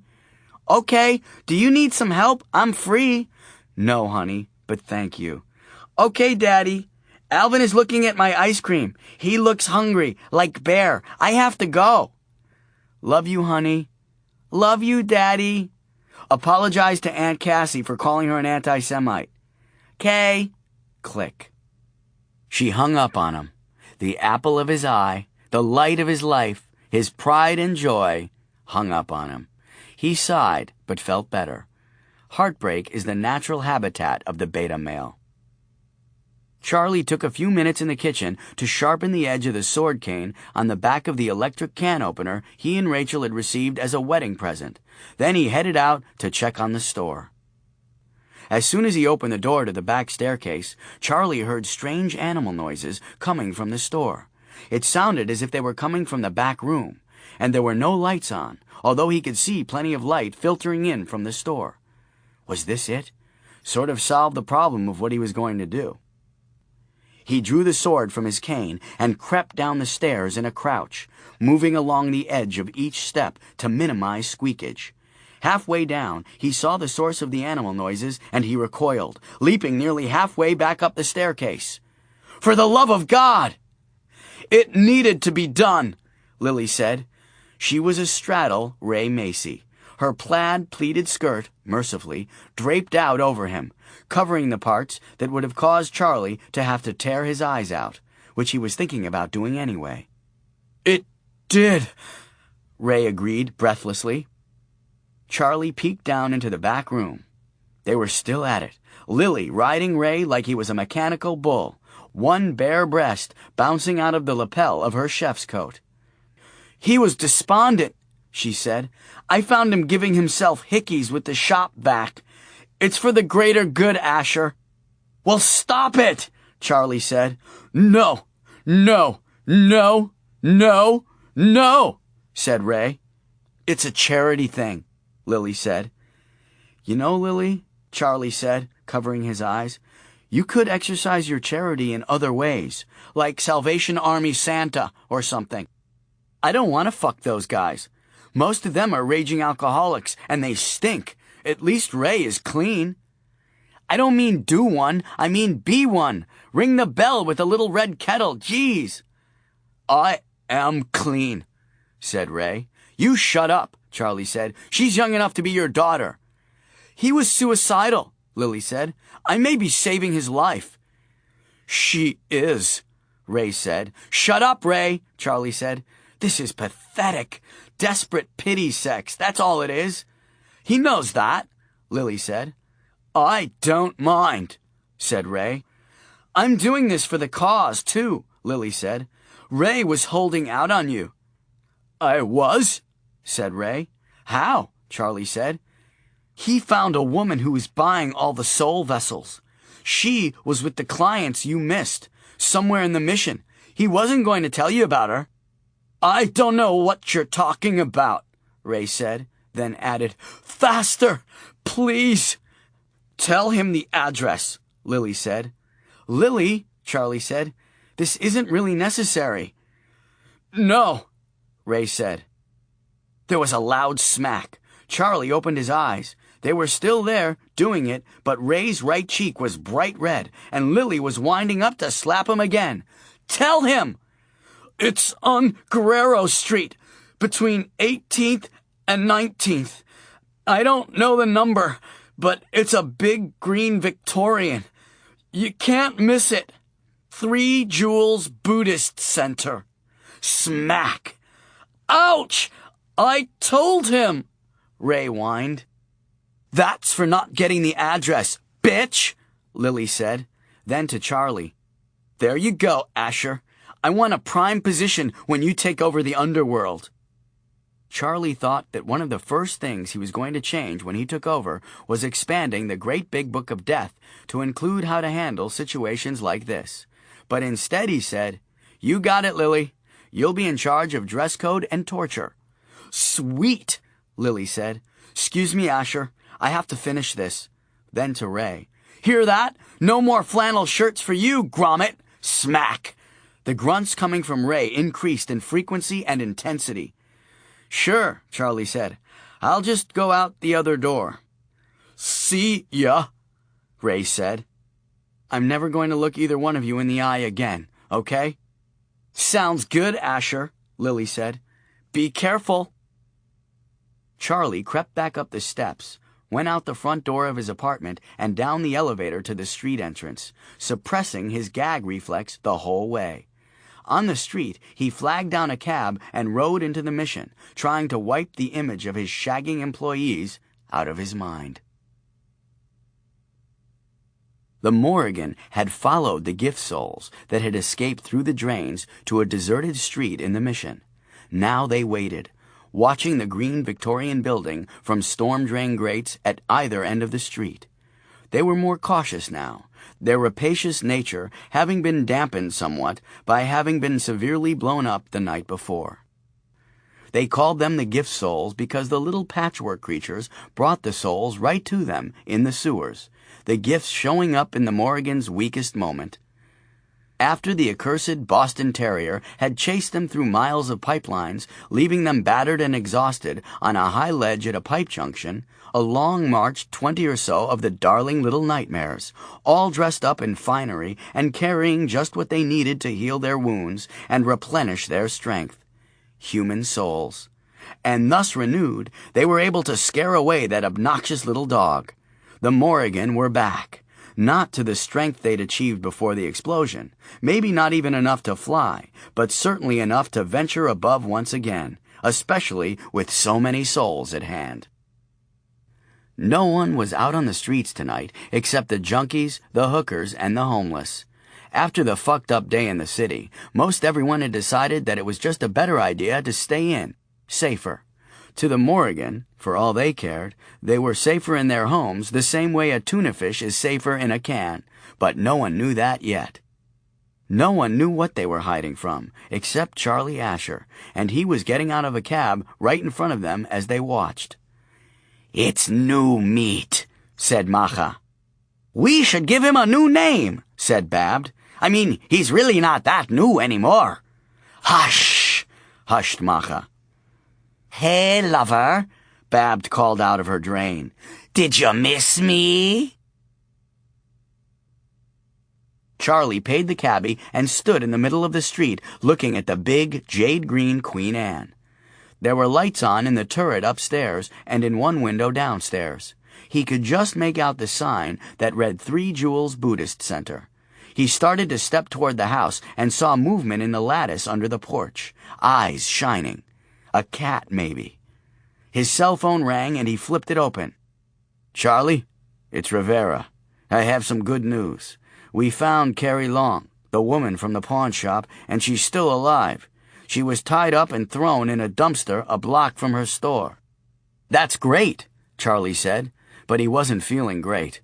The things that had been moving under the porch were coming out, moving up the stairs, standing on the porch, lining up and facing him.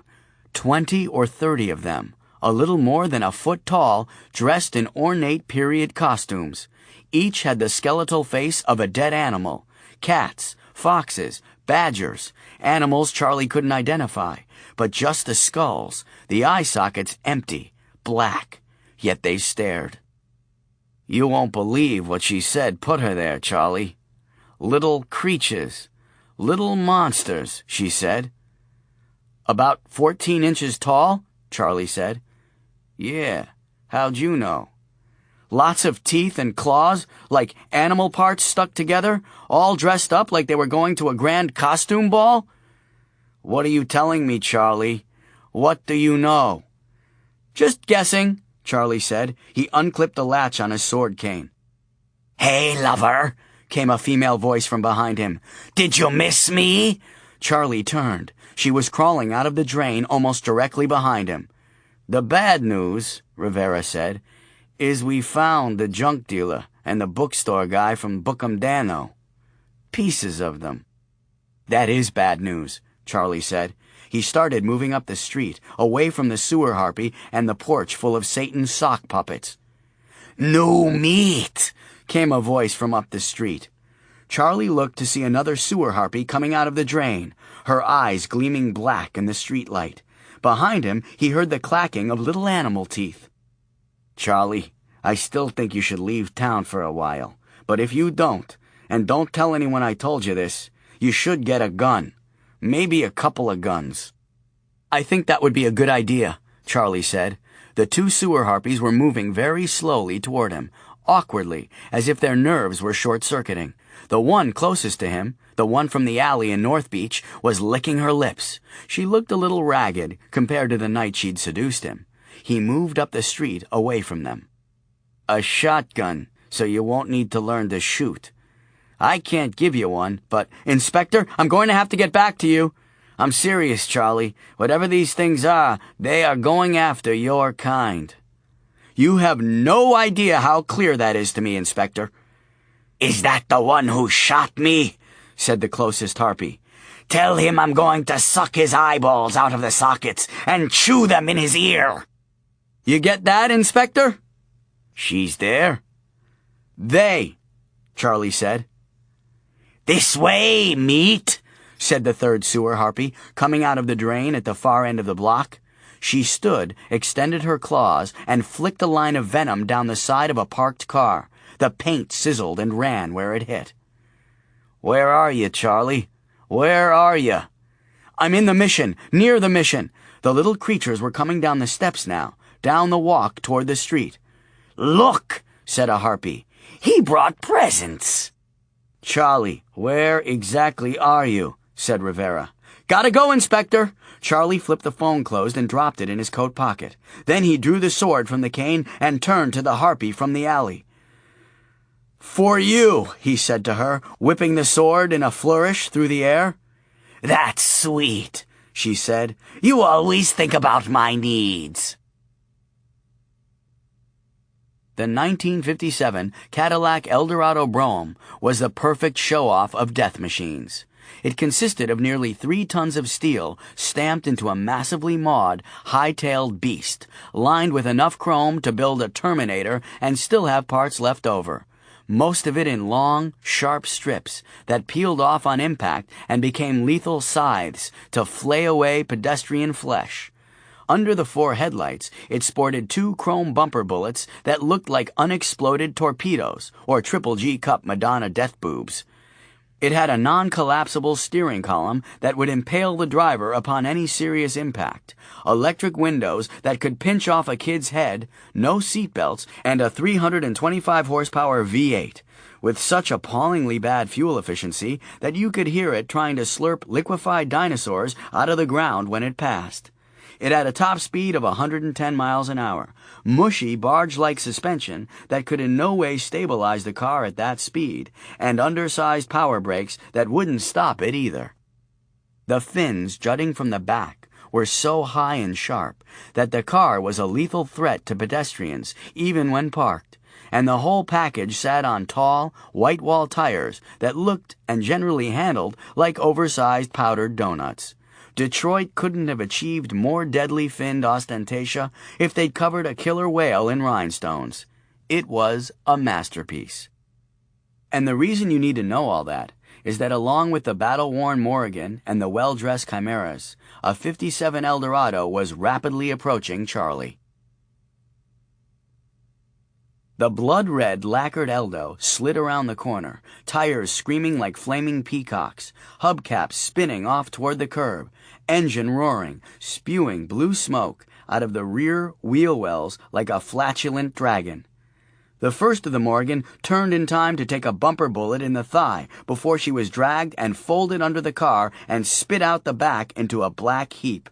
The headlights came on, and the caddy veered toward the Morgan nearest Charlie.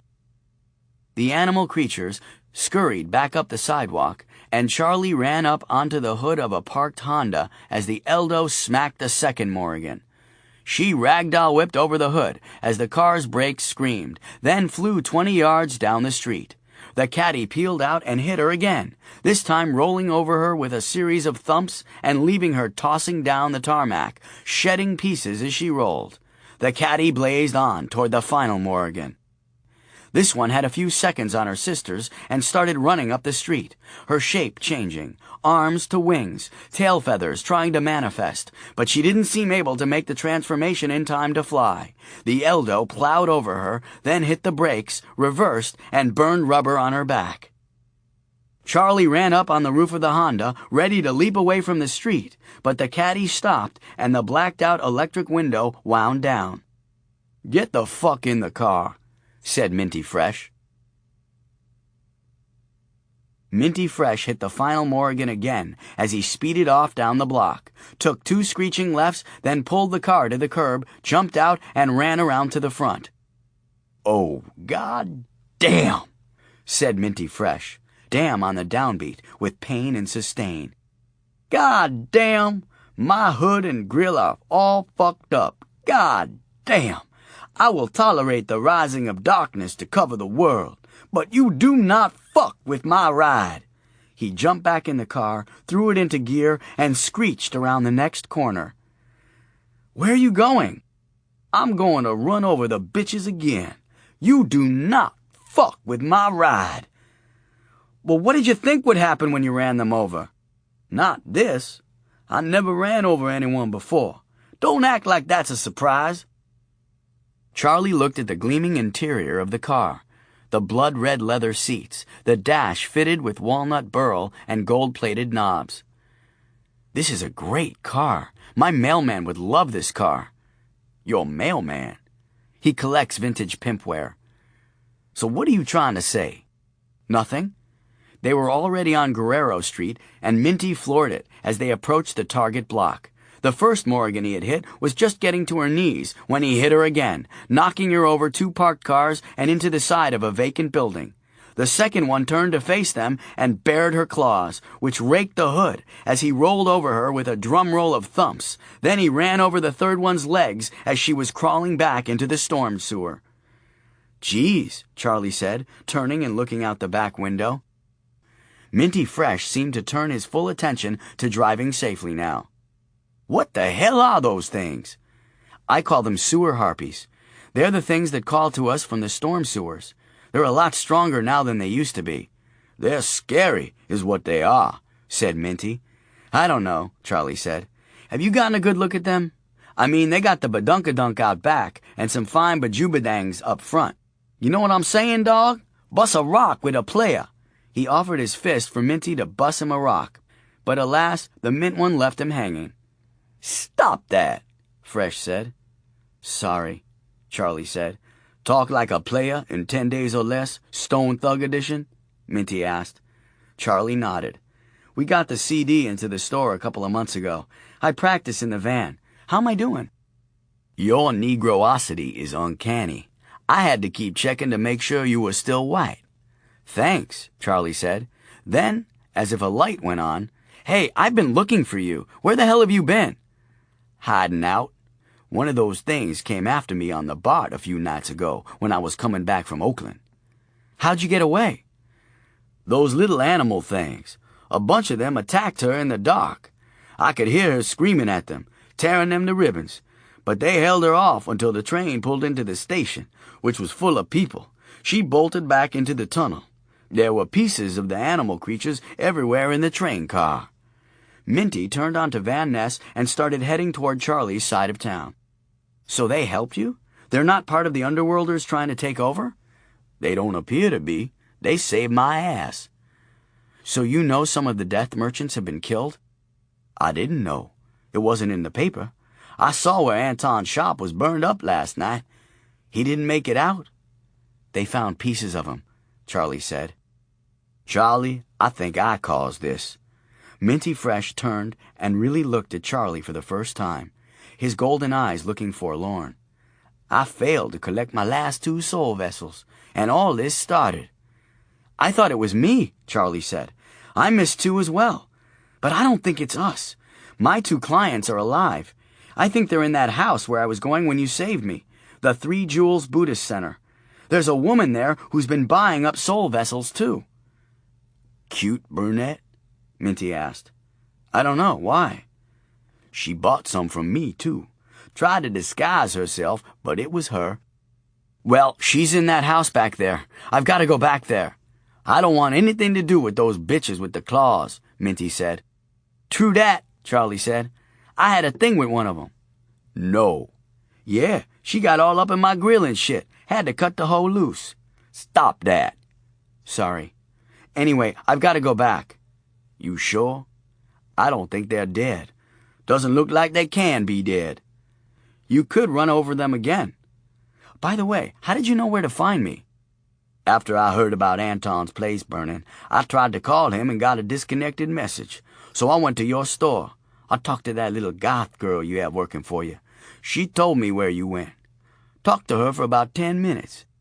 She knows about me. I mean us. The death merchants. Yes, I told her a long time ago. Wasn't she, busy when you got there?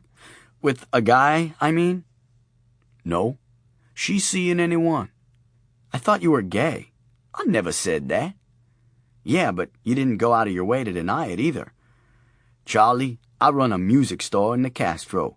I do more business as a gay death merchant than a straight shopkeeper. Good point. I never thought of that.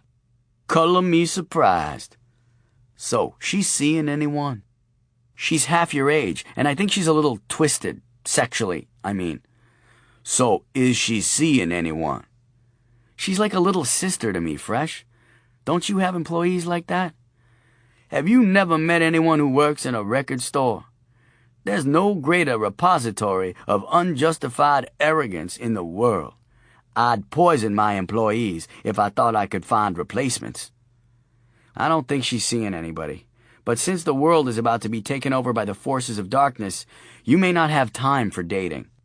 I don't know. She seems like she might have an in with the forces of darkness. I like her. She's funny in a sort of macabre way. And she likes Miles.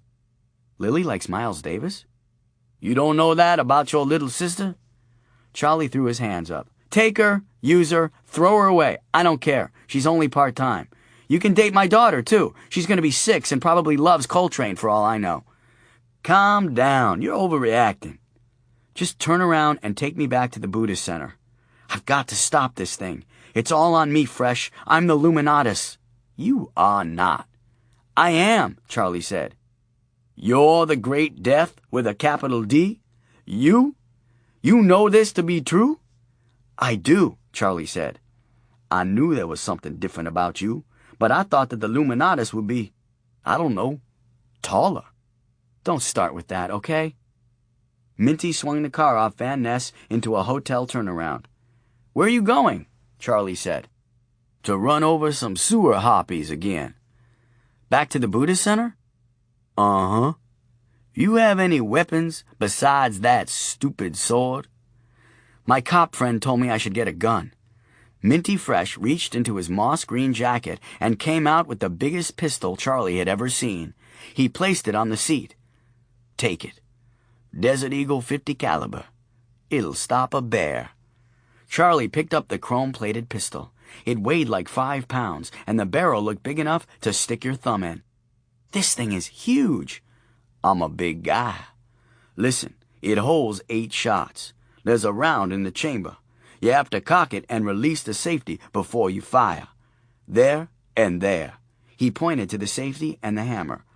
Hold on to it if you have to shoot. It'll knock you on your ass if you're not ready. What about you? Minty patted the other side of his coat. I have another one.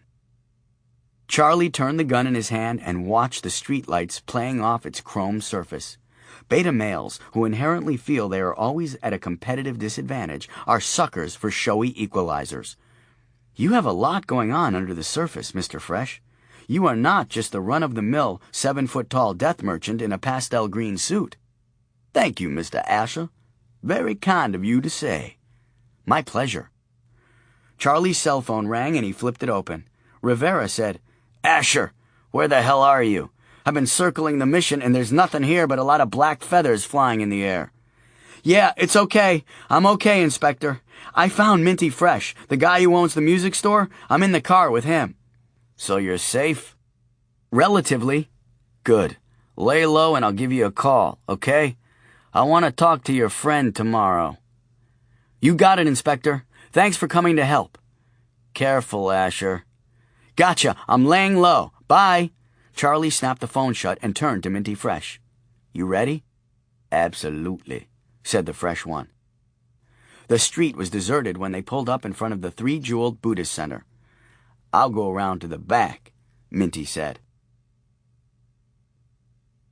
Well, cars suck, I can tell you that, said Babbed, trying to keep herself together as the Morrigan limped back to the great ship. 5,000 years. Horses are fine. All of a sudden we have to have paved streets and cars. I don't see the attraction.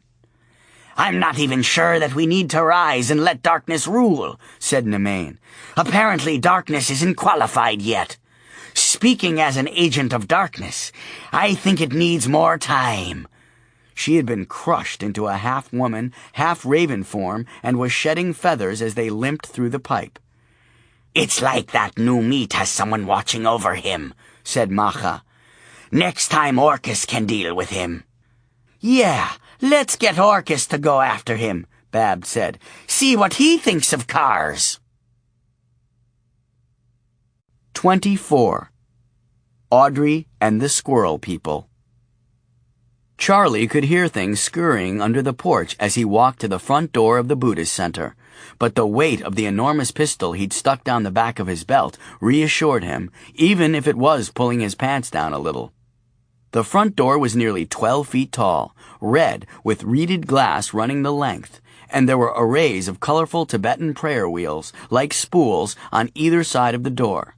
Charlie knew what they were because he'd once had a thief try to sell him some hot ones stolen from a temple. Charlie knew he should kick down the door, but then it was a really big door, and although he had watched a lot of cop shows and movies where door kicking had been done, he was inexperienced himself. Another option was to pull his pistol and blast the lock off the door, but he didn't know any more about lock blasting than he did door kicking, so he decided to ring the doorbell. The scurrying noises increased, and he could hear heavier footsteps inside.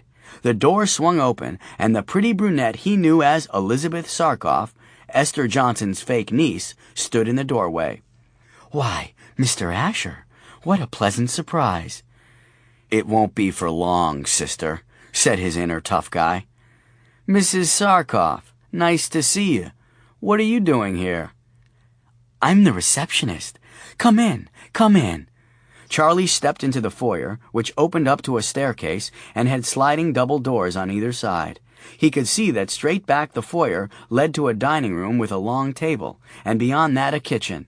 The house had been restored nicely, and didn't really have the appearance of a public building.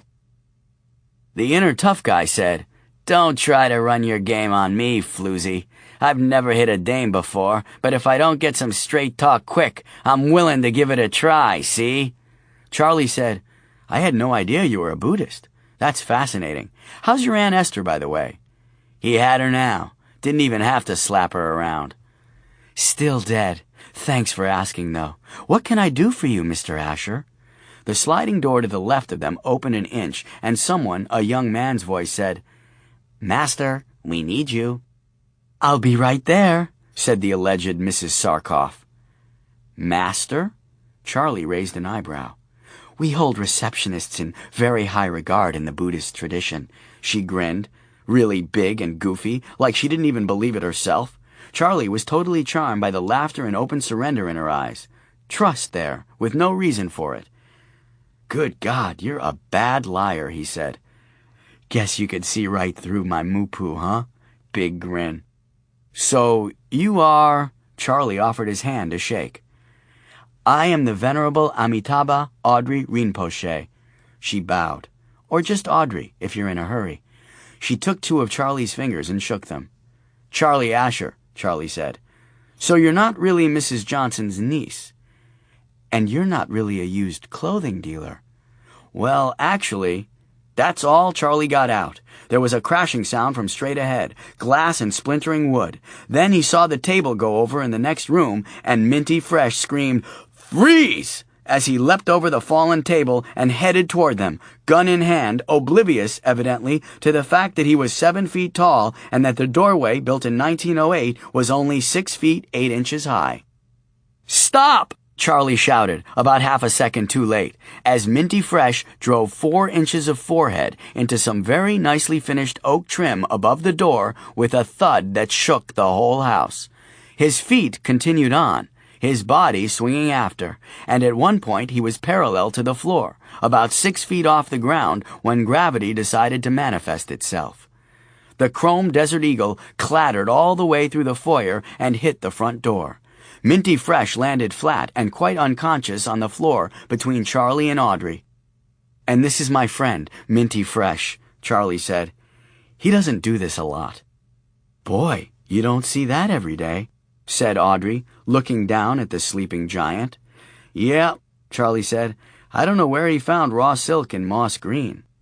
That's not linen? Audrey asked. No, it's silk.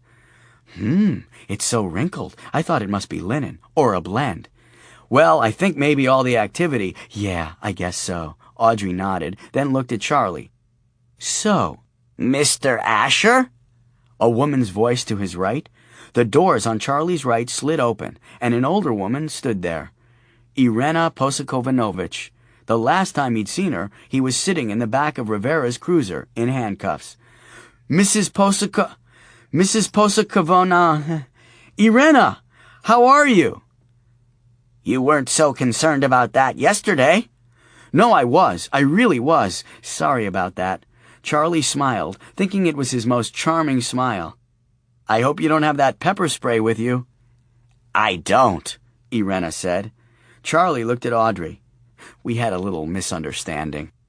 I have this, Irena said, producing a stun gun from behind her back, pressing it to Charlie's chest and sending 125,000 volts surging through his body.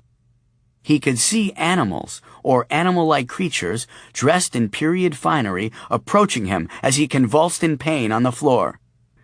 Get them both tied up, guys, Audrey said. I'll make tea. Tea? Audrey said. So, for the second time in his life, Charlie Asher found himself tied to a chair and being served a hot beverage. Audrey was bent over before him, holding a teacup, and regardless of the awkwardness or danger of the situation, Charlie found himself staring down the front of her shirt. What kind of tea? Charlie asked, buying time, noticing the cluster of tiny silk roses that perched happily at the front clasp of her bra. I like my tea like I like my men, Audrey said with a grin, weak and green. Now Charlie looked into her eyes, which were smiling. Your right hand is free, she said, but we had to take your gun and your sword cane because those things are frowned upon.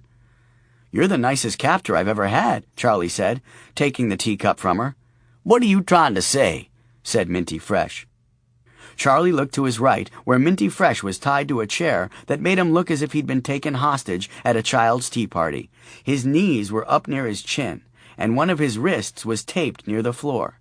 Someone had put a large ice pack on his head, which looked vaguely like a tam o' shanter. Nothing, Charlie said. You were a great captor, too, don't get me wrong. Tea, Mr. Fresh? Audrey said.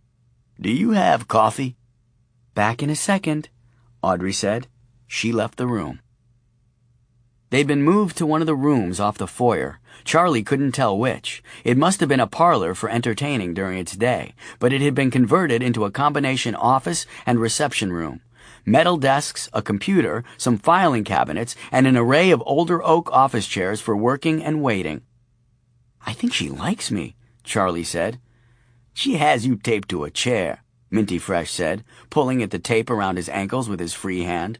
The ice pack fell off his head and hit the floor with a loud thump. I didn't notice how attractive she was when I met her before. Would you help me get free, please? Minty said. Can't, Charlie said. Tea. He held up his cup. Clicking noises by the door.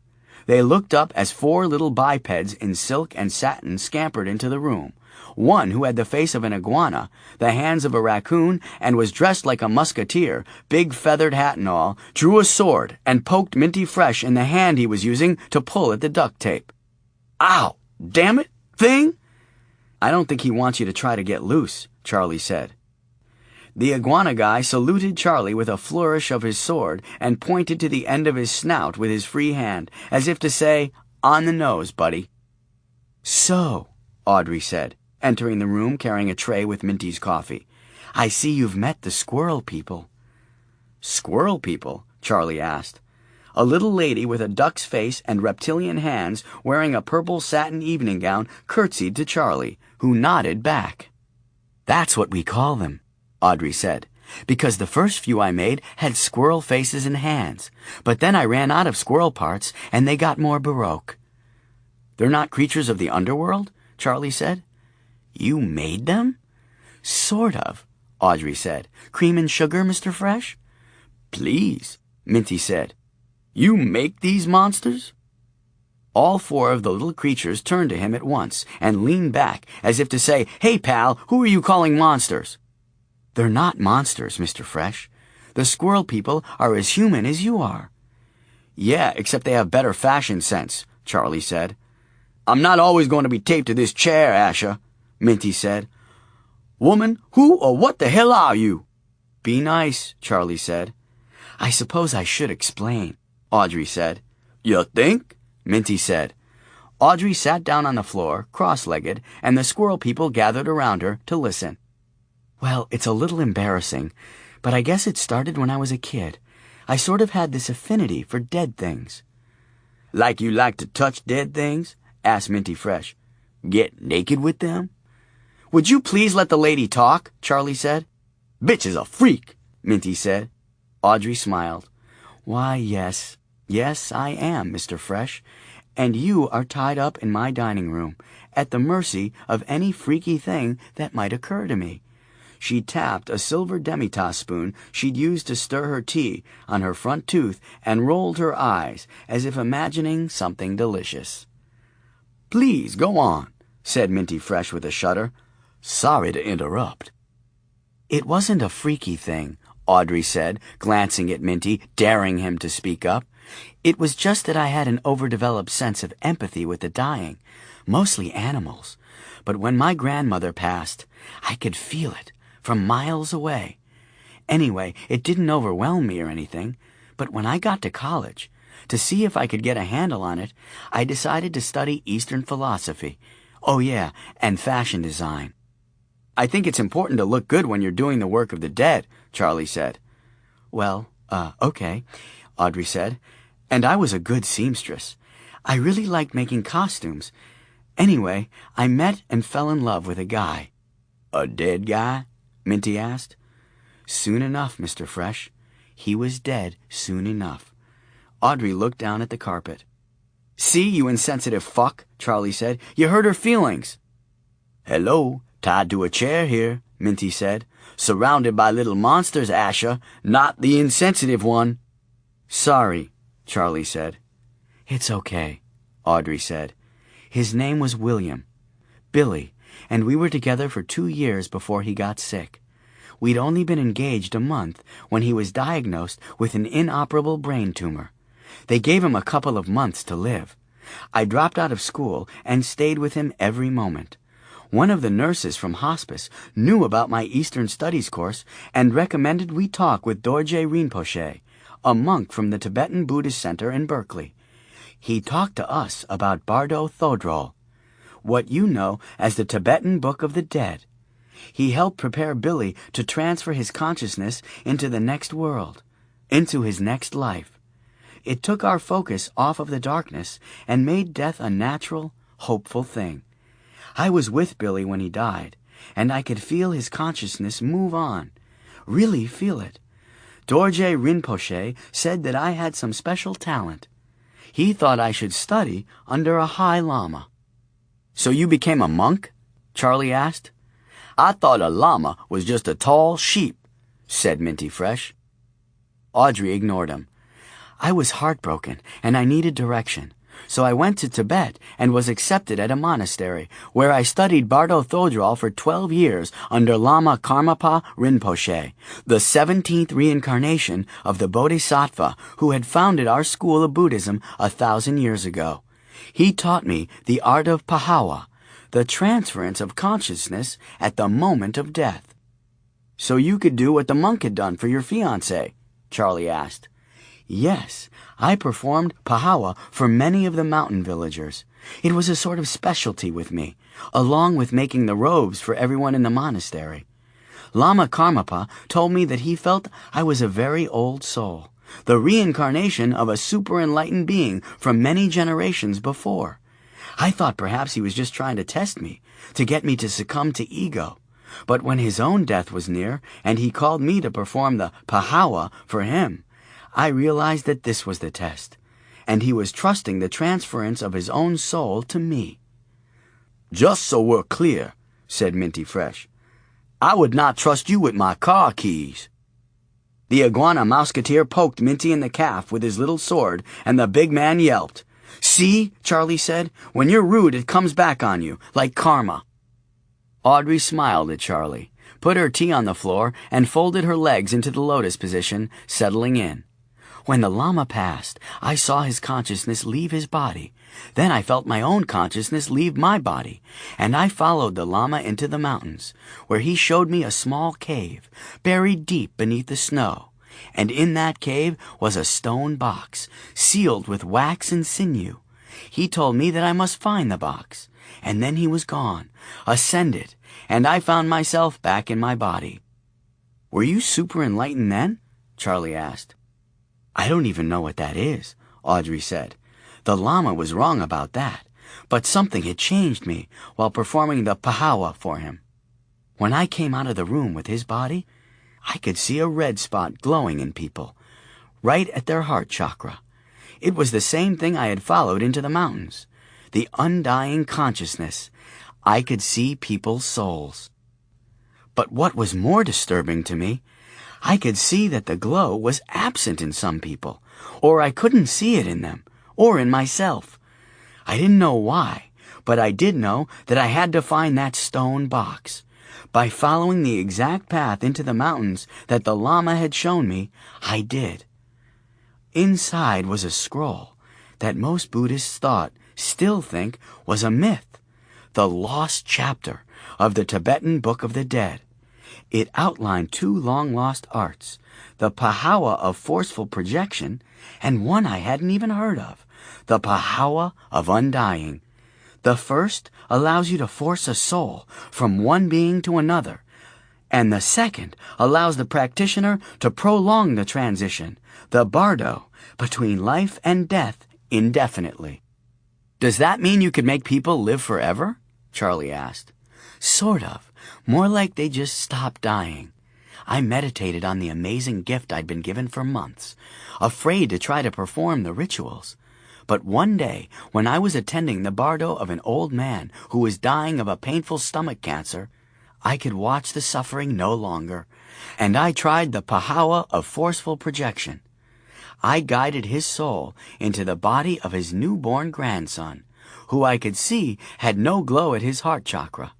I could actually see the glow move across the room and the soul enter the baby. The man died in peace only seconds later. A few weeks later, I was called to attend the bardo of a young boy who had taken ill and was showing all the signs of imminent death. I couldn't bear to let it happen, knowing that there might be something I might be able to do. So I performed the pahawa of undying on him, and he didn't die. In fact, he got better. I succumbed to the ego of it then, and I started to perform the ritual on other villagers, instead of helping them on to their next life. I did 5 in as many months, but there was a problem. The parents of the little boy summoned me. He wasn't growing, not even his hair and nails. He was stuck at age 9. But by then, the villagers were all coming to me with the dying, and word spread throughout the mountains to other villages. They lined up outside of our monastery, demanding I come see them. But I had refused to perform the ritual, realizing that I was not helping these people, but in fact freezing them in their spiritual progression. Plus, kind of freaking them out. Understandably, Charlie said. I couldn't explain to my fellow monks what was happening, so I ran away in the night. I presented myself to be of service to a Buddhist center in Berkeley, and I was accepted as a monk. It was during that time that I saw, for the first time, a human soul contained in an inanimate object. When I first went into a music store in the Castro. It was your music store, Mr. Fresh.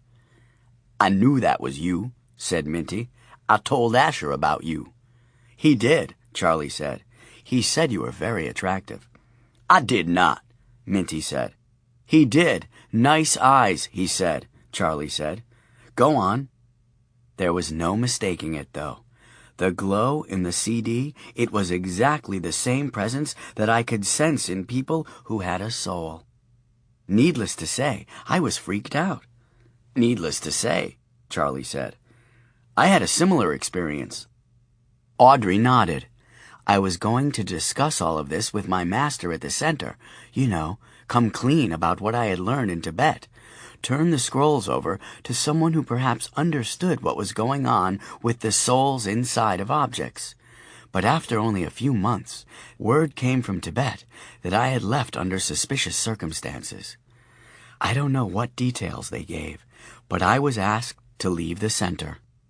So you formed a posse of spooky animal things and moved to the mission, said Minty Fresh. That's nice. You can let me loose from this chair now, and I'll be on my way. Fresh, will you please let Audrey finish telling her story? I'm sure there's a perfectly innocent reason that she hangs out with a posse of spooky animal things. Audrey pressed on. I was able to get a job as a costumer for a local theater group, and being around theater people, basically a bunch of born show-offs, can put you back into the swing of life. I tried to forget about my practice in Tibet, and I focused on my work, trying to let my creativity drive me. I couldn't afford to make full-sized costumes, so I began to create smaller versions. I bought a collection of stuffed squirrels from a second-hand store in the Mission, and used those as my first models. Later, I made my models out of other taxidermied animal parts, mixing and matching them. But I'd already started calling them my squirrel people.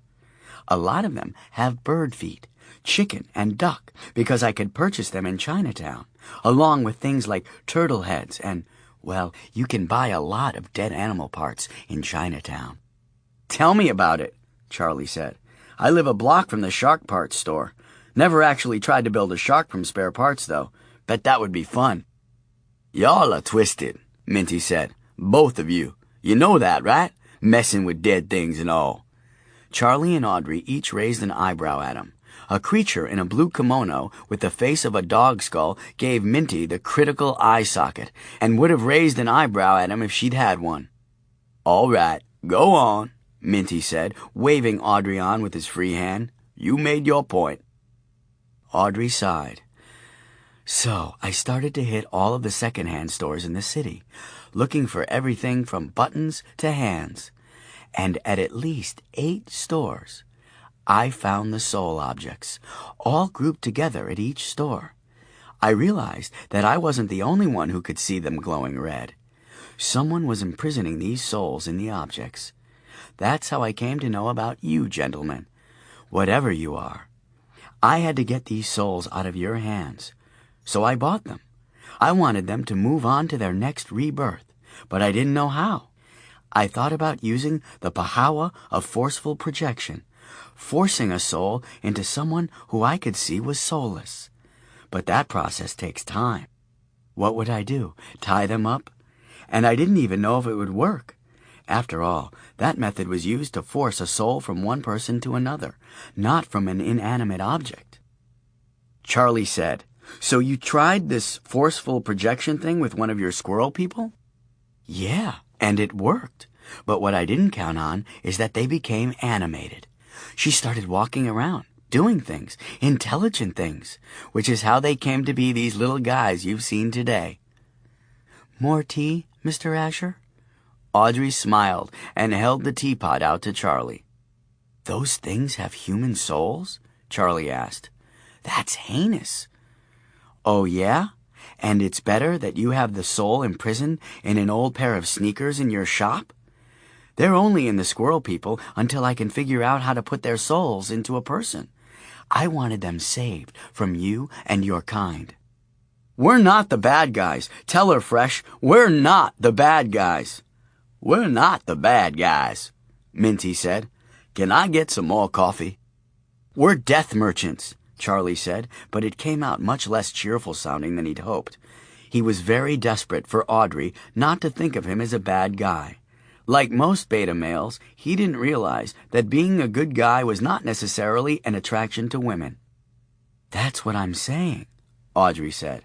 "I couldn't just let you guys sell the souls like so much secondhand junk." "That's how they find their next rebirth," Minty said. "What?" Audrey looked at Charlie for confirmation.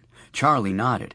"He's right. We get the souls when someone dies, and then someone buys them, and they get to their next life. I've seen it happen." "No way," Audrey said, overpouring Minty's coffee. "Yep," Charlie said. "We can see the red glow, but not in people's bodies like you. Only in the objects. When someone who needs a soul comes in contact with the object, the glow goes out. The soul moves into them." "I thought you trapped the souls between lives. You're not holding these souls prisoner?" "Nope.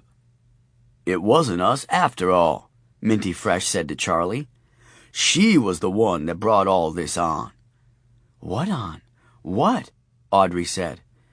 "There are forces of darkness. We don't know what they are," Charlie said. "What we've seen are giant ravens and these demon-like women. We call them sewer harpies because they've come out of the storm sewers. They gain strength when they get hold of a soul vessel, and they're getting really strong. The prophecy says they are going to rise in San Francisco, and darkness will cover the world." "And they are in the sewers?" Audrey said. Both death merchants nodded. "Oh, no. That's how the squirrel people get around town without being seen. I've sent them to the different stores in the city to get the souls. I must have been sending them right to these creatures. And a lot of them haven't come home. I thought they just might be lost or wandering around. They do that. They have the potential of full human consciousness, but something is lost with time out of the body. Sometimes they can get a little goofy." "No kidding," said Charlie. "So is that why Iguana Boy over there is gnawing on the light cord?" "Ignatius, get off there! If you electrocute yourself, the only place I have to put your soul is that Cornish hen I got at the Safeway. It's still frozen, and I don't have any pants that will fit." She turned to Charlie with an embarrassed smile. "The things you never think you'll hear yourself say." "Yeah, kids, what are you going to do?" Charlie said, trying to sound easygoing. "You know, one of your squirrel people shot me with a crossbow." Audrey looked distraught now. Charlie wanted to comfort her, give her a hug, kiss her on the top of the head, and tell her that everything was all right. Maybe even get her to untie him. "They did? Crossbow? Oh, that would be Mr. Shelley.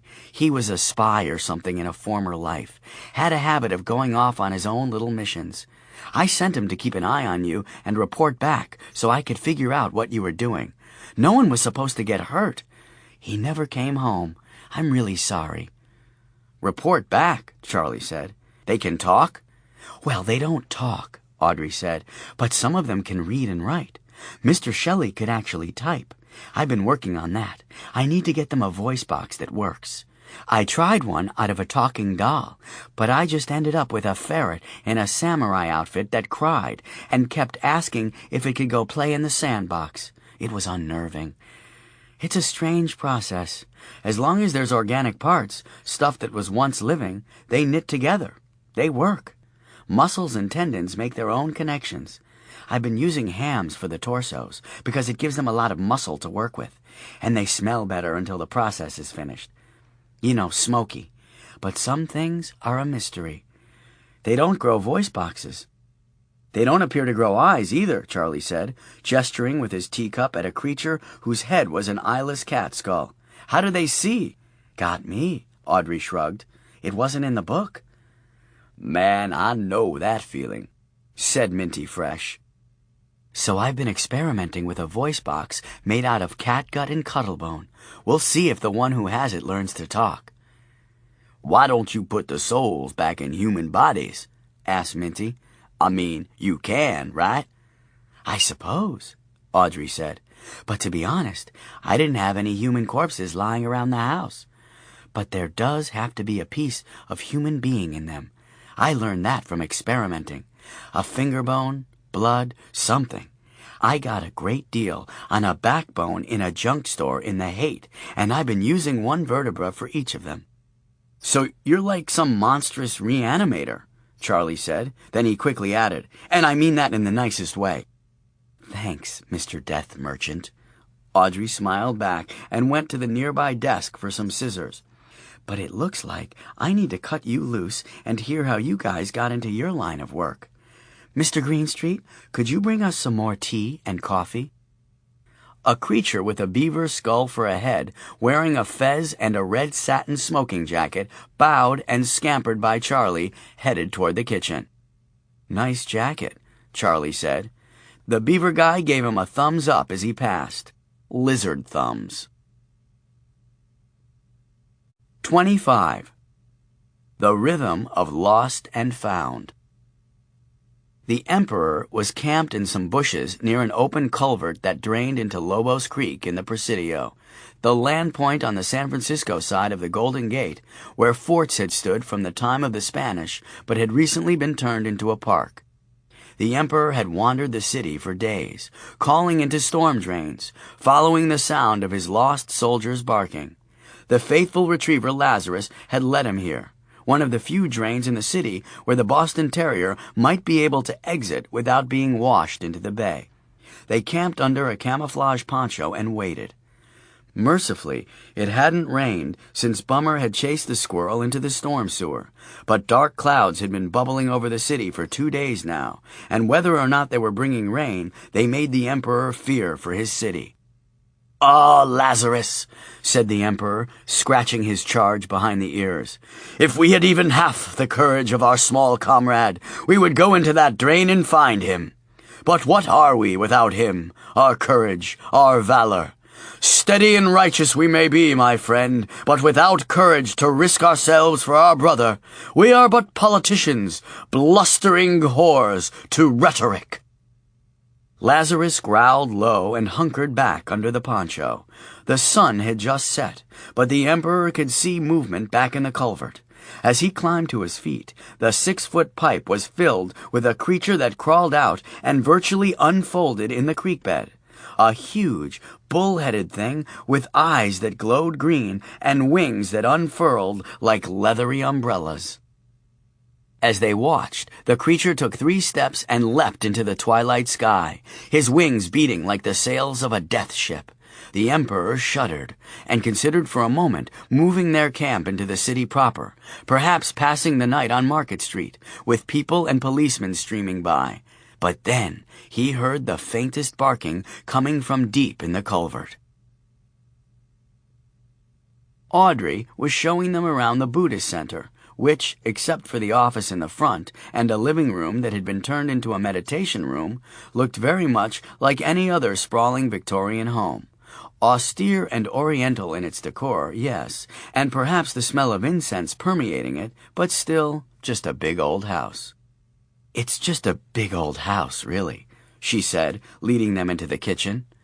Minty Fresh was making Audrey feel a little uncomfortable.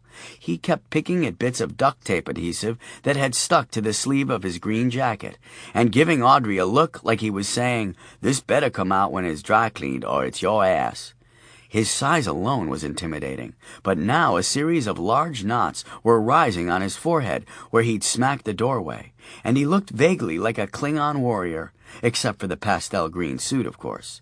Maybe the agent for a Klingon warrior. "So," he said, "if the squirrel people thought I was a bad guy, why did they save me from the sewer harpy in the train last week? They attacked her and gave me time to get away." Audrey shrugged. "I don't know. They were supposed to just watch you and report back. They must have seen that what was after you was much worse than you. They are human at heart, you know." She paused in front of the pantry door and turned to them. She hadn't seen the debacle in the street, but Esther had been watching through the window and had told her what had happened, about the woman-like creatures that had been coming after Charlie. Evidently, these strange men were allies of a sort, practicing what she had taken on as her holy work, helping souls to move to their next existence. But the method, could she trust them? "So, from what you guys are saying, there are thousands of humans walking around without souls?" "Millions, probably," Charlie said. "Maybe that explains the last election," she said, trying to buy time. "You said you could see if people had one," said Minty Fresh. He was right, but she'd seen the soulless and never thought about their sheer numbers, and what happened when the dead didn't match with the born. She shook her head. "So the transfer of souls depends on material acquisition? That's just so, I don't know, sleazy." "Audrey, believe me," Charlie said. "We're both as baffled by the mechanics of it as you are, and we're instruments of it." She looked at Charlie, really looked at him. He was telling the truth. He had come here to do the right thing. She threw open the pantry door, and the red light spilled out on them. The pantry was nearly as big as a modern bedroom, and every shelf from floor to ceiling and most of the floor space was covered with glowing soul vessels. "Geez," Charlie said. "I got as many as I could, or the squirrel people did." Minty Fresh ducked into the pantry and stood in front of a shelf full of CDs and records. He grabbed a handful and started shuffling through them, then turned to her, holding up a half-dozen CD cases fanned out. "These are from my store." "Yes, we got all of them," Audrey said. "You broke into my store?" "She kept them from the bad guys, Minty," Charlie said, stepping in the pantry. "She probably saved them, maybe saved us." "No way, man. None of this would be happening if it wasn't for her." "No, it was always going to happen. I saw it in the other great big book in Arizona." "I was just trying to help them," Audrey said. Charlie was staring at the CDs in Minty's hand. He seemed to have fallen into some sort of trance, and reached out and took the CDs as if he were moving through some thick liquid, then shuffled away all but one, which he just stared at, then flipped over to look at the back. He sat down hard in the pantry, and Audrey caught his head to keep him from bumping it on the shelf behind him. "Charlie," she said, "are you okay?" Minty Fresh squatted down next to Charlie and looked at the CD, reached for it, but Charlie pulled it away. Minty looked at Audrey. "It's his wife," he said. Audrey could see the name Rachel Asher scratched into the back of the CD case, and she felt her heart breaking for poor Charlie. She put her arms around him. "I'm so sorry, Charlie. I'm so sorry." Tears splattered on the CD case, and Charlie wouldn't look up. Minty Fresh stood and cleared his throat, his face clear of any rage or accusation. He seemed almost ashamed. "Audrey, I've been driving around the city for days. I could sure use a place to lie down if you have it." She nodded, her face against Charlie's back. "Ask Esther. She'll show you." Minty Fresh ducked out of the pantry. Audrey held Charlie and rocked him for a long time. And even though he was lost in the world of that CD that held the love of his life, and she was outside, crouched in a pantry that glowed red with cosmic bric-a-brac, she cried with him. After an hour passed, or maybe it was 3, because that's the way time is in grief and love, Charlie turned to her and said, "Do I have a soul?" "What?" she said. "You said you could see people's souls glowing in them. Do I have a soul?" "Yes, Charlie. Yes, you have a soul." He nodded, turning away from her again, but pushing back against her. "You want it?" he said. "Nah, I'm good," she said, but she wasn't. She took the CD out of his hand, pried his hands off it, really, and put it with the others. "Let's let Rachel rest and go in the other room." "Okay," Charlie said. He let her help him up. Upstairs, in a little room with cushions all over the floor and pictures of the Buddha reclining amid lotuses, they sat and talked by candlelight. They'd shared their histories of how they had come to be where they were, what they were, and with that out of the way, they talked about their losses. "I've seen it again and again," Charlie said. "More with men than with women, but definitely with both. A wife or a husband dies, and it's like the survivor is roped to him, like a mountain climber who's fallen into a crevasse. If the survivor can't let them go, cut them loose, I guess, the dead will drag them right into the grave. I think that would have happened to me if it wasn't for Sophie, and maybe even becoming a death merchant. There was something bigger than me going on, something bigger than my pain. That's the only reason I made it this far." "Faith," Audrey said, "whatever that is. It's funny. When Esther came to me, she was angry. Dying and angry. She said that she'd believed in Jesus all her life. Now she was dying, and he said she was going to live forever." "So you told her, 'Sucks to be you, Esther.'" Audrey threw a cushion at him. She liked the way that he could find the silliness in such dark territory. "No, I told her that he told her that she'd live forever, but he didn't say how. Her faith hadn't been betrayed at all. She just needed to open to a broader understanding." "Which was total bullshit," Charlie said. Another cushion bounced off his forehead. "No, it wasn't moo-poo. If anyone should understand the significance of the book not covering everything in detail, it should be you. Us. You can't say bullshit, can you?" Audrey felt herself blush and was glad they were in the dim orange candlelight. "I'm talking faith over here. You want to give me a break?" "Sorry, I know, or I think I know what you mean. I know that there's some sort of order to all this, but I don't know how someone can reconcile, say, a Catholic upbringing with a Tibetan Book of the Dead, with a great big book of death, second-hand dealers selling objects with human souls, and vicious raven women in the sewers.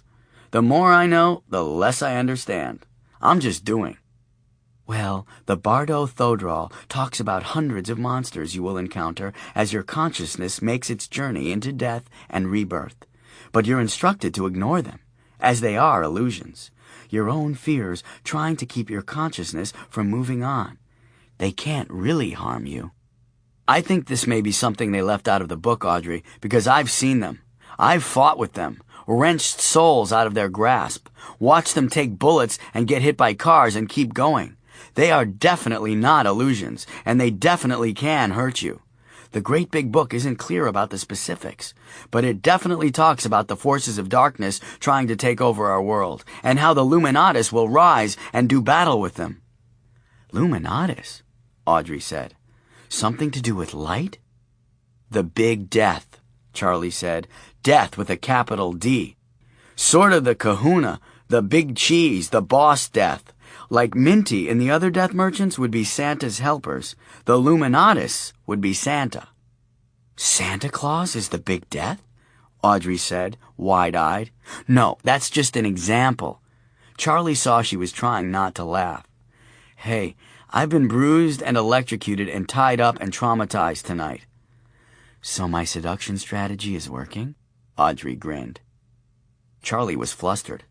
Was I staring at your breasts? Because if I was, it was totally by accident.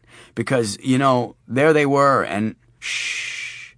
She reached over and put her finger on his lips to shush him. Charlie, I feel very close to you right now, and very connected to you right now. And I want to keep that connection going. But I'm exhausted, and I don't think I can talk anymore. I think I'd like you to come to bed with me. Really? Are you sure? Am I sure? I haven't had sex in 14 years. And if you'd asked me yesterday, I'd have told you that I'd rather face one of your raven monsters than go to bed with a man. But now I'm here, with you, and I'm as sure as I've ever been of anything. She smiled, then looked away. I mean, if you are. Charlie took her hand. Yeah, he said. But I was going to tell you something important. Can it wait till the morning? Sure.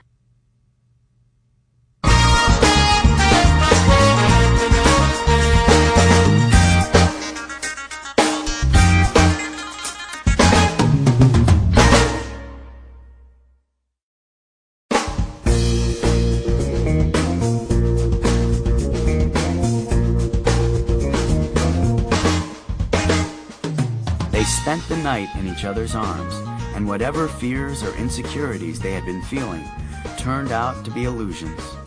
Loneliness evaporated off of them like the steam off dry ice, and by morning it was just a cloud on the ceiling of the room, then gone with the light. During the night, someone had picked up the dining room table and cleaned up the mess Minty Fresh had made when he crashed through the kitchen door. He was sitting at the table when Charlie came down. They towed my car, said Minty Fresh. There's coffee. Thanks. Charlie skipped across the dining room to the kitchen. He poured himself a cup of coffee and sat down with Minty. How's your head? The big man touched the purple bruise on his forehead. Better. How you doing? I accidentally shagged a monk last night. Sometimes, in times of crisis, that shit cannot be avoided. How you doing beside that? I feel wonderful. Yeah, imagine the rest of us all bummed about the end of the world, not being cheerful. Not the end of the world, just darkness over everything, Charlie cheerfully said. It gets dark, turn on a light. Good for you, Charlie. Now, excuse me, I got to go get my car out of impound before you start with the whole if life gives you lemons, you make lemonade speech, and I have to beat you senseless. It's true. There is little more obnoxious than a beta male in love. So conditioned is he to the idea that he will never find love that when he does, he feels as if the entire world has fallen into step with his desires, and thus deluded, he may act accordingly. It's a time of great joy and danger for him. Wait, we can share a cab. I have to go home and get my date book. Me too. I left mine on the front seat of the car. You know those 2 clients I missed? They're here, alive. Audrey told me, Charlie said. There's 6 of them all together. She did that pahawa of undying thing on them. Obviously, that's what's been causing the cosmic shitstorm. But what can we do? We can't kill them. No, I think it's what you said. The battle is going to happen here in San Francisco, and it's going to happen now. And since you're the Luminatus, I guess this whole thing is riding on your shoulders. So I'd say we're doomed. Maybe not. I mean, every time they've almost gotten me, something or someone has intervened to pull out a victory. I think destiny is on our side. I feel very optimistic about this. That's just because you just shagged the monk, said Minty. I'm not a monk, said Audrey, bounding into the room with a sheaf of papers in hand. Oh, shit, said the death merchants in unison. No, it's okay, Audrey said. He did shag me. Or, I think more appropriately, we shagged. But I'm not a monk anymore. Not because of the shagging, you know. It was a pre-shag decision. She threw her papers on the table and climbed into Charlie's lap. Hey, good-looking, how's your morning going? She gave him a back-breaking kiss and entwined him like a starfish trying to open an oyster until Minty Fresh cleared his throat and she turned to him. "And good morning to you, Mr. Fresh." "Yes, thank you." Minty leaned to the side so he could see Charlie. "Whether they were here for you or for our clients who didn't die, they'll be back. You know that." "The Morrigan?" said Audrey. "Huh?" said the death merchants again in chorus. "You guys are so cute," Audrey gushed. "They're called the Morrigan. Raven women, personifications of death in the form of beautiful warrior women who can change into birds. There are 3 of them, all part of the same collective queen of the underworld, known as the Morrigan." Charlie leaned back from her so he could look in her eye. "How do you know that?" "I just looked it up on the internet." Audrey climbed out of Charlie's lap, picked up the papers on the table, and began to read. The Morrigan consists of 3 distinct entities. Macha, who hunts the battlefield and takes heads of warriors as tribute in battle. She is said to be able to heal a warrior from mortal wounds in the field if his men have offered enough heads to her. The Celtic warriors called the severed heads Macha's acorns. She is considered the mother goddess of the 3. Babbed is rage, the passion of battle and killing. She was said to collect the seed of fallen warriors and use its power to inspire a sexual frenzy for battle, a literal bloodlust. And Nemain, who is frenzy, was said to drive soldiers into battle with a howl so fierce that it could cause enemy soldiers to die of fright. Her claws were venomous, and the mere prick of one would kill a soldier, but she would fling the venom into the eyes of enemy soldiers to blind them. "That's them," said Minty Fresh.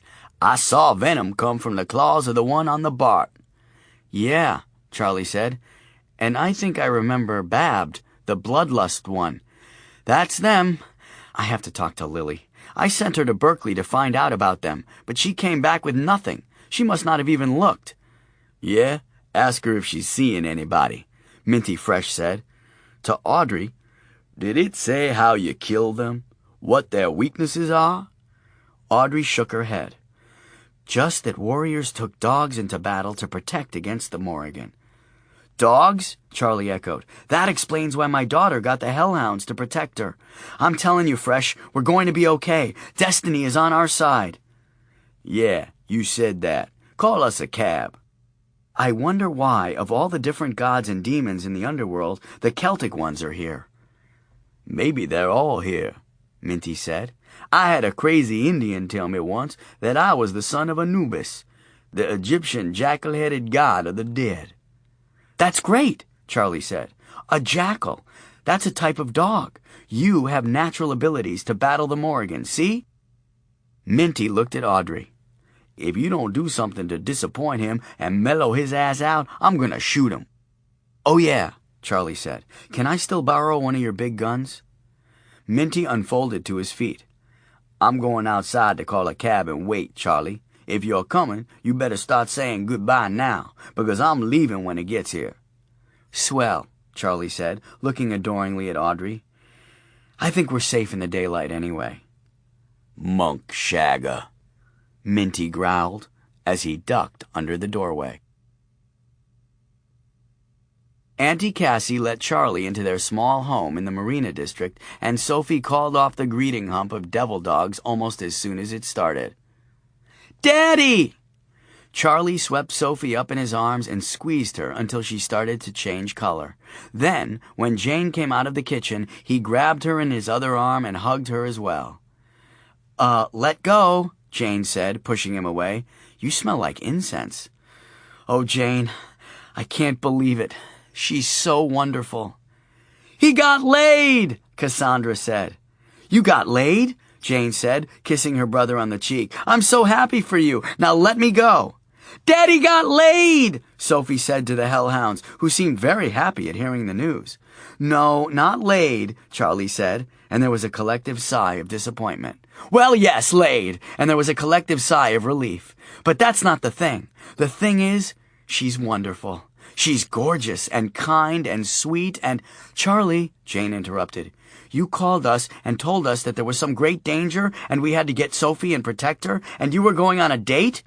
No, there is danger, at least in the dark, and I did need you to get Sophie.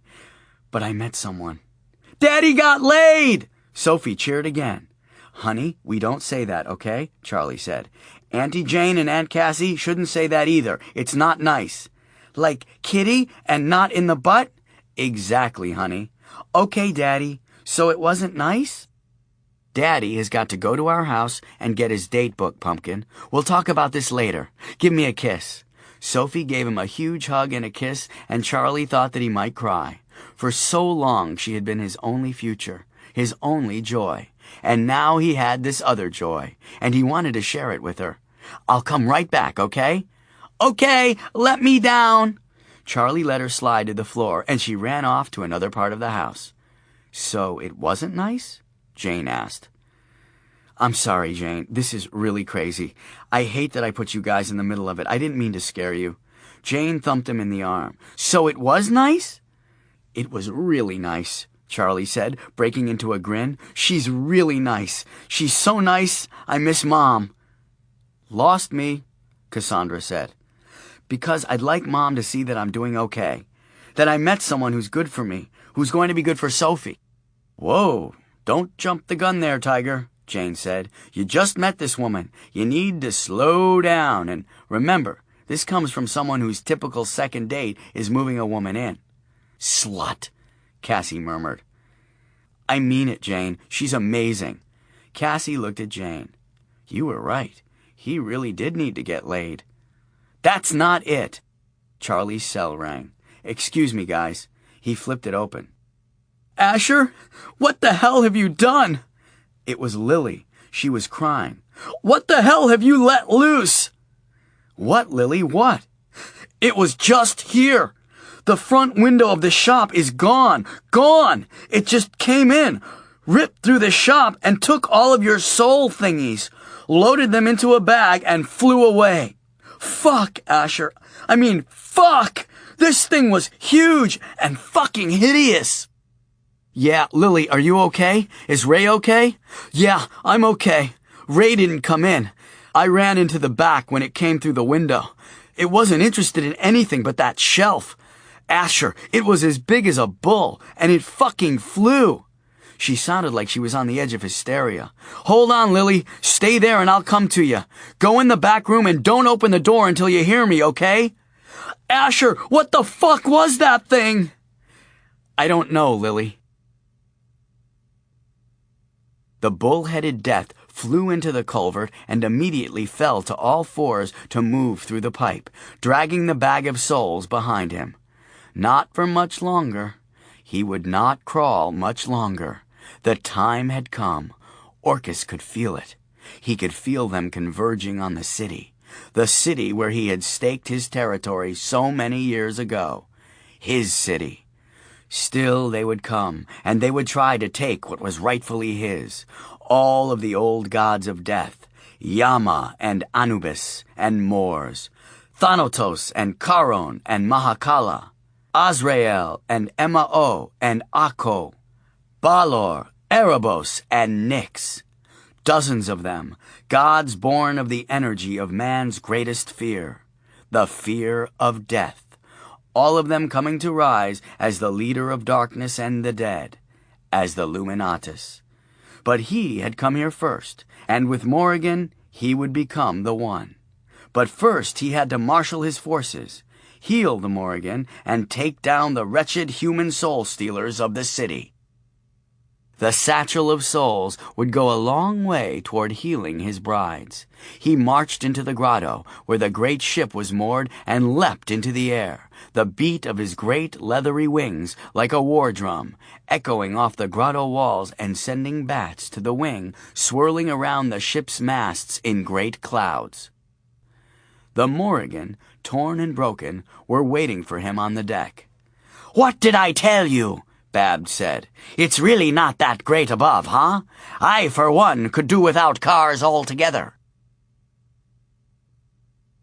Jane drove while Charlie fired out phone calls on his cell, first to Rivera, then to Minty Fresh. Within a half an hour, they were all standing in Charlie's store, or the wreckage that had been Charlie's store, and uniformed policemen had taped off the sidewalk until someone could get the glass swept up. "The tourists have to love this," Nick Cavuto said, gnawing an unlit cigar. "Right on the cable car line. Perfect." Rivera was sitting in the back room interviewing Lily while Charlie, Jane, and Cassandra tried to sort through the mess and put things back on their shelves. Minty Fresh stood by the door, wearing shades, looking entirely too cool for the destruction that lay strewn around him. Sophie was content to sit in the corner and feed shoes to Alvin and Mohammed.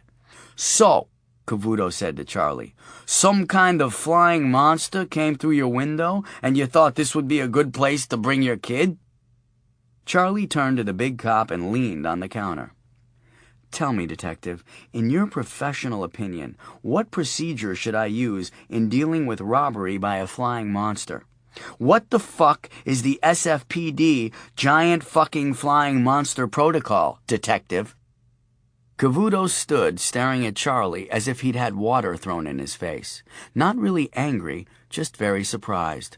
Finally he grinned around his cigar and said, "Mr. Asher, I am going to go outside and smoke, call into the dispatcher, and have her look that particular protocol up. You have stumped me. Would you tell my partner where I've gone?" "I'll do that," Charlie said. He went into the office with Lily and Rivera and said, "Rivera, can I get some police protection here at my apartment? Officers with shotguns?" Rivera nodded, patting Lily on the hand as he looked away. "I can give you 2, Charlie, but not for longer than 24 hours. You sure you don't want to get out of town?" "Upstairs we have the security bars and steel doors. We have the hellhounds and Minty Fresh's weapons. And besides, they've already been here. I have a feeling they got what they came for, but the cops would make me feel better." Lily looked at Charlie.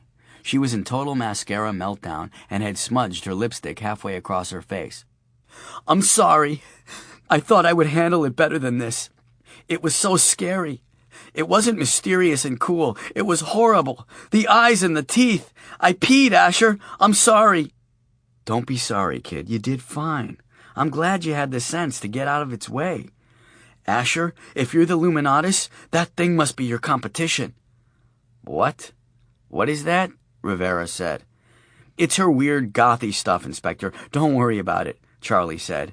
He looked through to the door and saw Minty Fresh standing at the front of the shop, looking at him, shrugging as if to say, "Well?"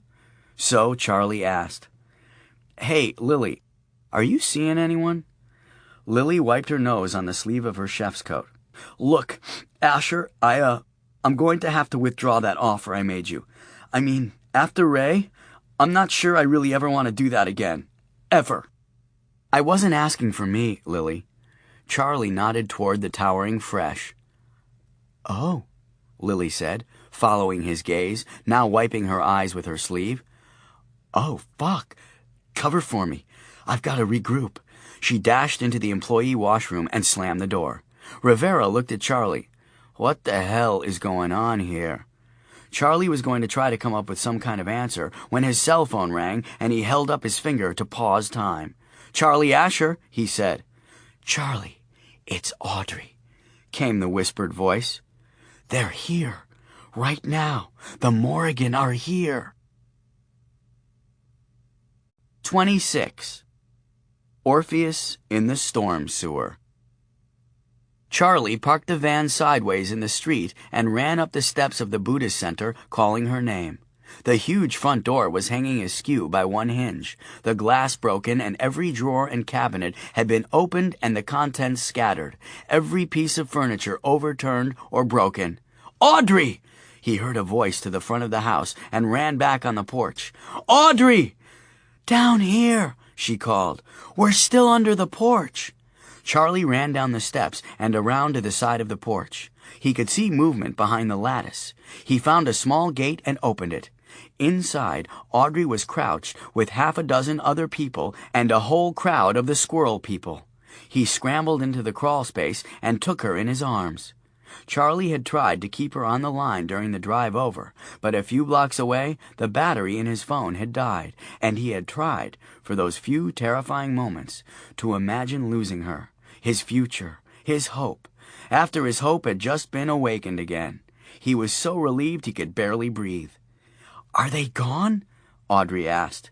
"Yes, I think so. I'm so glad you're all right." Charlie led them out of the crawl space and back into the house, the squirrel people staying close to the walls and moving quickly so as not to be seen from the street. Charlie felt a tap on his shoulder and turned to see Irena Posikovinovich smiling at him. He jumped up a couple of steps and screamed, "Don't shock me again! I'm a good guy!" "I know that, Mr. Asher. I was wondering if you'd like me to park your van for you before it gets towed away." "Oh, yes, that would be nice." He handed her the keys. "Thank you." In the house, Audrey said, "She just wants to help." "She's creepy," Charlie said, but then he caught what he thought was a look of disapproval rising in Audrey's eyes, and he quickly added, "In a completely sweet way, I mean." They went directly to the kitchen and stood before the open pantry. "They got them all," Audrey said. "That's why they didn't hurt us. They weren't interested in us." Charlie was so angry he was having trouble thinking, but without an outlet, he just shook and tried to keep his voice under control. "They just did the same thing at my store. Something did." "There must have been 300 souls in here," Audrey said. "They took Rachel's soul." Audrey put her arms around his back, but he couldn't respond other than to walk out of the kitchen. "That's it, Audrey. I'm done." "What do you mean you're done, Charlie? You're scaring me." "Ask your squirrel people where I can get into the storm sewer system. Can they tell you that?" "Probably, but you can't do that." He wheeled on her, and she jumped back. "I have to do that. Find out, Audrey. Everyone into my van. I want you at my building where you'll be safe." They were all gathered in Charlie's living room. Sophie, Audrey, Jane, Cassandra, Lily, Minty Fresh, the undead clients from the Buddhist Center, the hellhounds, and 50 or so of the squirrel people. Lily, Jane, and Cassandra were standing on the couch to get away from the squirrel people, who were milling on and around the breakfast bar. "Nice outfits," Lily said, "but ugh." "Thank you," Audrey said. Sophie was standing next to Audrey, looking her up and down as if trying to guess her weight. "I'm a Jewess," Sophie said. "Are you a Jewess?" "No, I'm a Buddhist," Audrey said. "Is that like a shiksa?" "Yes, I think it is," said Audrey. "It's a type of shiksa." "Oh, I guess that's okay then. My puppies are shiksas too. That's what Mrs. Ling calls them." "They're very impressive puppies too," Audrey said. "They want to eat your little guys, but I won't let them, okay?" "Thank you. That would be nice." "Unless you're mean to my daddy, then they're toast." "Of course," Audrey said. "Special circumstances." "He likes you a lot." "I'm glad. I like him a lot." "I think you're probably okay." "Well, right back at you," Audrey said. She smiled at the little brunette with the heartbreaking blue eyes and the attitude, and it was all she could do not to scoop her up and hug the bejesus out of her. Charlie jumped up on the couch next to Jane, Cassandra, and Lily, and then he realized as he looked across the room at Minty Fresh that he still didn't stand taller than the death merchant, which was a little unnerving. Minty seemed focused on Lily, which was also a little unnerving. "You guys, I'm going to do something, and I might not come back. Jane, that letter I sent you has all the papers making you Sophie's legal guardian." "I'm out of here," Lily said. "No," Charlie said, catching her by the arm. "I want you here too. I'm leaving you the business, but with the understanding that a percentage of the profits go to Jane, to help with Sophie, and will also go into a college fund for her. I know you have your career as a chef, but I trust you, and you're good at the business." Lily looked like she wanted to say something sarcastic, but shrugged and said, "Sure, I can run your business and cook too. You do your death merchant thing and raise a daughter." "Thanks. Jane, you'll get the building, of course, but when Sophie grows up, if she wants to stay in the city, you always have to have an apartment for her. Jane jumped off the couch. Charlie, this is crap. I'm not letting you do anything. Please, Jane, I've got to go. This is all in writing. I just want you to hear what I wanted in person. Okay, she said. Charlie hugged his sister, Cassandra, and Lily, then went to the bedroom and gestured for Minty Fresh to follow him. Minty, I'm going into the underworld after the Morrigan. After Rachel's soul. All the souls. It's time. The big man nodded gravely. I'm right there with you. No, you're not. I need you to stay here and watch over Audrey and Sophie and the others. There are cops outside, but I think their disbelief might make them hesitate if the Morrigan come. You won't do that. Minty shook his head. What chance do you have down there alone? Let me come with you. We'll fight this thing together. I don't think so, Charlie said. I'm blessed or something. The prophecy says the Luminatus will rise and do battle with the forces of darkness in the city of two bridges. It doesn't say the Luminatus and his sidekick, Minty Fresh. I am not a sidekick. That's what I'm saying, said Charlie, who wasn't saying that at all. I'm saying that I have some sort of protection, but you probably don't. And if I don't come back, you'll need to carry on as a death merchant in the city. Maybe get the scales tipped back for our side. Minty Fresh nodded, lowering his gaze to the floor. You'll take my Desert Eagles then, for luck? He looked up and was grinning. I'll take one of them, Charlie said. Minty Fresh slipped out of his shoulder holster rig and adjusted the straps until they fit Charlie, then helped him into the harness. There are 2 extra clips in here, under your right arm, Minty said. I hope you don't have to fire it that many times down there, or you will be one deaf motherfucker. Thanks, Charlie said. Minty helped him get his tweed jacket on over the shoulder holster. You know, you might be heavily armed, but you still look like an English professor. Don't you have some clothes more appropriate for fighting? James Bond always wears a tux, Charlie said. Yeah, I understand the line between reality and fiction seems a little blurred here lately. I'm kidding, Charlie said. There are some motocross leathers and pads in the shop that will fit me if I can find them. Good. Minty patted Charlie's shoulders like he was trying to make them bigger. You see that bitch with the poison claws, you light her up for me, okay?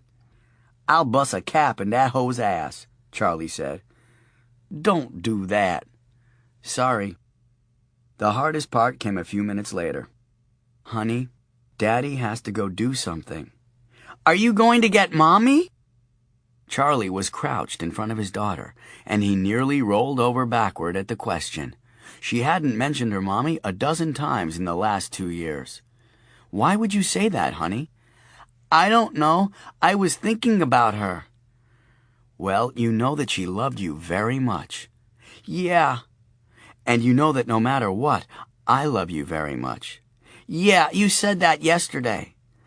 And I meant it yesterday, but this time I really do have to go. I have to fight some bad guys, and I might not win. Sophie's lower lip pushed out like a big wet shelf. Don't cry, don't cry, don't cry, don't cry, Charlie chanted in his head. I can't handle it if you cry. Don't cry, honey. Everything will be okay. No! Sophie wailed. I want to go with you. I want to go with you. Don't go, Daddy. I want to go with you. Charlie held her and looked across the room to his sister, pleading. She came in and took Sophie from his arms. No! I want to go with you. You can't go with me, honey. And Charlie ducked out of the apartment before his heart broke again. Audrey was waiting in the hall with 53 squirrel people. I'm driving you to the entrance, she said. Don't argue. No, Charlie said. I'm not losing you after just finding you. You stay here. You creep. What gives you the right to be that way? I just found you, too. Yeah, but I'm not much of a find. You're an ass, she said, and she walked into his arms and kissed him. After a long time, Charlie looked around. The squirrel people were all looking up at them. What are they doing here? They're going with you. No, it's too risky. Then it's too risky for you, too. You don't even know what could be down there. This thing that broke into your store wasn't one of the Morrigan. I'm not going to be afraid, Audrey. There might be 100 different demons, but the Book of the Dead is right. They are only keeping us from our path. I think these things exist for the same reason I was chosen to do this, because of fear. I was afraid to live, so I became death. Their power is our fear of death. I'm not afraid, and I'm not taking the squirrel people. They know the way. And besides, they're 14 inches tall. What do they have to live for? Hey, said a beefeater guard whose head was the skull of a bobcat. Did he say something? Charlie asked. One of my experimental voice boxes. It's a little squeaky. Hey! Sorry, Beef, Charlie said. The creatures seemed resolute. Onward, then. Charlie ran down the hall so he wouldn't have to say goodbye again. 10 yards behind him marched a small army of nightmare creatures, put together from the parts of 100 different animals. It just so happened that at the time they were reaching the staircase, Mrs. Ling came downstairs to see what all the commotion had been about, and the entire army stopped in the stairway and looked up at her. Mrs. Ling was and had always been a Buddhist, and so she was a firm believer in the concept of karma, and that those lessons you did not learn would continually be presented to you until you learn them, or your soul could never evolve to the next level. That afternoon, as the forces of light were about to engage the forces of darkness for dominion over the world, Mrs. Ling, staring into the blank eyes of the squirrel people, had her own epiphany, and she never again ate meat of any kind. Her first act of atonement was an offering to those she felt she had wronged. "You want snack?" she said. But the squirrel people marched on. The Emperor saw the van pull up near the creek and a man in bright yellow motorcycle leathers climb out. The man reached back into the van and grabbed what looked like a shoulder holster with a sledgehammer in it and slipped into the harness. If the context hadn't been so bizarre, the Emperor could have sworn it was his friend, Charlie Asher, from the second-hand shop in North Beach. But Charlie? Here? With a gun? No. Lazarus, who was not so dependent on his eyes for recognition, barked a greeting. The man turned to them and waved. It was Charlie. He walked down to the creek bank across from them. "Your Majesty?" Charlie said. "You seem upset, Charlie. Is something wrong?" No, I'm okay. I just had to take directions from a mute beaver in a fez to get here. It's unsettling." "Well, I can see how it would be," said the Emperor. "Nice ensemble, though. The leathers and the pistol. Not your usual sartorial splendor." "Well, no. I'm on a bit of a mission. Going to go into that culvert, find my way into the underworld, and do battle with the forces of darkness." "Good for you. Good for you. Forces of darkness seem to be on the rise in my city lately." "You noticed, then?" The Emperor hung his head. "Yes, I'm afraid we've lost one of our troops to the fiends."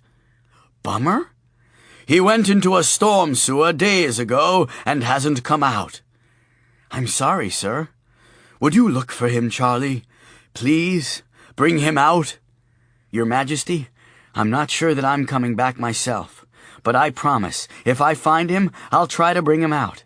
Now, if you'll excuse me, I'm going to open this van, and I don't want you to be alarmed by what you see, but I want to get into the pipe while there's still some light from the grates. What you see coming out of the van, they're friends." "Carry on," said the Emperor. Charlie slid the door open, and the squirrel people hopped, scampered, and scooted down the bank of the creek toward the culvert. Charlie reached into the van, took out his sword cane and flashlight, and butt-bumped the door shut. Lazarus whimpered and looked at the Emperor as if someone who was able to talk should say something. "Good luck, then, valiant Charlie," said the Emperor. "You go forth with all of us in your heart, and you in ours." "You'll watch the van?" "Until the Golden Gate crumbles to dust, my friend," said the Emperor.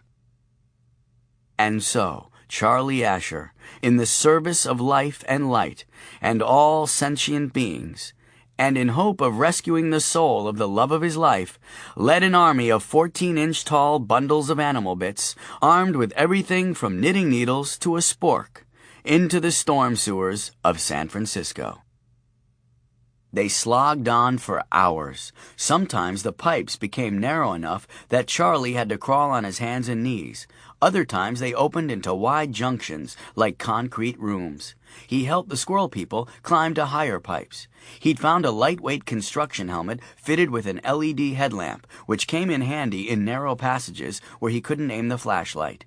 He was also bumping his head about 10 times an hour, and although the helmet protected him from injury, he developed a throbbing headache. His leathers, not really leathers, but more heavy nylon with Lexan pads at the knees, shoulders, elbows, shins, and forearms, were protecting him from bumps and abrasions on the pipes, but they were soaked and rubbing him raw at the backs of his knees. At an open junction with a grate at the top, he climbed the ladder and tried to get a look at the neighborhood to perhaps get a sense of where they were. But it had gotten dark out since they started, and the grate was under a parked car. What irony, that he would finally summon his courage and charge into the breach, only to end up lost and stuck in the breach. A human misfire. "Where the hell are we?" he said. "No idea," said the Bobcat guy, the one who could talk. The little beefeater was disturbing to watch when he spoke, since he really didn't have a face, only a skull, and he spoke without ever making the P sound. Also, instead of a halberd, which Charlie thought should have come with the costume for authenticity, the Bobcat had armed himself with a spork. "Can you ask the others if they know where we are?" "Okay." He turned to the damp gallery of squirrel people. "Hey, anybody know where we are?" They all shook their heads, looking from one to another, shrugging. "Nope." "No," said the Bobcat. "Well, I could have done that," Charlie said. "Why don't you? It's your arty," he said. Charlie realized he meant party. "Why no peas?" Charlie asked. "No lips." "Right, lips. Sorry. What are you going to do with that spork?" "Well, when we find some bad guys, I'm going to sort the fuck out of them." "Excellent. You're my lieutenant." "Because of the spork?" "No, because you can talk. What's your name?" "Bob." "No, really." "Really? It's Bob." "So I suppose your last name is Cat?" "Wilson." "Just checking. Sorry." "It's okay." "Do you remember who you were in your last life?" "I remember a little. I think I was an accountant." "So no military experience?" "You need some bodies counted. I'm your man, thing." "Swell. Does anyone here remember if they used to be a soldier or a ninja or anything? Extra credit for ninjas or a Viking or something? Weren't any of you like Attila the Hun or Captain Horatio Hornblower in a former life or something?" A ferret in a sequin mini dress and go-go boots came forward, paw raised. "You were a naval commander?" The ferret appeared to whisper into Bob's hat, since Bob no longer had ears. "She says no. She misunderstood. She thought you meant hornblower." "She was a prostitute?" "Cornet there," said Bob. "Sorry," Charlie said. "It's the boots." The ferret waved him off in a no-worries way, then leaned over and whispered to Bob again. "What?" Charlie said. "Nothing," Bob said. "Not nothing. I didn't think they could talk." "Well, not to you," said Bob. "What did she say?" "She said, we're fucked." "Well, that's not a very good attitude," Charlie said. But he was starting to believe the go-go ferret was right, and he leaned back into a semi-sitting position in the pipe to rest. Bob climbed up to a smaller pipe and sat on the edge, his feet dangling over. Water dripped from his little patent leather shoes, but the floral pattern brass buckles still shone in the light of Charlie's headlamp. "Nice shoes," Charlie said. "Yeah, well, Audrey digs me," said Bob. Before Charlie could answer, the dog had grabbed Bob from behind and was shaking him like a rag doll. His mighty spork clattered off the pipe and was lost in the water below. 27. Bitches Brew. Lily had been looking all night for a way to approach Minty Fresh. She'd made eye contact with him a dozen times over the course of the evening and smiled, but with the atmosphere of dread that fell over the room, she was having trouble thinking of an opening line. Finally, when an Oprah movie of the week came on the television and everyone gathered around to watch the media diva beat Paul Winfield to death with a steam iron, Minty went to the breakfast bar and started flipping through his day planner, and Lily made her move.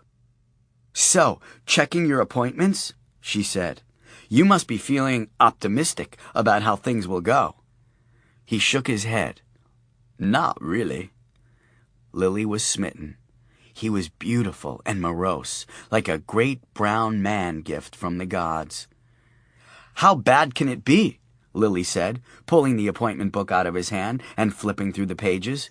She stopped on today's date. "Why is Asher's name in here?" she asked.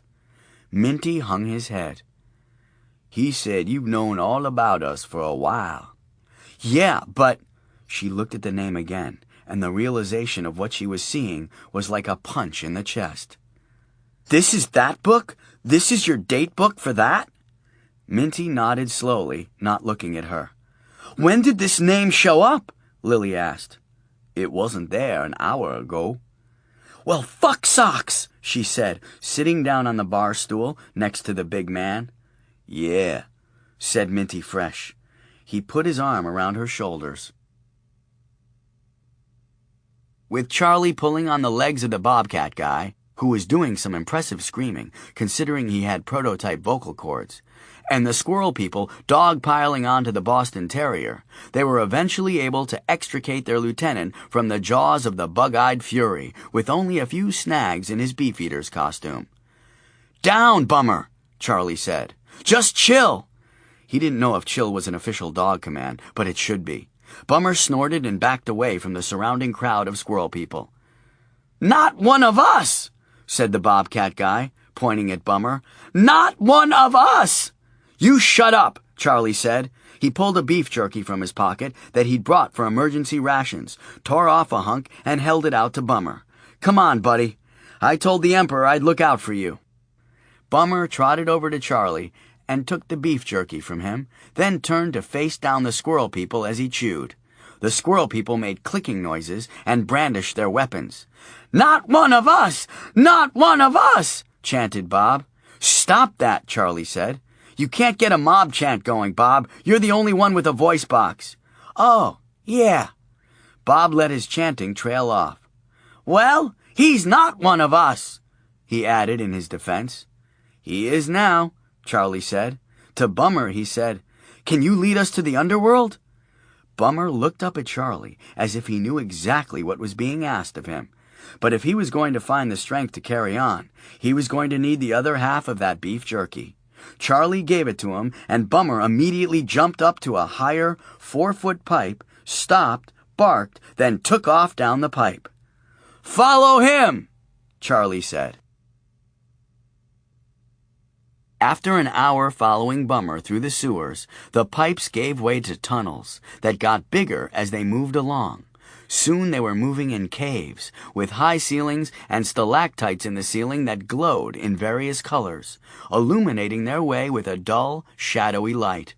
Charlie had read enough about the geology of the area to know that these caves were not natural to the city.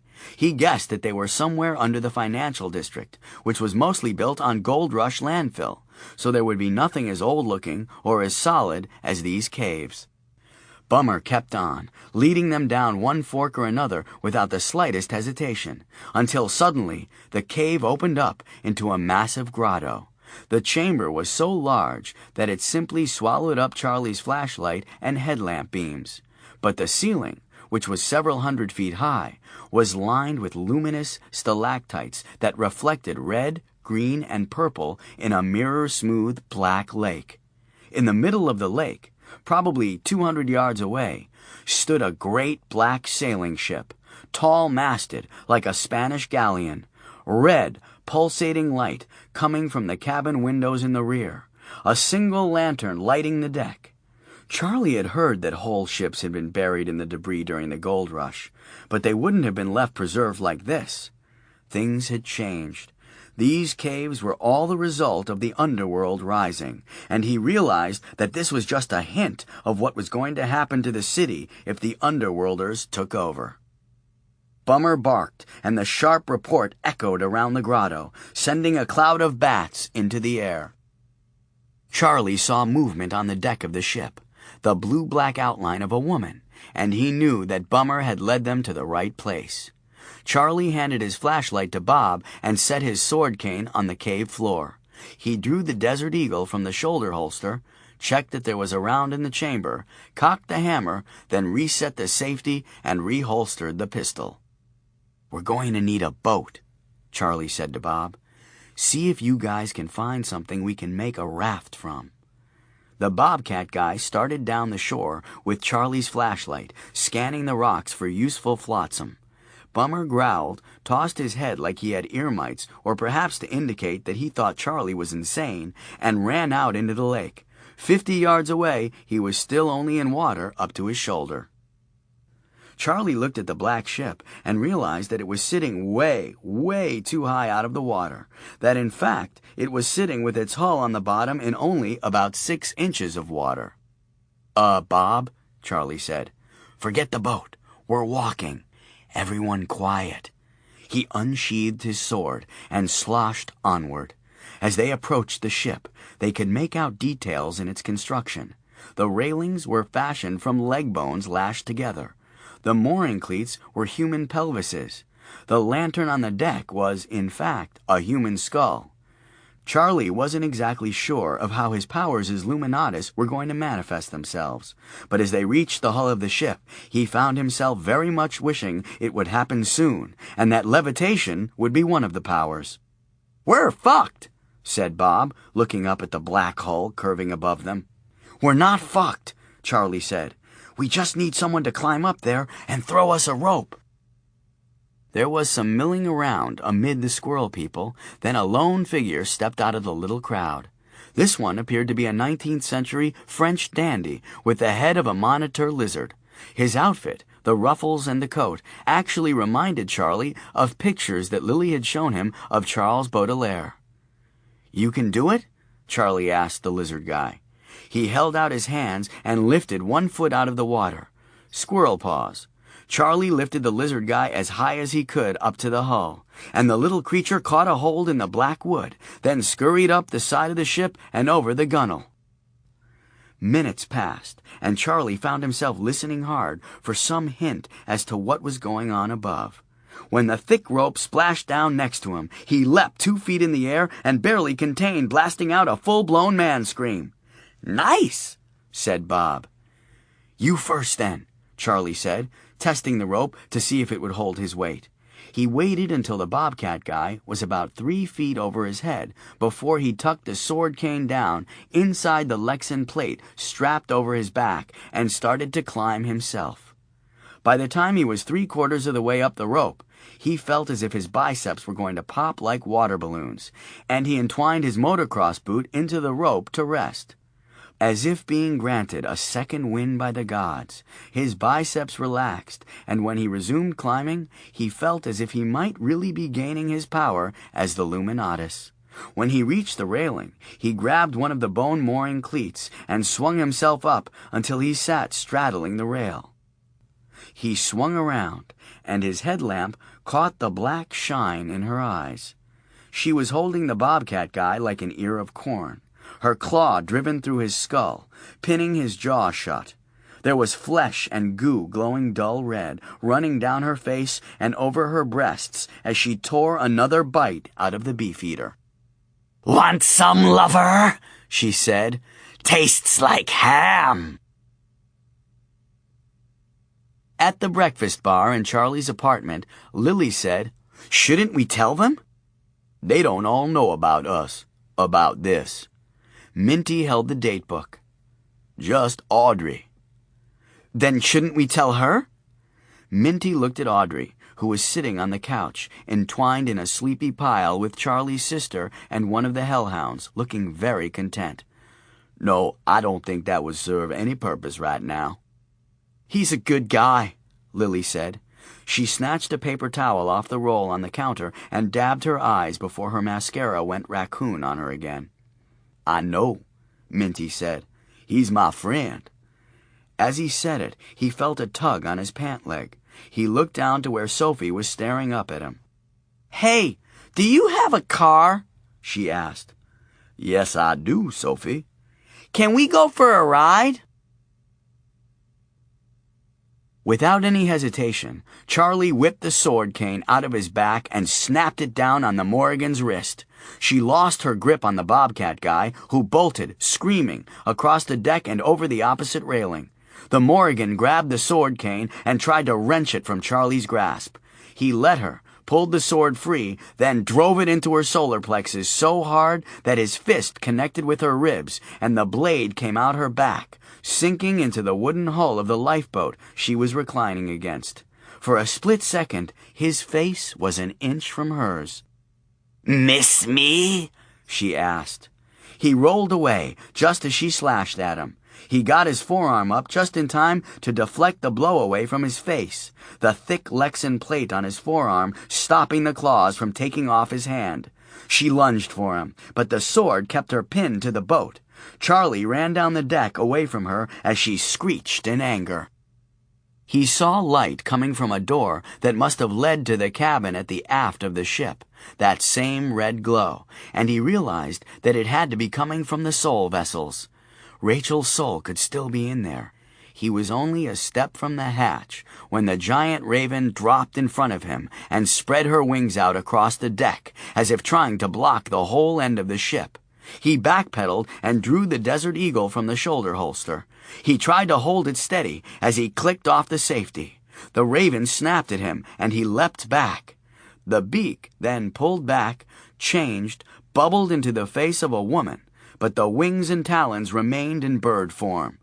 "New meat," said Macha. "How brave of you to come here." Charlie pulled the trigger. Flame shot a foot out of the barrel, and he felt as if someone had hit him in the palm with a hammer. He thought he had aimed right between her eyes, but the bullet had ripped through her neck, taking half of the black flesh with it. Her head lolled to the side, and the raven body flailed its wings at him. Charlie fell backward onto the deck, but pulled the pistol up and fired again as the raven was coming down on him. This one caught her in the center of the chest and sent her flying backward, up onto the cabin roof. The ringing in his ears felt like someone had driven tuning forks into his head and hit them with drumsticks. A long, painful, high-pitched wail. He barely heard the shriek from his left as another Morrigan dropped out of the rigging behind him. He rolled to the railing and brought the gun up just as she slashed at his face. The gun in his forearm pad absorbed most of the blow, but the Desert Eagle was knocked from his grasp and slid down the deck. Charlie did a somersault to his feet and ran after the gun. Namain flicked her claws at his back, and he heard the sizzle as the poison strafed the Lexan pad down his spine and burned onto the deck on either side of him. He dove for the pistol and tried to roll and come up with it, pointed at his attacker. But he misjudged and came up with the back of his knees against the bone railing. She leapt, claws first, and hit him in the chest just as he fired the Desert Eagle and he was driven backward over the railing. He hit flat on the water. The air exploded from his body, and he felt like he'd been hit by a bus. He couldn't breathe, but he could see. He could feel his limbs, and after a couple of seconds gasping, he finally caught a breath. "So how's it going so far?" asked the Bobcat guy, about 2 feet from Charlie's head. "Good," Charlie said. "They're running scared." There was a big chunk bitten out of the middle of Bob's torso, and his Beefeater uniform was in tatters, but otherwise he seemed in good spirits. He was holding the Desert Eagle cradled in his arm like a baby. "You'll likely need this. That last shot connected, by the way. You took off about half of her skull." "Good," Charlie said, still having a little trouble catching his breath. He felt a searing pain in his chest and thought he might have broken a rib. He sat up and looked at his chest plate. The Morrigan's claws had raked the front of it, but in one spot he could see where a claw had slipped under the plate and into his chest. He wasn't bleeding badly, but he was bleeding, and it hurt like hell. "Are they still coming?" "Not the 2 you shot. We don't know where the one you stuck with your sword went." "I don't know if I can make it up that rope again," Charlie said. "That may not be a problem," Bob said. He was looking up to the ceiling of the grotto, where a whirlwind of squeaking bats was spiraling around the mast, but above them was beating the wings of another creature altogether. Charlie took the pistol from Bob and climbed to his feet, nearly fell, then steadied himself and backed away from the hull of the ship. The squirrel people scattered around him. Bummer let loose with a fusillade of angry yapping. The demon hit the water about 30 feet away. Charlie felt a scream rising in his throat, but fought it down. The thing was nearly 10 feet tall, with a wingspan of 30 feet. Its head was as big as a beer keg, and it appeared to have the shape and horns of a bull, except for the jaws, which were predatory, lined with teeth, like a cross between a shark and a lion. Its eyes were gleaming green. "Soul Stealer!" it growled. It folded its wings into 2 high points behind its back and stepped toward Charlie. "Well, that would be you, wouldn't it?" Charlie said, a little breathless still. "I'm the Luminatus." The demon stopped. Charlie took the hesitation to bring up the pistol and fire. The shot took the demon high in the shoulder and spun him to the side. He turned back and roared. Charlie could smell the creature's breath, like rotting meat, wash over him. He backed up and fired again, his hand numb now from the recoil of the big pistol. The shot knocked the demon back a step. There was shrill cheering from above. Charlie fired again and again. The slugs opened craters in the demon's chest. He wavered, then fell to his knees. Charlie aimed and pulled the trigger again. The gun clicked. Charlie backed up a few more steps and tried to remember what Minty had shown him about reloading. He managed to hit a button that released the clip from the pistol, which plopped into the water. Then he unsnapped one of the pouches under his arm to retrieve an extra clip. It slipped out and fell into the lake as well. Bob and a couple of the squirrel people splashed forward and started diving beneath the water, looking for the clip. The demon roared again, unfurled his wings, and in one great flap pulled himself to his feet. Charlie unsnapped the second clip and, with his hand shaking, managed to fit it into the bottom of the Desert Eagle. The demon crouched, as if to leap. Charlie jacked a shell into the chamber and fired at the same time. The demon fell forward as the huge slug took a chunk out of his thigh. "Well done, meat!" came a female voice from above. Charlie looked up quickly, but then back to the bull-headed demon, who was on his feet again. Then he braced his wrist and fired. And again, walking forward, pumping bullets into the demon's chest with each step, feeling any second as if his wrist would just shatter into pieces from the recoil, until the hammer clicked on an empty chamber. He stopped just 5 feet away from the demon when it fell over, face first into the water. Charlie dropped the Desert Eagle and fell to his knees. The grotto seemed to be tilting before him, his vision tunneling down. The Morrigan landed on 3 sides of him. Each had a glowing soul vessel in her claw and was rubbing it on her wounds. "That was excellent, lover," said the raven woman standing closest to the fallen demon. Charlie recognized her from the alley. The stab wound his sword had made in her stomach healed over as he watched. She kicked the bull-headed demon's body. "See, I told you that guns suck." "That was well done, meat," said the one to Charlie's right. Her neck was still knitting back together. She was the one he'd blasted up onto the cabin roof. "You guys do bounce back with a certain Wile E. Coyote charm," Charlie said. He grinned, feeling drunk now, like he was watching all of this from another place. "He's so sweet," said the handjob harpy. "I could just eat him up."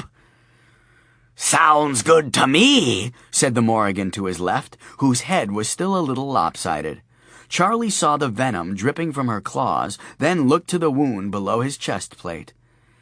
"Yes, darling," said Handjob. "I'm afraid Nemain did nick you. You really are quite the warrior to have lasted this long." "I'm the Luminatus," Charlie said. The Morrigan laughed. The one in front of Charlie did a little dance step. As she did, the bull-headed demon lifted his head from the water. "I'm the Luminatus," said the demon, black goo and water running between his teeth as he spoke. The Morrigan stopped dancing, grabbed one of the demon's horns, then pulled his head back. "You think?" she said. Then she plunged her claws into the demon's throat. He rolled and threw her off, sending her sailing 20 feet into the air to smash into the hull of the ship. The Morrigan behind Charlie patted his head as she passed. "We'll be right with you, darling. I'm Macha, by the way, and we are the Luminatus, or we will be in a minute." The Morrigan fell on the bull-headed demon, taking great chunks of flesh and bone off his body with each slash of their talons.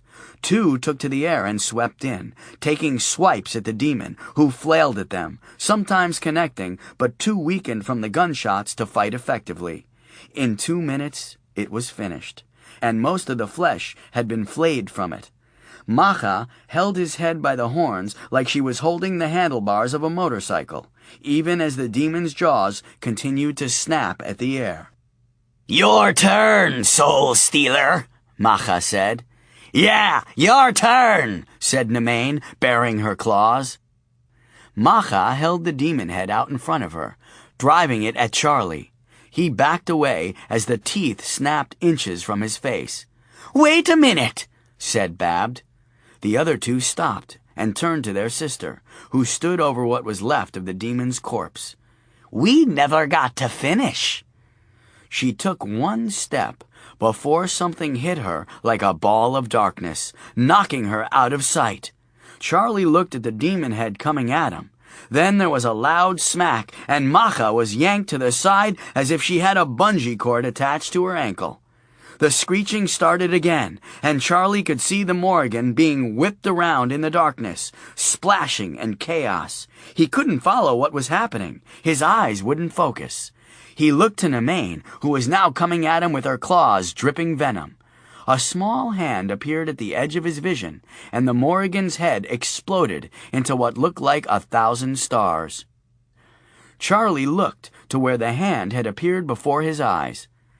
"Hi, Daddy," Sophie said. "Hi, baby," Charlie said. Now he could see what was happening. The hellhounds were tearing at the Morrigan. One of them broke, jumped into the air, and unfurled her wings, then dove at Sophie, screeching. Sophie raised her hand as if she was waving bye-bye, and the Morrigan vaporized into a spray of black goo. The souls, thousands of them, that she had consumed over the millennia, floated into the air, red lights that circled the grotto, making the whole huge chamber appear to have been frozen in the middle of a fireworks display. "You shouldn't be here, honey," Charlie said. "Yes, I should," Sophie said. "I had to fix this. Send them all back. I'm the Luminatus." "You?" "Yeah," she said matter-of-factly, in that master of all death and darkness voice that is so irritating in a 6-year-old. The hellhounds were both on the remaining Morrigan now, tearing her in half as Charlie watched. "No, honey," Charlie said. Sophie raised her hand, and Babbed was vaporized like the others. The captured souls rose like embers from a bonfire. "Let's go home, Daddy," Sophie said. "No," Charlie said, barely able to hold up his head. "We have something we have to get." He lurched forward, and one of the hellhounds was there to brace him. The whole army of squirrel people was coming around the bow of the ship, each carrying a glowing soul vessel he'd retrieved from the ship's cabin. "Is this it?" Sophie said. She took a CD from Bob and handed it to Charlie. He turned it in his hands and hugged it to his chest. "You know what this is, honey?" "Yeah. Let's go home, Daddy." Charlie fell over the back of Alvin. Sophie and the squirrel people steadied him until they were out of the underworld. Minty Fresh carried Charlie to the car. A doctor had come and gone. When Charlie came to, he was on his bed at home, and Audrey was wiping his forehead with a damp cloth. "Hi," he said.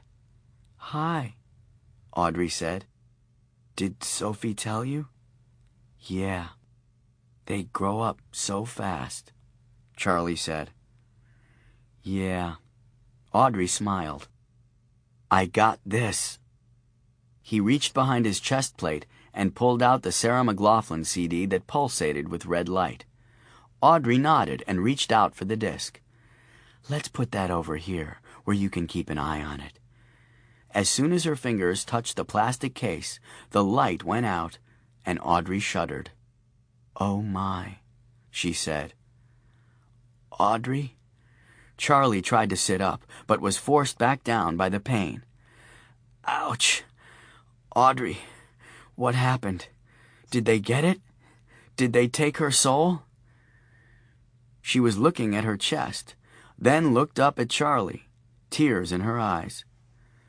"No, Charlie, it's me," she said. "But you had touched that before, that night in the pantry. Why didn't it happen then?" "I guess I wasn't ready then." Charlie took her hand and squeezed it, then squeezed it much harder than he intended, as a wave of pain washed through him. "God damn it," he said. He was panting now, breathing like he might hyperventilate. "I thought it was all dark, Audrey. All the spiritual stuff was spooky. You made me see." "I'm glad," Audrey said. "Makes me think I should have slept with a poet, so I could have understood the way the world can be distilled into words." "Yes, I think you have the soul of a poet, Charlie." "I should have made love with a painter, too, so I could feel the wave of a brushstroke, so I could absorb her colors and textures and really see." "Yes," Audrey said, brushing at his hair with her fingers. "You have such a wonderful imagination." "I think," said Charlie, his voice growing higher as he breathed harder, "I should have betted a scientist, so I would understand the mechanics of the world, felt them right down to my spine." "Yes, so you could feel the world," Audrey said. "With big tits," Charlie added, his back arching in pain. "Of course, baby," Audrey said. "I love you, Audrey." "I know, Charlie. I love you too." Then Charlie Asher, beta male, husband to Rachel, brother to Jane, father to Sophie, the Luminatus who held dominion over death, beloved of Audrey, death merchant and purveyor of fine vintage clothing and accessories, took his last breath and died. Audrey looked up to see Sophie come into the room. "He's gone, Sophie." Sophie put her hand on Charlie's forehead. "Bye, Daddy," she said. Epilogue. The Girls. Things settled in the city of Two Bridges, and all the dark gods that had been rising to erupt out over the world remembered their place and returned to their domains deep in the underworld. Jane and Cassie were married in a civil ceremony that was dissolved and sanctioned a half-dozen times over the years. Nevertheless, they were happy, and there was always laughter in their home. Sophie went home to live with her aunties Jane and Cassandra. She would grow to be a tall and beautiful woman, and eventually take her place as the Luminatus. But until then, she went to school and played with her puppies, and had a fairly wonderful time as she waited for her daddy to come get her. The Shopkeepers. While Minty Fresh had believed in the adage that in every moment there is a crisis, his belief had been somewhat academic until he started seeing Lily Severo, when it became very practical indeed. Life jumped up several steps for him on the interesting scale, to the point where the death merchant part of his existence became the more prosaic of his pursuits. They became renowned around town, the giant in pastels always in company with the short, Gothic chef. But the city really stood up and took notice when they opened up the Jazz and Gourmet pizza place in North Beach, in the building that had once housed Asher's Second Hand. As for Ray Macy, Inspector Rivera set him up with a lady pawnbroker from the Fillmore named Carrie Lang, and they hit it off almost immediately, having in common a love of detective movies and handguns, as well as a deep mistrust for most of humanity. Ray fell deeply in love, and true to his beta male nature, was doggedly loyal to her, although he always secretly suspected her of being a serial killer. Rivera. Inspector Alphonse Rivera has spent most of his life trying to change his life. He'd worked in a half-dozen different police departments, in a dozen different capacities, and although he was very good at being a cop, he always seemed to be trying to get out. After the debacle with the death merchants, and the strange, unexplainable things that had gone on around it, he was simply exhausted. There had been a brief time when he'd been able to leave police work and open a rare bookstore, and he felt as if that might have been the only time he had ever truly been happy. Now, at age 49, he was ready to try it again, take an early retirement, and just read and live in a calm, unevent-filled world of books. So he was somewhat pleased when 2 weeks after the death of Charlie Asher, he went to his mailbox to find a substantial envelope that could only be a book. It was like an omen, he thought, as he sat down at his kitchen table to open the package. It was a book, what looked like a very rare and bizarre children's book. He opened it and turned to the first chapter. So now, your death. Here's what you'll need. The Emperor. The Emperor enjoyed a happy reunion with his troops and went on to rule benevolently over San Francisco to the end of his days. For leading Charlie into the underworld, and for his boundless courage, the Luminatus gave Bummer the strength and durability of a hellhound. It would fall to the Emperor to explain how his now all-black companion, while he never weighed more than 7 pounds soaking wet, could outrun a cheetah and chew the tires off a Toyota. Audrey. Audrey continued her work at the Buddhist Center and did costuming for a local theater group, but she also took a volunteer job with hospice, where she helped people to the other side as she had done for so long in Tibet. The hospice position also, however, gave her access to bodies that had been recently vacated by their souls, and she used these opportunities to cycle the squirrel people back into the human flow of birth and rebirth.